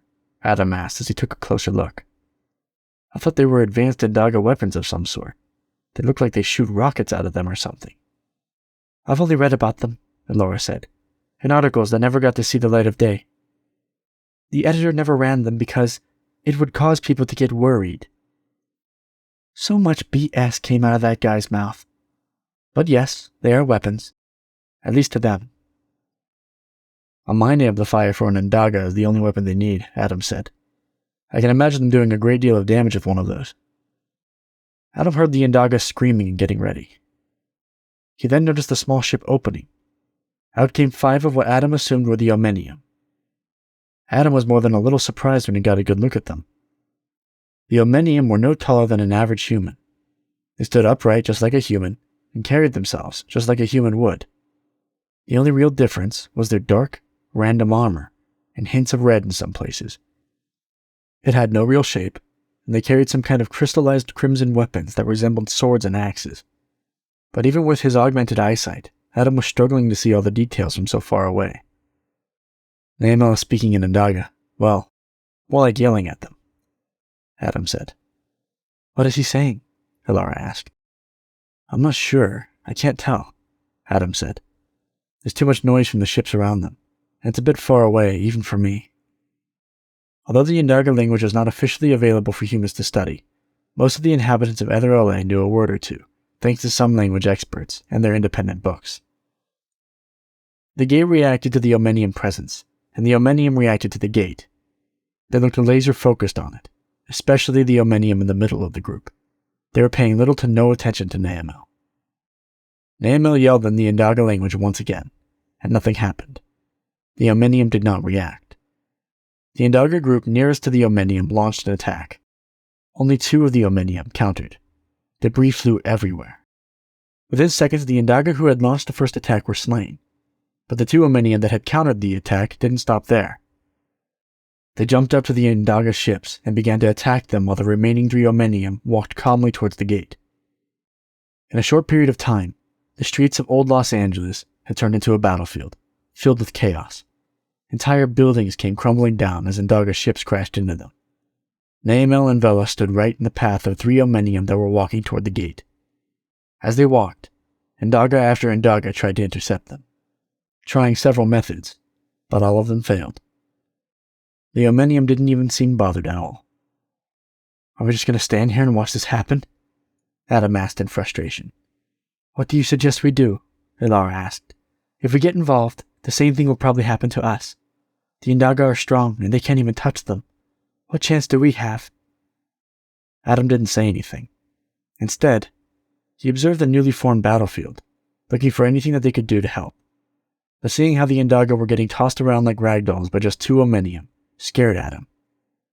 Just how strong, how fast are these guys? Adam thought as he saw the Indaga ship hit one of the great pillars that supported Ether LA. I never imagined that there was anything that could beat an Indaga, let alone just 2 individuals who carried more power than a small Indaga army. If this keeps up, there will be nothing left in Old Los Angeles. Or Ether LA for that matter. The 3 Omenium not engaging the Indaga force were only a few steps away from Naamel and Vela. Naamel stood his ground. Is Naamel that strong? Adam wondered. If he is the leader of the Indaga, he should be. I should go help him. What am I doing just standing here, not doing anything? But Elara is right. What if I'm just getting in the way? No, that cannot be. I must go. Then the battle between Naamel, Vela, and the other 3 Omenium erupted with fury. Slabs of concrete flew everywhere. Indaga spheres moved so fast that they were almost a blur. The Omenium seemed to get knocked off balance with each hit, but they remained standing. Naamel lifted what could only be the leader. Adam was sure of this by now. Adam was sure he was the leader from the way he carried himself, and gave orders to the rest. As Naamel lifted the Omenium, a spike-filled mound appeared from the ground, right underneath the Omenium leader. It looked like Naamel was exerting himself. The leader of the Omenium was squirming around in the air, trying to get free of Naamel's telekinetic grip.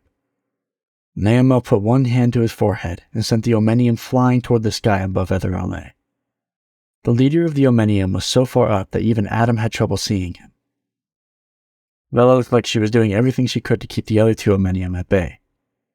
From what Adam could see, she was the one controlling the Indaga spheres. Adam had seen the Indaga spheres in action before. Vela herself had been controlling them on a show she had appeared on. On that show, she explained that the Indaga spheres were tuned to their telekinetic abilities, making them a lot easier to control. She had also explained that they were made of a rare and dense material that would be incredibly hard to break by any human or Indaga standards. However, that did not seem the case with the spheres as they faced the Omenium. No matter how many Indaga spheres Vela threw at them, no matter how fast she hurled the spheres at them, the Omenium cut and broke every single one of them. There was a loud whistling sound. When Adam looked up to see what was making the noise, he saw the Omenium leader accelerating to the ground toward the spiked mound. The ground shook, and the collision raised a large plume of dust around the battlefield. But through the dust, Adam saw Naamel falling to his knees, and Vela being pushed back. Could that have done it? Adam thought. Did that kill at least one of them? But it looks like it took so much energy on AML's part. I don't think he'll be able to get up. Adam's heart sank when he saw the omnium rising from the ground. He knew he couldn't wait any longer. Okay, I've had enough, Adam said as he readied himself. Which one's first? Elara turned to look at Adam. She seemed to be a bit confused. Which one's first? Adam repeated. You're going out there? You're going to get yourself killed if you go, Elara said. There are ships crashing, entire buildings falling, and you're going to go out there? It's not a pretty sight. And it might look like I won't last long, but I know this. I know that this is what I have to do. I feel anger and power surging in my body, Adam said. It's time to finally let ARIMUS loose. Adam, Elara said with a worried tone. Just tell me which one's the target, Adam said. I will be fine. The two at the back with the ships, Elara said. Let's just hope that I know what I'm doing, Adam said right before he ran toward the omnium. As Adam ran, he noticed things around him moving a lot slower than they should. He felt ARIMUS Lifeforce rising within him, trying to become one with his body. But somehow it wasn't fully clicking. Something wasn't right. I didn't slow Adam down. He just continued straight for the first two omnium to join the fight. As he passed Naamel, Vela, and their adversaries, he noticed that the only one that did not appear to be in slow motion was the leader of the omnium. He moved every bit as fast as Adam, if not faster. The leader of the omnium did not move from his spot. He let Adam proceed. I don't know if that's a good thing or a bad thing, Adam thought. Does he not think I'm a threat? What have I gotten myself into? Anyway, what am I thinking? I have to concentrate on what's in front of me. Adam reached one of the omnium within a matter of seconds. He did not immediately attack. Instead, he wanted to observe the omnium's reaction to him, and while he waited, he studied the creature's armor, looking for weak spots. As he closely inspected the armor, he didn't see any apparent weak spots. In fact, the armor looked anything but weak. Even the joints were reinforced with stacks of webbing. Adam also saw something that he wasn't expecting. A symbol. But not just any symbol. It was the same kind that he had seen appear around the gate, but instead of glowing red, this one was engraved into the armor in a shade of green. Surprise! Adam decided to be the one to attack first, and threw a punch as hard as he could, right into the helmet of the omnium, sending him flying into a nearby building. Whoa, I can do that, Adam said as he looked at his still smoking hand. The other omnium, fighting alongside the one Adam had just sent flying through a building, launched himself at Adam. The omnium moved fast, but not fast enough to surprise Adam. His movements were just a bit slower. He attacked Adam relentlessly with his crimson weapon that resembled a halberd, but only to miss every time. Adam was moving out of the way as if by instinct. As Adam dodged the sharp weapon, he noticed it bore the same kind of symbol as the armor, but this time the symbol was a dark shade of green. How about I call you Green? Adam said as he made a mental note to start identifying them by any differences he saw in between them. Green did not react at all. Instead, he just kept attacking Adam. I guess you don't talk much, right? Adam said as he prepared to counter. Again, Green did not acknowledge Adam and continued with his attack. He incorporated more complex movements into his attacks, trying to gain the upper hand, but to Adam, they were just different movements and nothing else. Green wasn't fast enough. Adam struck Green with as much force as, if not more than, the first time he struck Blue. As the blow landed, Green flew into the same building as the first. I think I'm pretty good at this, Adam said. With Green and Blue out of the battlefield, the remaining Indaga, significantly fewer than when they first started, went to the aid of Naamel and Vela. But just like before, they were no match for the omnium. Unlike before, however, there were fewer casualties, as the omnium were only paying attention to Adam. Well, this is good, I suppose, Adam thought. Now that I have their attention, not many Indaga will get killed. But I might. What would a skilled warrior do? He surely wouldn't just start an attack and hope that his strength is greater than the enemy's. What about luring the enemy in by appearing afraid? That sounds good. And once they are lured, it would be a big surprise. Yeah, that sounds about right. Adam just stood there, motionless, alone in the middle of the battleground. The remaining omnium were aware of his presence at all times, even as they fought the flagging Indaga forces. Adam saw that his strategy was not having any effect on the remaining Omenium. Thinking about what else to do to grab their attention, he half raised his right hand, extended his palm, and raised his fingers toward himself. 2 of the 3 remaining Omenium ceased all aggression toward the Indaga and turned to fully face Adam. "Come here," Adam said, hesitant as he gestured at the Omenium to come closer once again. The 2 Omenium launched toward Adam with their crimson weapons ready. Adam knew that they were moving fast. He could tell by the piles of dust they were leaving behind. But to Adam, it looked like they were just running. He knew that he could outpace them. As the Omenium neared Adam, they began to swing their weapons. As Adam dodged the attacks, he began to look for the same kind of symbols he found on green and blue. The Omenium that were attacking him now also had symbols engraved in their armor. One of the Omenium had a violet-colored symbol, while the other one had symbols tinted a slightly paler violet. "What am I supposed to call you two?" Adam said as he dodged their attacks. "You'll be Violet," Adam said when the Omenium with the darker violet symbol attacked him. Adam realized that each of the Omenium carried a different kind of crimson weapon. Violet carried a weapon that resembled a mace. "And you'll be less Violet," Adam said when the Omenium with the tinted violet symbol attacked him. Les Violet carried a different kind of crimson weapon, and Adam had a hard time comparing it to any weapon he had seen in the history books. To Adam, it looked like a sharp and rigid banana leaf with handles on each end. Adam had also noticed that the Omenium did not seem to be able to talk. None of them had uttered so much as a word the whole time he had been observing them. "Okay, it's my turn," Adam said as he evaded Violet and elbowed Less Violet. But this time, Less Violet did not go flying like the other 2. He only stumbled, composing himself, and went straight back to attacking Adam. Constant attacks and evasions were beginning to take their toll on him. Adam was beginning to slow down ever so slightly. He was still faster than Violet and less Violet. But as his movements slowed, he also got closer to their sharp-looking weapons. Adam knew that he had to do something, and he had to do it fast. Violet hurled himself at Adam, and instead of punching him or dodging, Adam took advantage of the movement. Using his left hand, he grabbed Violet by the crevice between his neck and armor, and threw him, pushing him towards Less Violet with all the strength he could muster. The push was so forceful that it sent both Omenium crashing into a nearby fallen Indaga ship. Adam felt ARIMUS' power fading away. Something was not in sync. He tried to hold on to it, but the more he tried, the more ARIMUS' power slipped away. Adam was now worried that he would not be able to finish the fight, especially if his theory about the Omenium was true.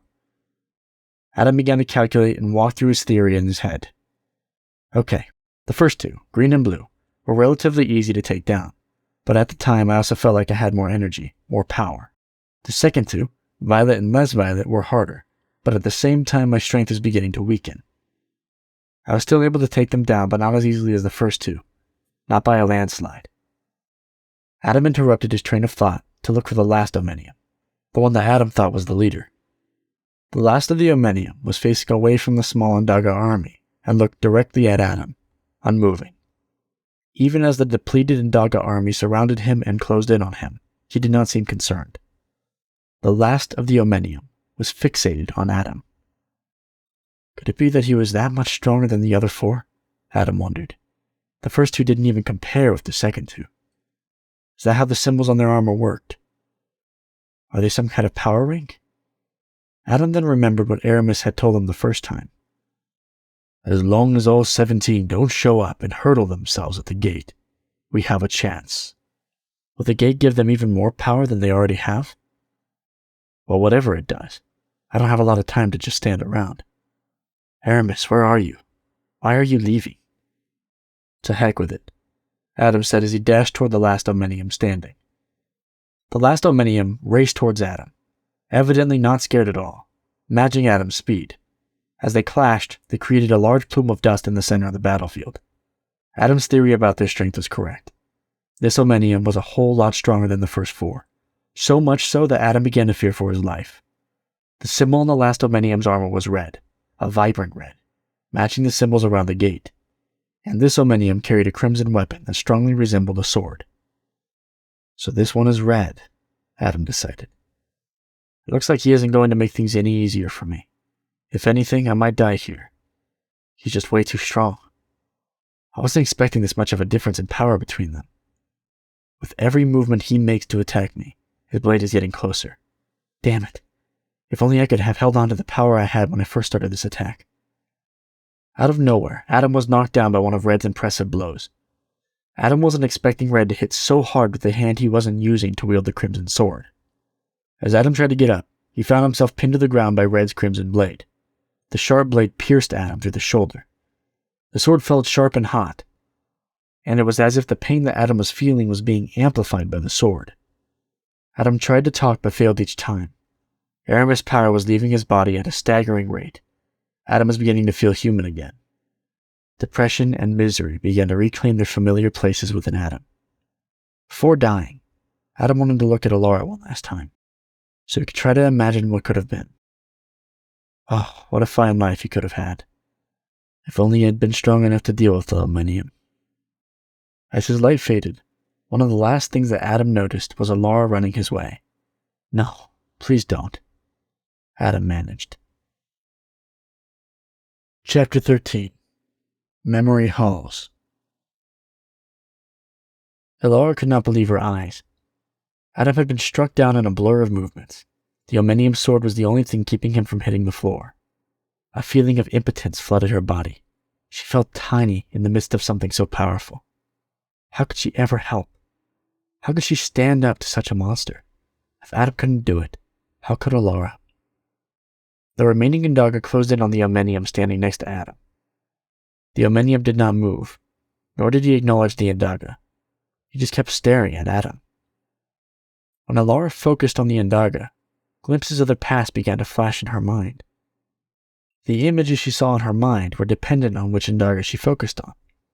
At first, Alara didn't really understand what was happening, but even so, she was trying to understand her gift. Alara was next to Neamel, observing his past unfold. Alara focused on Neamel, the leader of the Indaga, and his past began playing in her head. It played in the Indaga language, but somehow she was able to understand it as if it was her own. Sometime before coming to Earth, Neamel sat down in a lustrous office in the front of a high-ranking Indaga, of equal rank to the Commander-in-Chief on Earth. Ah, yes, revered Neamel, please take a seat, the Sync said. I have a few questions for you. What is it that you want to do with your life? I hear that you are venturing into politics now. Are you willing to give up your brilliant lifelong career in the military? All that I want from my life is to be able to serve the Indaga and my family, Neamel said. Well, good. Then this mission will be perfect for you, the Sync said. If you truly want to serve the Indaga, then you will leave for Earth. You will only come back when you have the Zevamoris with you. I will give you a new battalion.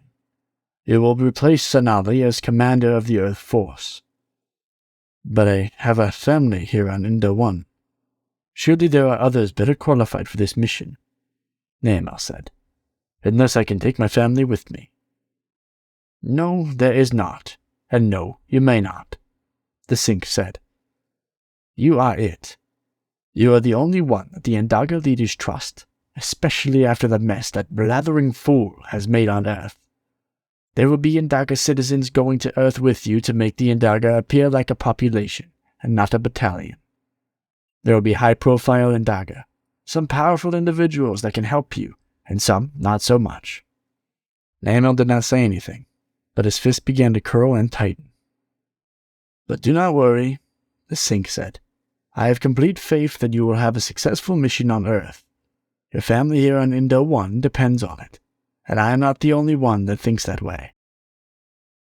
Don't you think that our presence on Earth could awaken the Zevamoris and cause others to come looking for it as well? Neamel ventured. We should leave it be. Chances are we can live out our lives and it will never be discovered. No, we cannot risk another spacefaring species discovering the Zevamoris before us, the Sync said. That would certainly mean the end for us.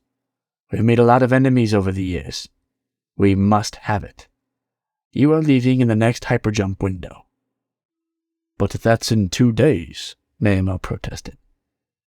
Then enjoy the time you have left with your family instead of talking to me, the Commander-in-Chief said. Without saying another word, Naamel got up and left. He spent all his remaining time on Inda 1 next to his beloved. Parting from her was absolutely the hardest thing he had to do. Alara came back from Naamel's memories, just as he was knocked down by the last Omenium.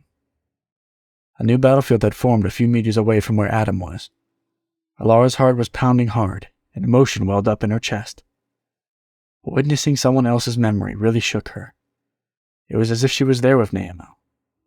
In many instances, she thought that she could feel what he felt at the time. Anger, hate, and when he said goodbye to his beloved, anguish. If I can see Naamel's past, could I see the past of the Omenium? Alara wondered.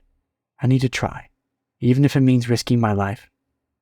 When Alara was in Naamel's head, she felt like he knew that Alara was there observing. It's worth the risk, Alara concluded as she focused on the Omenium. As she concentrated on the last Omenium, the space around Alara transformed into a dark and cold place, far, far away from Earth. The Omenium was not wearing his dark armor. Only a small piece of cloth covered what Alara surmised were his genitalia. His body was scarred, his skin red. To Alara's surprise, the Omenium resembled a human in many ways. As the Omenium spoke, Alara once again understood it. Master, what will you have me do? The Omenium said as he kneeled before another. The master had large horns protruding from his head, and he looked much older, his clothes torn and his skin wrinkled. He moved slowly as he sat back down. Kalimur, the great vanquisher, my pupil, I have great news for you, the master said. The firstborn darkness has been found once again. We have waited millennia for this. We can finally reclaim what is ours. We will have all the power we need to move between the stars. What am I to do, Master? Kalimur asked. There are many looking for the firstborn, some already present on the planet where it has awoken, the master said. The firstborn is calling for us, and we must answer the call. We are not to wait for the rest, Kalimur asked. Leave immediately. Bring us our rightful power over the universe, the master said. On Earth, there is but one who can hold a candle to you, but his demise has long since come to pass. He has been forgotten by time itself. Do not let time remember him. ARIMUS, Alara thought. As you wish, Master, Kalimur said as he bowed. One more thing. There is someone on that planet that can look through time, that can look through memories, the master said as he turned to where Alara was standing and looking in the memory of Kalimur. Kill her once you sense her enter your mind. The ground around Alara was shaking, and she could feel small rocks pelting her body. When she opened her eyes, her stomach sank to the floor. Kalimur was coming straight for her. The Indaga looked like they were doing their best to stop Kalimur, but it was not working. Time and time again, he broke through, moving out of the way or sliced his way through the obstacles that the Indaga were erecting. Alara tried to move. Over every movement she made, Kalimur easily followed. Alara was beginning to feel like her life would soon be over. Alara then felt something, or, more accurately, someone grip her from behind, jerking her out of the way at a much faster speed than she could ever achieve on her own. An ELAPD officer was pulling Alara away from Kalimur. Meanwhile, the Indaga were still trying to keep him away from her. I will try to keep you safe for as long as I can, the ELAPD officer said as they retreated to a corner of the battlefield. Stay behind me at all times. This is as far as we can go without leaving your friend behind. Hearing those words, Alara allowed herself to feel a faint glimmer of hope toward the possibility that Adam was still alive. Who are you? Alara asked. Call me Sid, Sid said as she took off her helmet. Things aren't looking too good. It doesn't look like we are winning this one. That thing, whatever it is just too powerful. We have to find a clearing and take your friend and get out of here. The radio communication crackled on Sid's suit. Sid, tell us what is happening. We are blind over here. The drones stop working as they enter Old Los Angeles. Is the situation under control? Sid, talk to us. You need to get out of there. We are ready to send missiles into Old Los Angeles. Negative. I repeat, negative, Sid said into her suit. We need more time. There are still civilians in Old Los Angeles, and there are about 50 Indaga still engaging the enemy. To hell with the Indaga. How many civilians remain in Old Los Angeles? The man replied through Sid's suit. There are enough civilians here for you to hold fire, Sid said, gritting her teeth. Enough is not a number, the man said through Sid's suit. I need a number so we can make an informed decision about you getting out of there or not. Listen to me very carefully, Rai. You better not make a stupid decision, you hear me? Sid said. You have no right to be making a decision right now. You are not here. You can tell everyone there that if they want to fire missiles into this city, since they are brave enough, they should come over here and see in person. Do you hear me, Rai? All right. Loud and clear. Let us know what's happening. I don't know how much longer I can hold this guy back, Rai said through Sid's suit. The way things are looking, Sid said, now facing Alara, no kind of human arsenal will be able to stop that thing. We've sent thousands of missiles to intercept this ship, and it doesn't have a single scratch on it. I think there is one way to stop him, and he is over there, Alara said. I saw what your friend can do, and you might be right, but we can't go over there. It's too dangerous, Sid said. I just need to reach out to the life form within him, Alara said. I will explain later if we live long enough. After the things I've seen today, Sid said, there is very little you can say that will surprise me. Now, what do you have to do while that thing is still busy with the Indaga? Alara looked towards Adam, closing her eyes, and sat down on the floor. She began to concentrate, blocking the world out until there was only Adam and her left. As she looked deeper within Adam's subconscious, she saw that many of his fondest recent memories were about her. But Alara knew that that was a topic for another day. Now she was looking for a different kind of memory, an ancient memory. It wasn't long before she found it. It was obvious enough. After all, what else would a giant tree be doing in the middle of Adam's subconscious? Underneath the tree, there was a man sharpening his blade. Bingo! That must be ARIMUS, Alara thought. ARIMUS, is that you? Alara asked as she approached the man with the sword. Yup, it's me. The one and only. ARIMUS said as he stopped sharpening his sword and jabbed the sword into the ground. What happened? Alara asked. The way I understand it, Adam was too afraid to lose you. He didn't believe in himself or in me enough to save you, ARIMUS said, shaking his head. And now we are here. We were never able to merge, to fully merge. If we had, that idiot out there causing all the trouble wouldn't be alive. Alara felt herself blushing, and she thought it was odd that even inside someone else's mind, she still had these kinds of emotions. But then Alara thought, of course she still felt these emotions. They were still her own. Is there anything we can do? Alara said. Can we wake Adam up? Can you talk to him? There is nothing I can do. I'm confined to this memory of his, and he is unconscious now, ARIMUS said. But maybe you can find the part of his mind that is conscious and bring him here. We will give it one last try.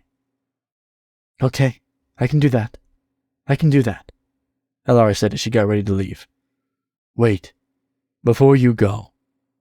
There is something I should tell you. Most likely this isn't going to work, ARIMUS said. If you do find him and manage to talk to him, make sure you tell him. Tell him what? Alara asked. You'll know once you see him, ARIMUS said. Hurry. You only have a few minutes before this guy gets tired of the Indaga and stops playing with them. I can sense he is growing impatient. Alara jumped back into Adam's subconscious mind and began looking everywhere for the right memory. She dug through thousands of memories at a time, but not one of them seemed right. None of them were the root of his problem. Then, at the end of a long corridor, she saw a series of memories playing one after another. They were a different shade than the rest. The memories ranged from when Adam was just a kid, and his teachers told him that he would never amount to anything, to as new as last week, talking to his boss and being turned down. These are the moments in Adam's life where he has been told he won't be able to do it. Laura thought as she watched the latest memory more carefully. You want a what? The man behind the desk asked with a laugh. A promotion, sir, Adam said. I believe that I'm ready for the next chapter in my life. I think I'm more than capable of handling my upper management position. I'm already doing most of their work anyways. It's only fair. Okay. Let's look at your file. Let's see what we can find. The man behind the desk said as he pulled out a display screen. So, you have been late once before. That's not good. And your work has been submitted late a number of times in the last 2 years. You have done overtime to try and compensate, but that's just not good enough. It says here that you have at least 120 hours worth of pending work. And yet you are still sitting here, wasting my time and yours while you accumulate even more pending work. Mr. Ringford, as I've just told you, Adam said as he stiffened, I've been doing my manager's work for over 2 years now, while he's out of the office, drinking real coffee and even playing ski golf. I have been working tirelessly.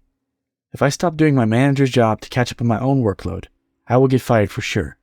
Please try to understand me, sir. Put yourself in my shoes. Yes, things are pretty clear to me, Ringford said. They are? Adam asked. Yes, I cannot give you a promotion if you are not done with your own work, Ringford said. The fact that you are blaming your own manager for your lack of discipline also raises red flag. You are even telling me that your manager could fire you. That doesn't give me any confidence in you. Is this guy stupid or acting stupid? Or both? More like both, Laura thought. Mr. Ringford, can you not hear what I'm saying? Adam asked. I heard you, Ringford said, and I hope you hear me as well. If I have to spell it out for you, the answer is N-O, as in no. As in you are not qualified and you are too lazy to finish your own work. So please stop wasting my time. I have important things to do. This is it? This is the moment to tip the glass of water over for Adam, Laura thought. Adam, don't let yourself, Laura said, trying to reach out to Adam. Adam looked around the office as if he heard a voice. Could he have heard me? Laura thought the question. More important things? Adam asked. More important things like what? Like surfing the net all day? Like gambling with the company's money online? Ignoring the hundreds of complaints you receive from your employees daily? That's enough. Get out of here right this minute, Ringford shouted. Or I'll... Or what? Adam asked. Let me guess, you'll fire me? Yes, Ringford said, grinding his teeth. You know what? I won't give you that privilege, Adam said, because I quit. You can take this entire company, and especially my manager, and shove it all up yours. You're such an ass that I'm sure it will all fit. Adam got up and began walking away as Ringford raged behind him. Yes, that's exactly the attitude of a real loser in life, Ringford said. You will never do anything good in life. I will make sure of it. I'm going to call every company in Nether LA. I will let them know just what kind of a low-grade worker you are, and we'll see if you ever get hired again. You're done in this city. You hear me? Done. Adam didn't look back. He just kept walking out. If you think you will ever beat the system, you are wrong. You will never get out of it. You will work until your death and never be anything else but a lonely worker. The memory stopped there. Only Adam was left, standing there as the background of the memory faded. I can't beat the system. No matter how much I try, I can't do it. My entire life has been an example of why I can't beat it. I will always be nothing. Adam said as he looked at his hands. Don't think that way, Laura said as she stood next to Adam. You have the power to change the world. Everyone does at some point in their life. But you, Adam, are special. Something will soon happen that will let you make the difference you've been trying to make. And when that moment comes, don't think about the things that have gotten you down in the past. Think instead of the good. Think instead that you can make it, that you will be the exception.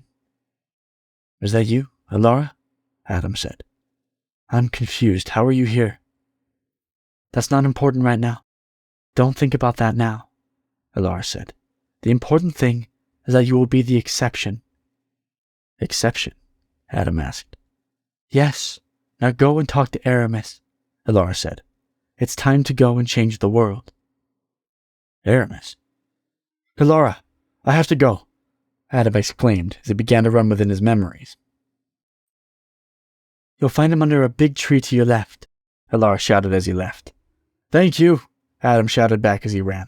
Thank you. Alara snapped back into reality, only to see that the battle had already reached them. Kellamore was only a few yards away from Alara. Although he looked like he was not in a hurry anymore, he was getting ever closer. Did you do it? Alara asked as she blocked debris projectiles from hitting Alara. I think so, Alara yelled as the battle got louder. Good. As soon as there is an opening, Sid yelled, make a run for it. I'll try to distract him. What about you? You'll get yourself killed. You are no match for him. You need to go. This is the best way, Sid said. And I don't need to be a match. I just need to be a distraction. Chapter 14. The Elder Lifeforce. Aramis was sitting down under the tree, sharpening his giant sword as he always did. Not that his blade needed sharpening. It was more of a habit. Aramis enjoyed sharpening his blade because of how little concentration it took. As he sharpened away, he would lose himself in his own dreams or memories. Those were the good times. The best times. Aramis thought, what a strange land this is. There's no green, no more mountains or rivers. There is just stone. Stone everywhere. And those glowing things Adam calls lights. Whatever happened to catching fish or trapping rabbits for dinner? Was that not good enough to last to the ages? The people from this time don't seem like they are living at all. They are mindlessly going about their lives, missing every chance they get to experience what it is to be alive. Is this what will ultimately become of the world I live in now? This is the future? Adam came running and interrupted Aramis' thoughts. He was panting, trying to catch his breath. You know, you don't have to catch your breath, Aramis said, looking up at Adam. You just have to think it, and it will happen. We are inside your head. In this world, you can control everything. Oh, Adam said as his breathing normalized. I've been meaning to ask you, how are you here? Adam asked. If you lived long ago, are you really inside my head? I suspect there are other forces involved, Aramis said. But in short, I had a vision of what would happen if I did not interfere. Basically, those bastards would win, and this world would cease to exist, which normally I wouldn't care about, since everything has come to an end at some point, and I would have lived my life and been forgotten by that time. So why are you here? Adam asked. Because in that vision I had, Aramis said, I did not just see those things. I also saw you die. And it was because of your death that the world would have such an ending. For it is only through you, and you alone, that I could make it this far through time. Why me? There's nothing special about me. Up until a few days ago I was living a mediocre life, Adam said as he looked down. You are the one that has the power to save the world, not me. That's exactly what you don't get. Without you, there is no me, Aramis said. It is through you that we can defeat what's outside. I couldn't do this at all if it wasn't for you. But somehow we are connected. Whether it is by casualty or bloodline, I cannot say. Without you, I'm powerless. Without you, I don't exist. And without you, this world won't exist. Adam stood in silence, presumably thinking about what Aramis was saying. I need you to believe in me, just like I believe in you, Aramis said. But what's more, I need you to believe in yourself. Everything that you have done in life, the good stuff, the failures, the disappointments, it has all led up to this moment. Every little bit shaped your life. So, what brought you here in the first place? Was me believing that I could make a difference? Adam asked, So, I will ask you, do you believe?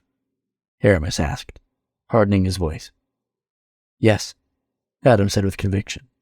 Then finish the connection you started, and let me out onto this world, Aramis said as he stood up from underneath the tree.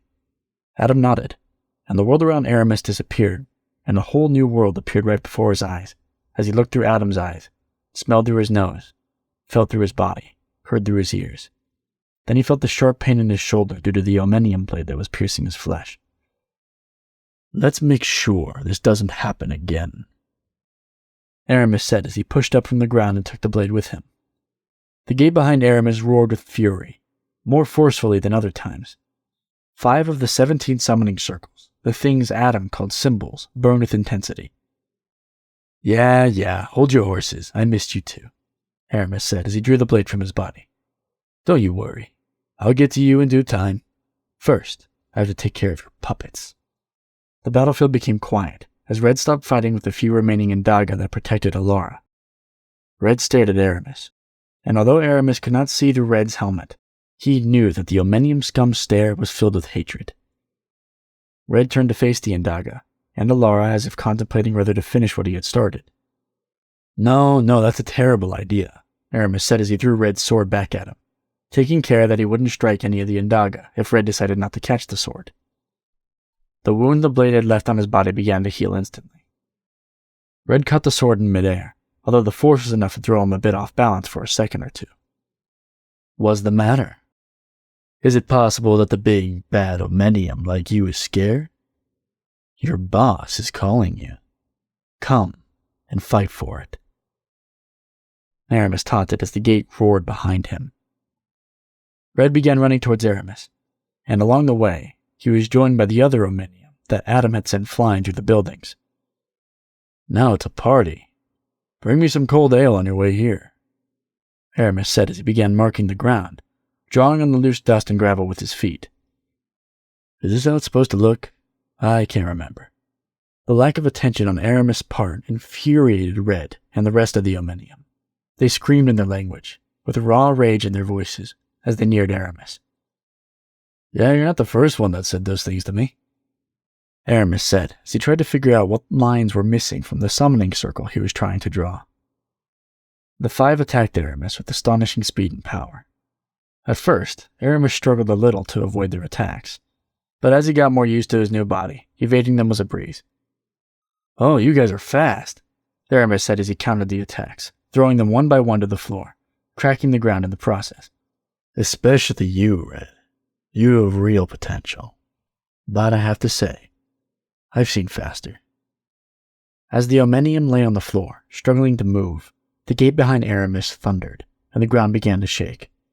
For the life of me, I can't remember what the last line is supposed to look like, Aramis said, as he paid little heed to the Omnium and instead squinting at his drawing on the ground. As the 5 Omnium staggered to their feet, they ripped the colored markings from their armor and threw them with force to the ground, where they imploded and released a gassy aura all around them. Red kneeled and opened his hands wide as one by one Omnium began walking into him. Each time the Omnium entered Red, their armor melded together and he grew. Their weapons also fused and became one. Aramis felt a surge of power coming from within them, and he knew that things were about to get that much more serious. When they finished merging, Red had turned into a monster, but he didn't stop there. Red then looked toward the gate, kept his hands wide open.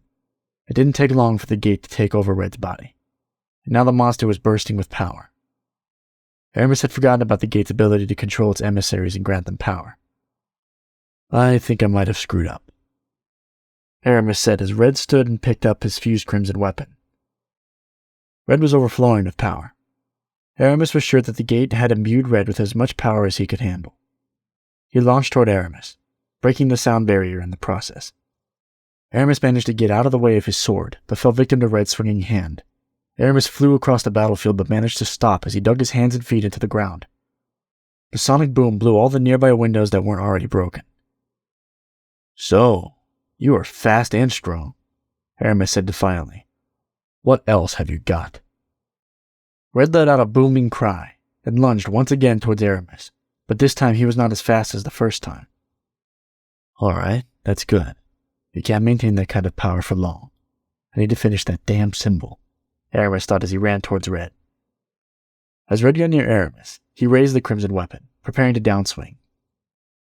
Aramis knew that this would be much faster than Red's previous attempt, so he decided to try and uppercut Red first. Red cried out with fury as he swung his sword at Aramis, poised to jump.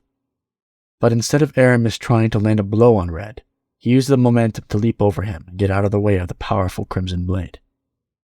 Aramis didn't bother to look back at Red. Instead, he ran straight for the summoning circle that he had started. Once he got there, and without being sure about the missing line, he kneeled in front of the symbol, closed his eyes, and drew the first line that came to mind in the summoning circle. "If it's not this line, then I don't know," Aramis said as he turned to face Red. "This battle will be pretty much over, whether in my favor or not." Come on, work already," Aramis thought as Red charged, and the gate bellowed behind him. This guy looked pissed, and I won't be able to trick him again. The summoning circle that Aramis drew on the ground began to radiate, and right away he stuck his hand out over it. "Now it will be a fair fight," Aramis said. There was a sharp cracking sound coming from somewhere within the depths of the earth. Seconds later, a burning hot sword broke the surface of the symbol Aramis had drawn. Aramis couldn't help but grin as he took hold of his old sword. The sword was still in pristine condition, even after being buried in the ground for thousands of years. The sword was ridiculously big compared to Aramis' new body, but even so, he was able to wield it with the same grace and precision as before. The double-edged sword with its thick, straight blade made a faint sound with each movement, metallic and electrifying. "You may not be as flashy as their crimson weapons, but you are all I need, my old friend. Let your strength shine one last time, Fallen," Aramis thought. "So, Red, where were we?" Aramis yelled from across the field. "Come and get some." Red and Aramis clashed in the center of the battlefield with a staggering display of swordsmanship from both. Aramis began with defense, blocking and diverting each of Red's attacks. "You are nothing but a mindless puppet with mountains of power," Aramis thought, as he began to map Red's movements. Red tried to increase the power of his attacks, but Aramis' sword did not waver, while Red's blade was beginning to wear. As shards of metal began falling from Red's crimson blade, he leaped back and away from Aramis. "Hey, Red," Aramis said. "So are you it?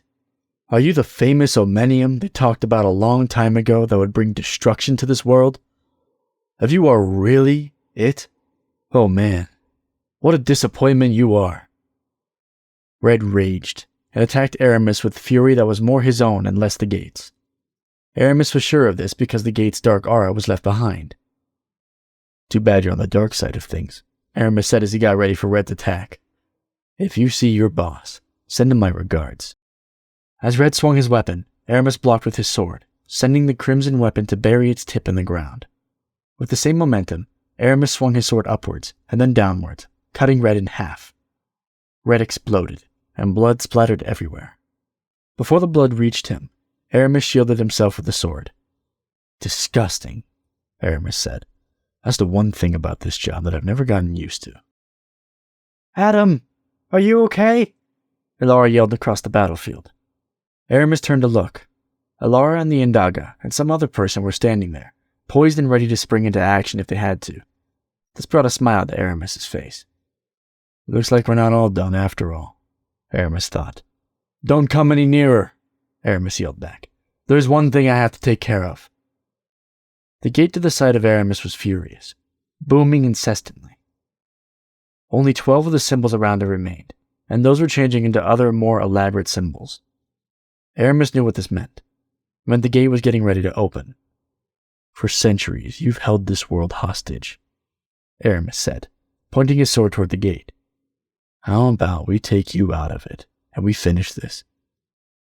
As one of the hundreds of latches on the gate came undone, it released a shadow-like creature into this world. Aramis knew these shadows very well from the past, and he knew that they were strong, and their numbers would keep growing if he didn't do anything. "This is your end. It's time for you to leave this planet," Aramis said as he faced the first shadow. Aramis made quick work of it, but by the time he was done there were already 15 or 20 more. Aramis tried to near the gate, but the nearer he got, the greater the resistance from shadows. But then he noticed that some of the shadows weren't attacking him anymore, even as they grew in number. The remaining Indaga had joined the fight, and were doing whatever they could to help ARIMUS. Perfect. This is just what I needed, ARIMUS said as he spotted a clear path to the gate. Before the last dozen latches undid themselves, ARIMUS gathered all his strength, everything that made him ARIMUS, and ran as fast as he could toward the gate, gripping his sword tightly and turning it into fire. "This is from all the people on Earth," ARIMUS yelled as he buried the sword in one corner of the gate. "I am ARIMUS," he yelled again as he jumped to the opposite side. For a few seconds, as the shadows began to disappear, the two halves of the gate lingered in place. The thunderous sound the looming gate was making began to fade. "There is nothing in this world you can do to mend a cut from my sword," ARIMUS said as he fell on all fours to the ground, panting. "Today, you've finally lost. Today humanity gets to start over again." ARIMUS turned to face the gate. As if waiting for ARIMUS to look at it, the gate shattered into 7 large pieces. The large shards clung together, and then all at once they whizzed away into space with a show of force that no one was expecting. It left nothing of itself behind. "How can it still have so much power?" ARIMUS said, panting for air. "Adam, are you all right?" Valara called from afar as she ran towards Adam. "Take care of her. Take care of yourself," ARIMUS said as he receded from Adam's body. "Wait, where are you going?" Adam asked. "I'm going back to the home where I belong, because I'm too tired for this crap," ARIMUS said inside Adam's head. "But I didn't even get to say thank you," Adam said. "Well, what are you waiting for? Still a few seconds before I disappear," ARIMUS said as he shrank deeper into the past. "On behalf of everybody on Earth, I thank you," Adam said. "Without you, who knows what would have become of us?" "Yeah, don't mention it," were Aramis' last words. Epilogue. It was hard for Sid to get up every day in the morning to go to work. Vaughn's absence had left a hole in her heart. It wasn't love, was it? Whatever it was, Sid had a hard time explaining it, and most of the time she did not want to. She just wanted to get back to the swing of things. Rye had offered to pair Sid with another partner many times already, but Sid had always refused the offer. She knew that nobody would be able to replace Vaughn. Sid even warned Rye to stop asking or she would quit the force. She just wanted to work and fulfill her duty as an other LA police officer. Maybe in the future things would normalize within her, and she would consider having a partner, but she knew that it wouldn't be anytime soon. Sid tried to remember Vaughn by focusing on the good memories, the memories that counted to her. But no matter how much she tried, she could never forget what Vaughn had done in order to obtain the victory suit. But that if Rye had his way, and Vaughn never got the victory suit, will we still be here? Sid said in a low voice as she cleaned her house, as she often did now. The display screen just droned on in the background. You could have just asked for my help. I want to believe that I would have helped you. You were my partner, you were. And maybe the things you did to get the suit, those horrible things, maybe you wouldn't have done those. A tear rolled down her cheek. Sid hated herself for being so weak when it came to Vaughn. Her mission all along had been to suppress and stop Vaughn if things ever got out of hand. She felt as though she had failed. Or did Vaughn know all along what he was getting himself into? The commercial on the display screen caught Sid's attention. It was something she had heard 1,000 times before, but now it was speaking directly to her. Pets help you live a longer, healthier life, one of the ladies in the commercial said. That's right, Steph. If you or your loved ones are suffering from stress and anxiety, getting a pet may reduce. Sid opened a remote window and looked up the nearest pet center. Perfect. I still have a chance to make it there before they close, Sid said. Vela was getting ready to go on air, to be interviewed live broadcast for the last time on Earth. All of the Indaga were leaving for good. In truth, Vela felt sad about leaving Earth. To her, it was truly home. But she knew that her place was not here on Earth, at least not for now. She knew that she had to support Naamel on his return to Inda 1. She knew that Naamel wouldn't have it easy, that the current leaders wouldn't understand the events that had transpired on Earth. Perhaps Naamel would have to step up and become the new leader of Inda 1 if he wanted to save his own life. Vela knew that this was possible. Naemel was well liked back on Indo 1, but he was going to need all the help he could get. "We are going live in 6, 5, 4, 3, 2, 1, and we are live," one of the producers yelled. "We are coming to you live from Ether LA News Central with our special guest, Vela Nandier. She has come here to tell us what really happened down in old Los Angeles, and she is also bidding farewell to us all, for the Indaga are now leaving Earth. Good evening. I'm Charlie Breek. Vela, thank you for joining us this late evening." "It is my pleasure, Charlie," Vela said. "The good news is that this time it's under better circumstances than last time." "That was quite a scare you made us all go through last time," Charlie said. "Now, if you could tell us, what exactly happened down in old Los Angeles? From what I understand, you were there." "That's right, Charlie. And I'm glad that this time I won't have to be delivering such bad news," Vela said. "There was a battle in old Los Angeles between the Indaga and the Omenium. I will spare you all the details, but I am sure that the damage to old Los Angeles speaks to itself. Around 250 Indaga lost their lives that day, to only 5 Omenium. I cannot even begin to imagine how powerful those alien creatures must have been," Charlie said. "Yes, but belief found its way back into the modern day and played a huge role in our victory," Vela said. "Everyone that was able to fight against the enemy fought, and that's the only reason we are still here." Charlie had narrowed his eyes. Perhaps he was sensing that there was some hidden meaning in what Vela had just said. "We don't anticipate Earth will get a second visit from the Omenium by any other alien race anytime soon," Vela said. "I'm sure that will bring a lot of comfort to those streaming our show tonight," Charlie said. "I understand that one of our own, one of ELAPD's best officers, Von J. Masters, was also killed on the battlefield. What can you tell us about it?" "That is correct. He died with dignity, upholding his own beliefs to the very end," Vela said. "I truly think that Von was a good man at heart." "Indeed, he was," Charlie said. Vela sensed a hint of disdain in Charlie's voice. "If it wasn't for him, I might not be alive right now," Vela said. "I owe him a great deal, as you can imagine." "Oh, we did not know that," Charlie said. "Well, I'm glad you are here with us tonight." Vela smiled, not a fake smile or an obligatory smile. It was genuine.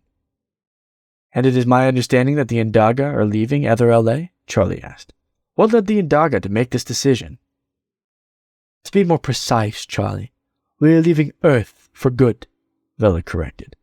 "We feel that perhaps the Indaga presence on Earth is one of the reasons other alien races want to visit Earth." Vela omitted the fact that the Indaga were only on Earth to search for the Zivamores, and with it no longer on Earth, there was no need for the Indaga to stay here. "And to stop that from happening, we have opted to leave Earth. But I must say, Charlie, although some of the Indaga are excited to go back home, I am truly sad. I will miss Earth and everything on it."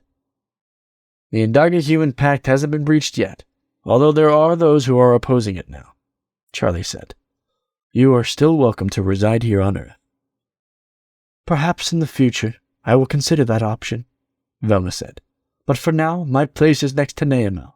I must support his decisions. His decisions have not been wholly welcomed back on our home planet." "I see. Well, hopefully everything works out for the best," Charlie said.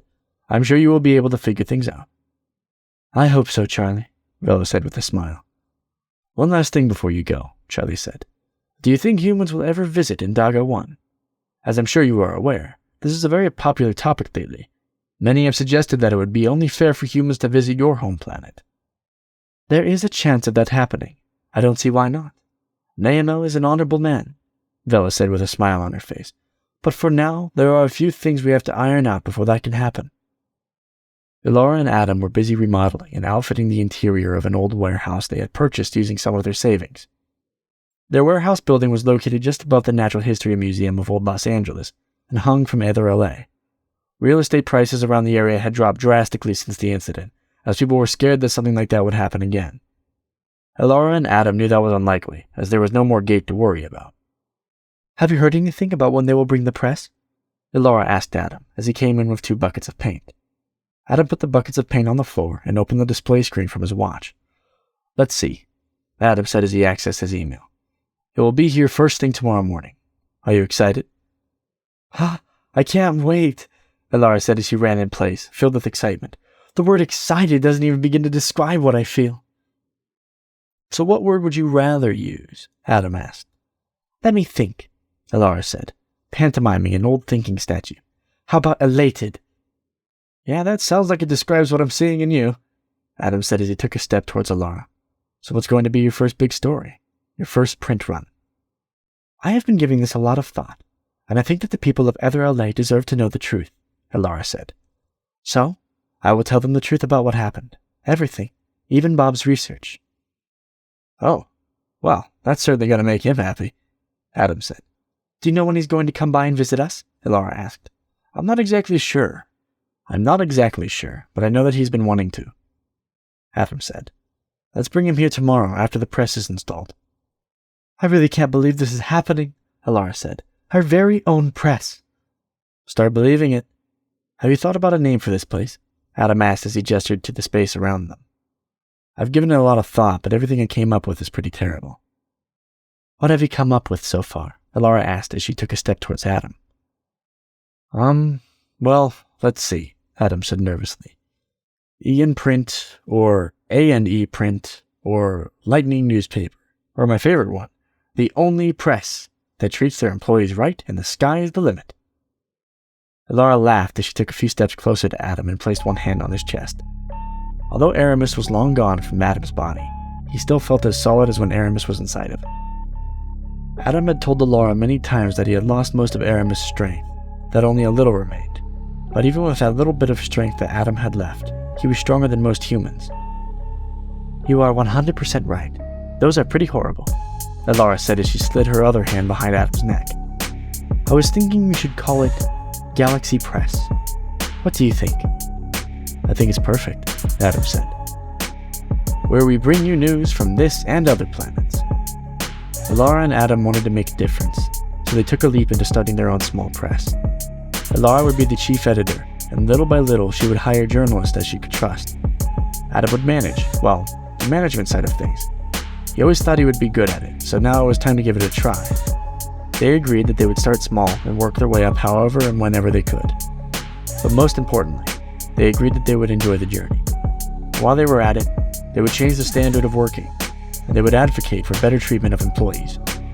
They did not want to treat them like mindless task accomplishers, or like friends on a boat where everyone had their own task and each would be rewarded once they got to their destination.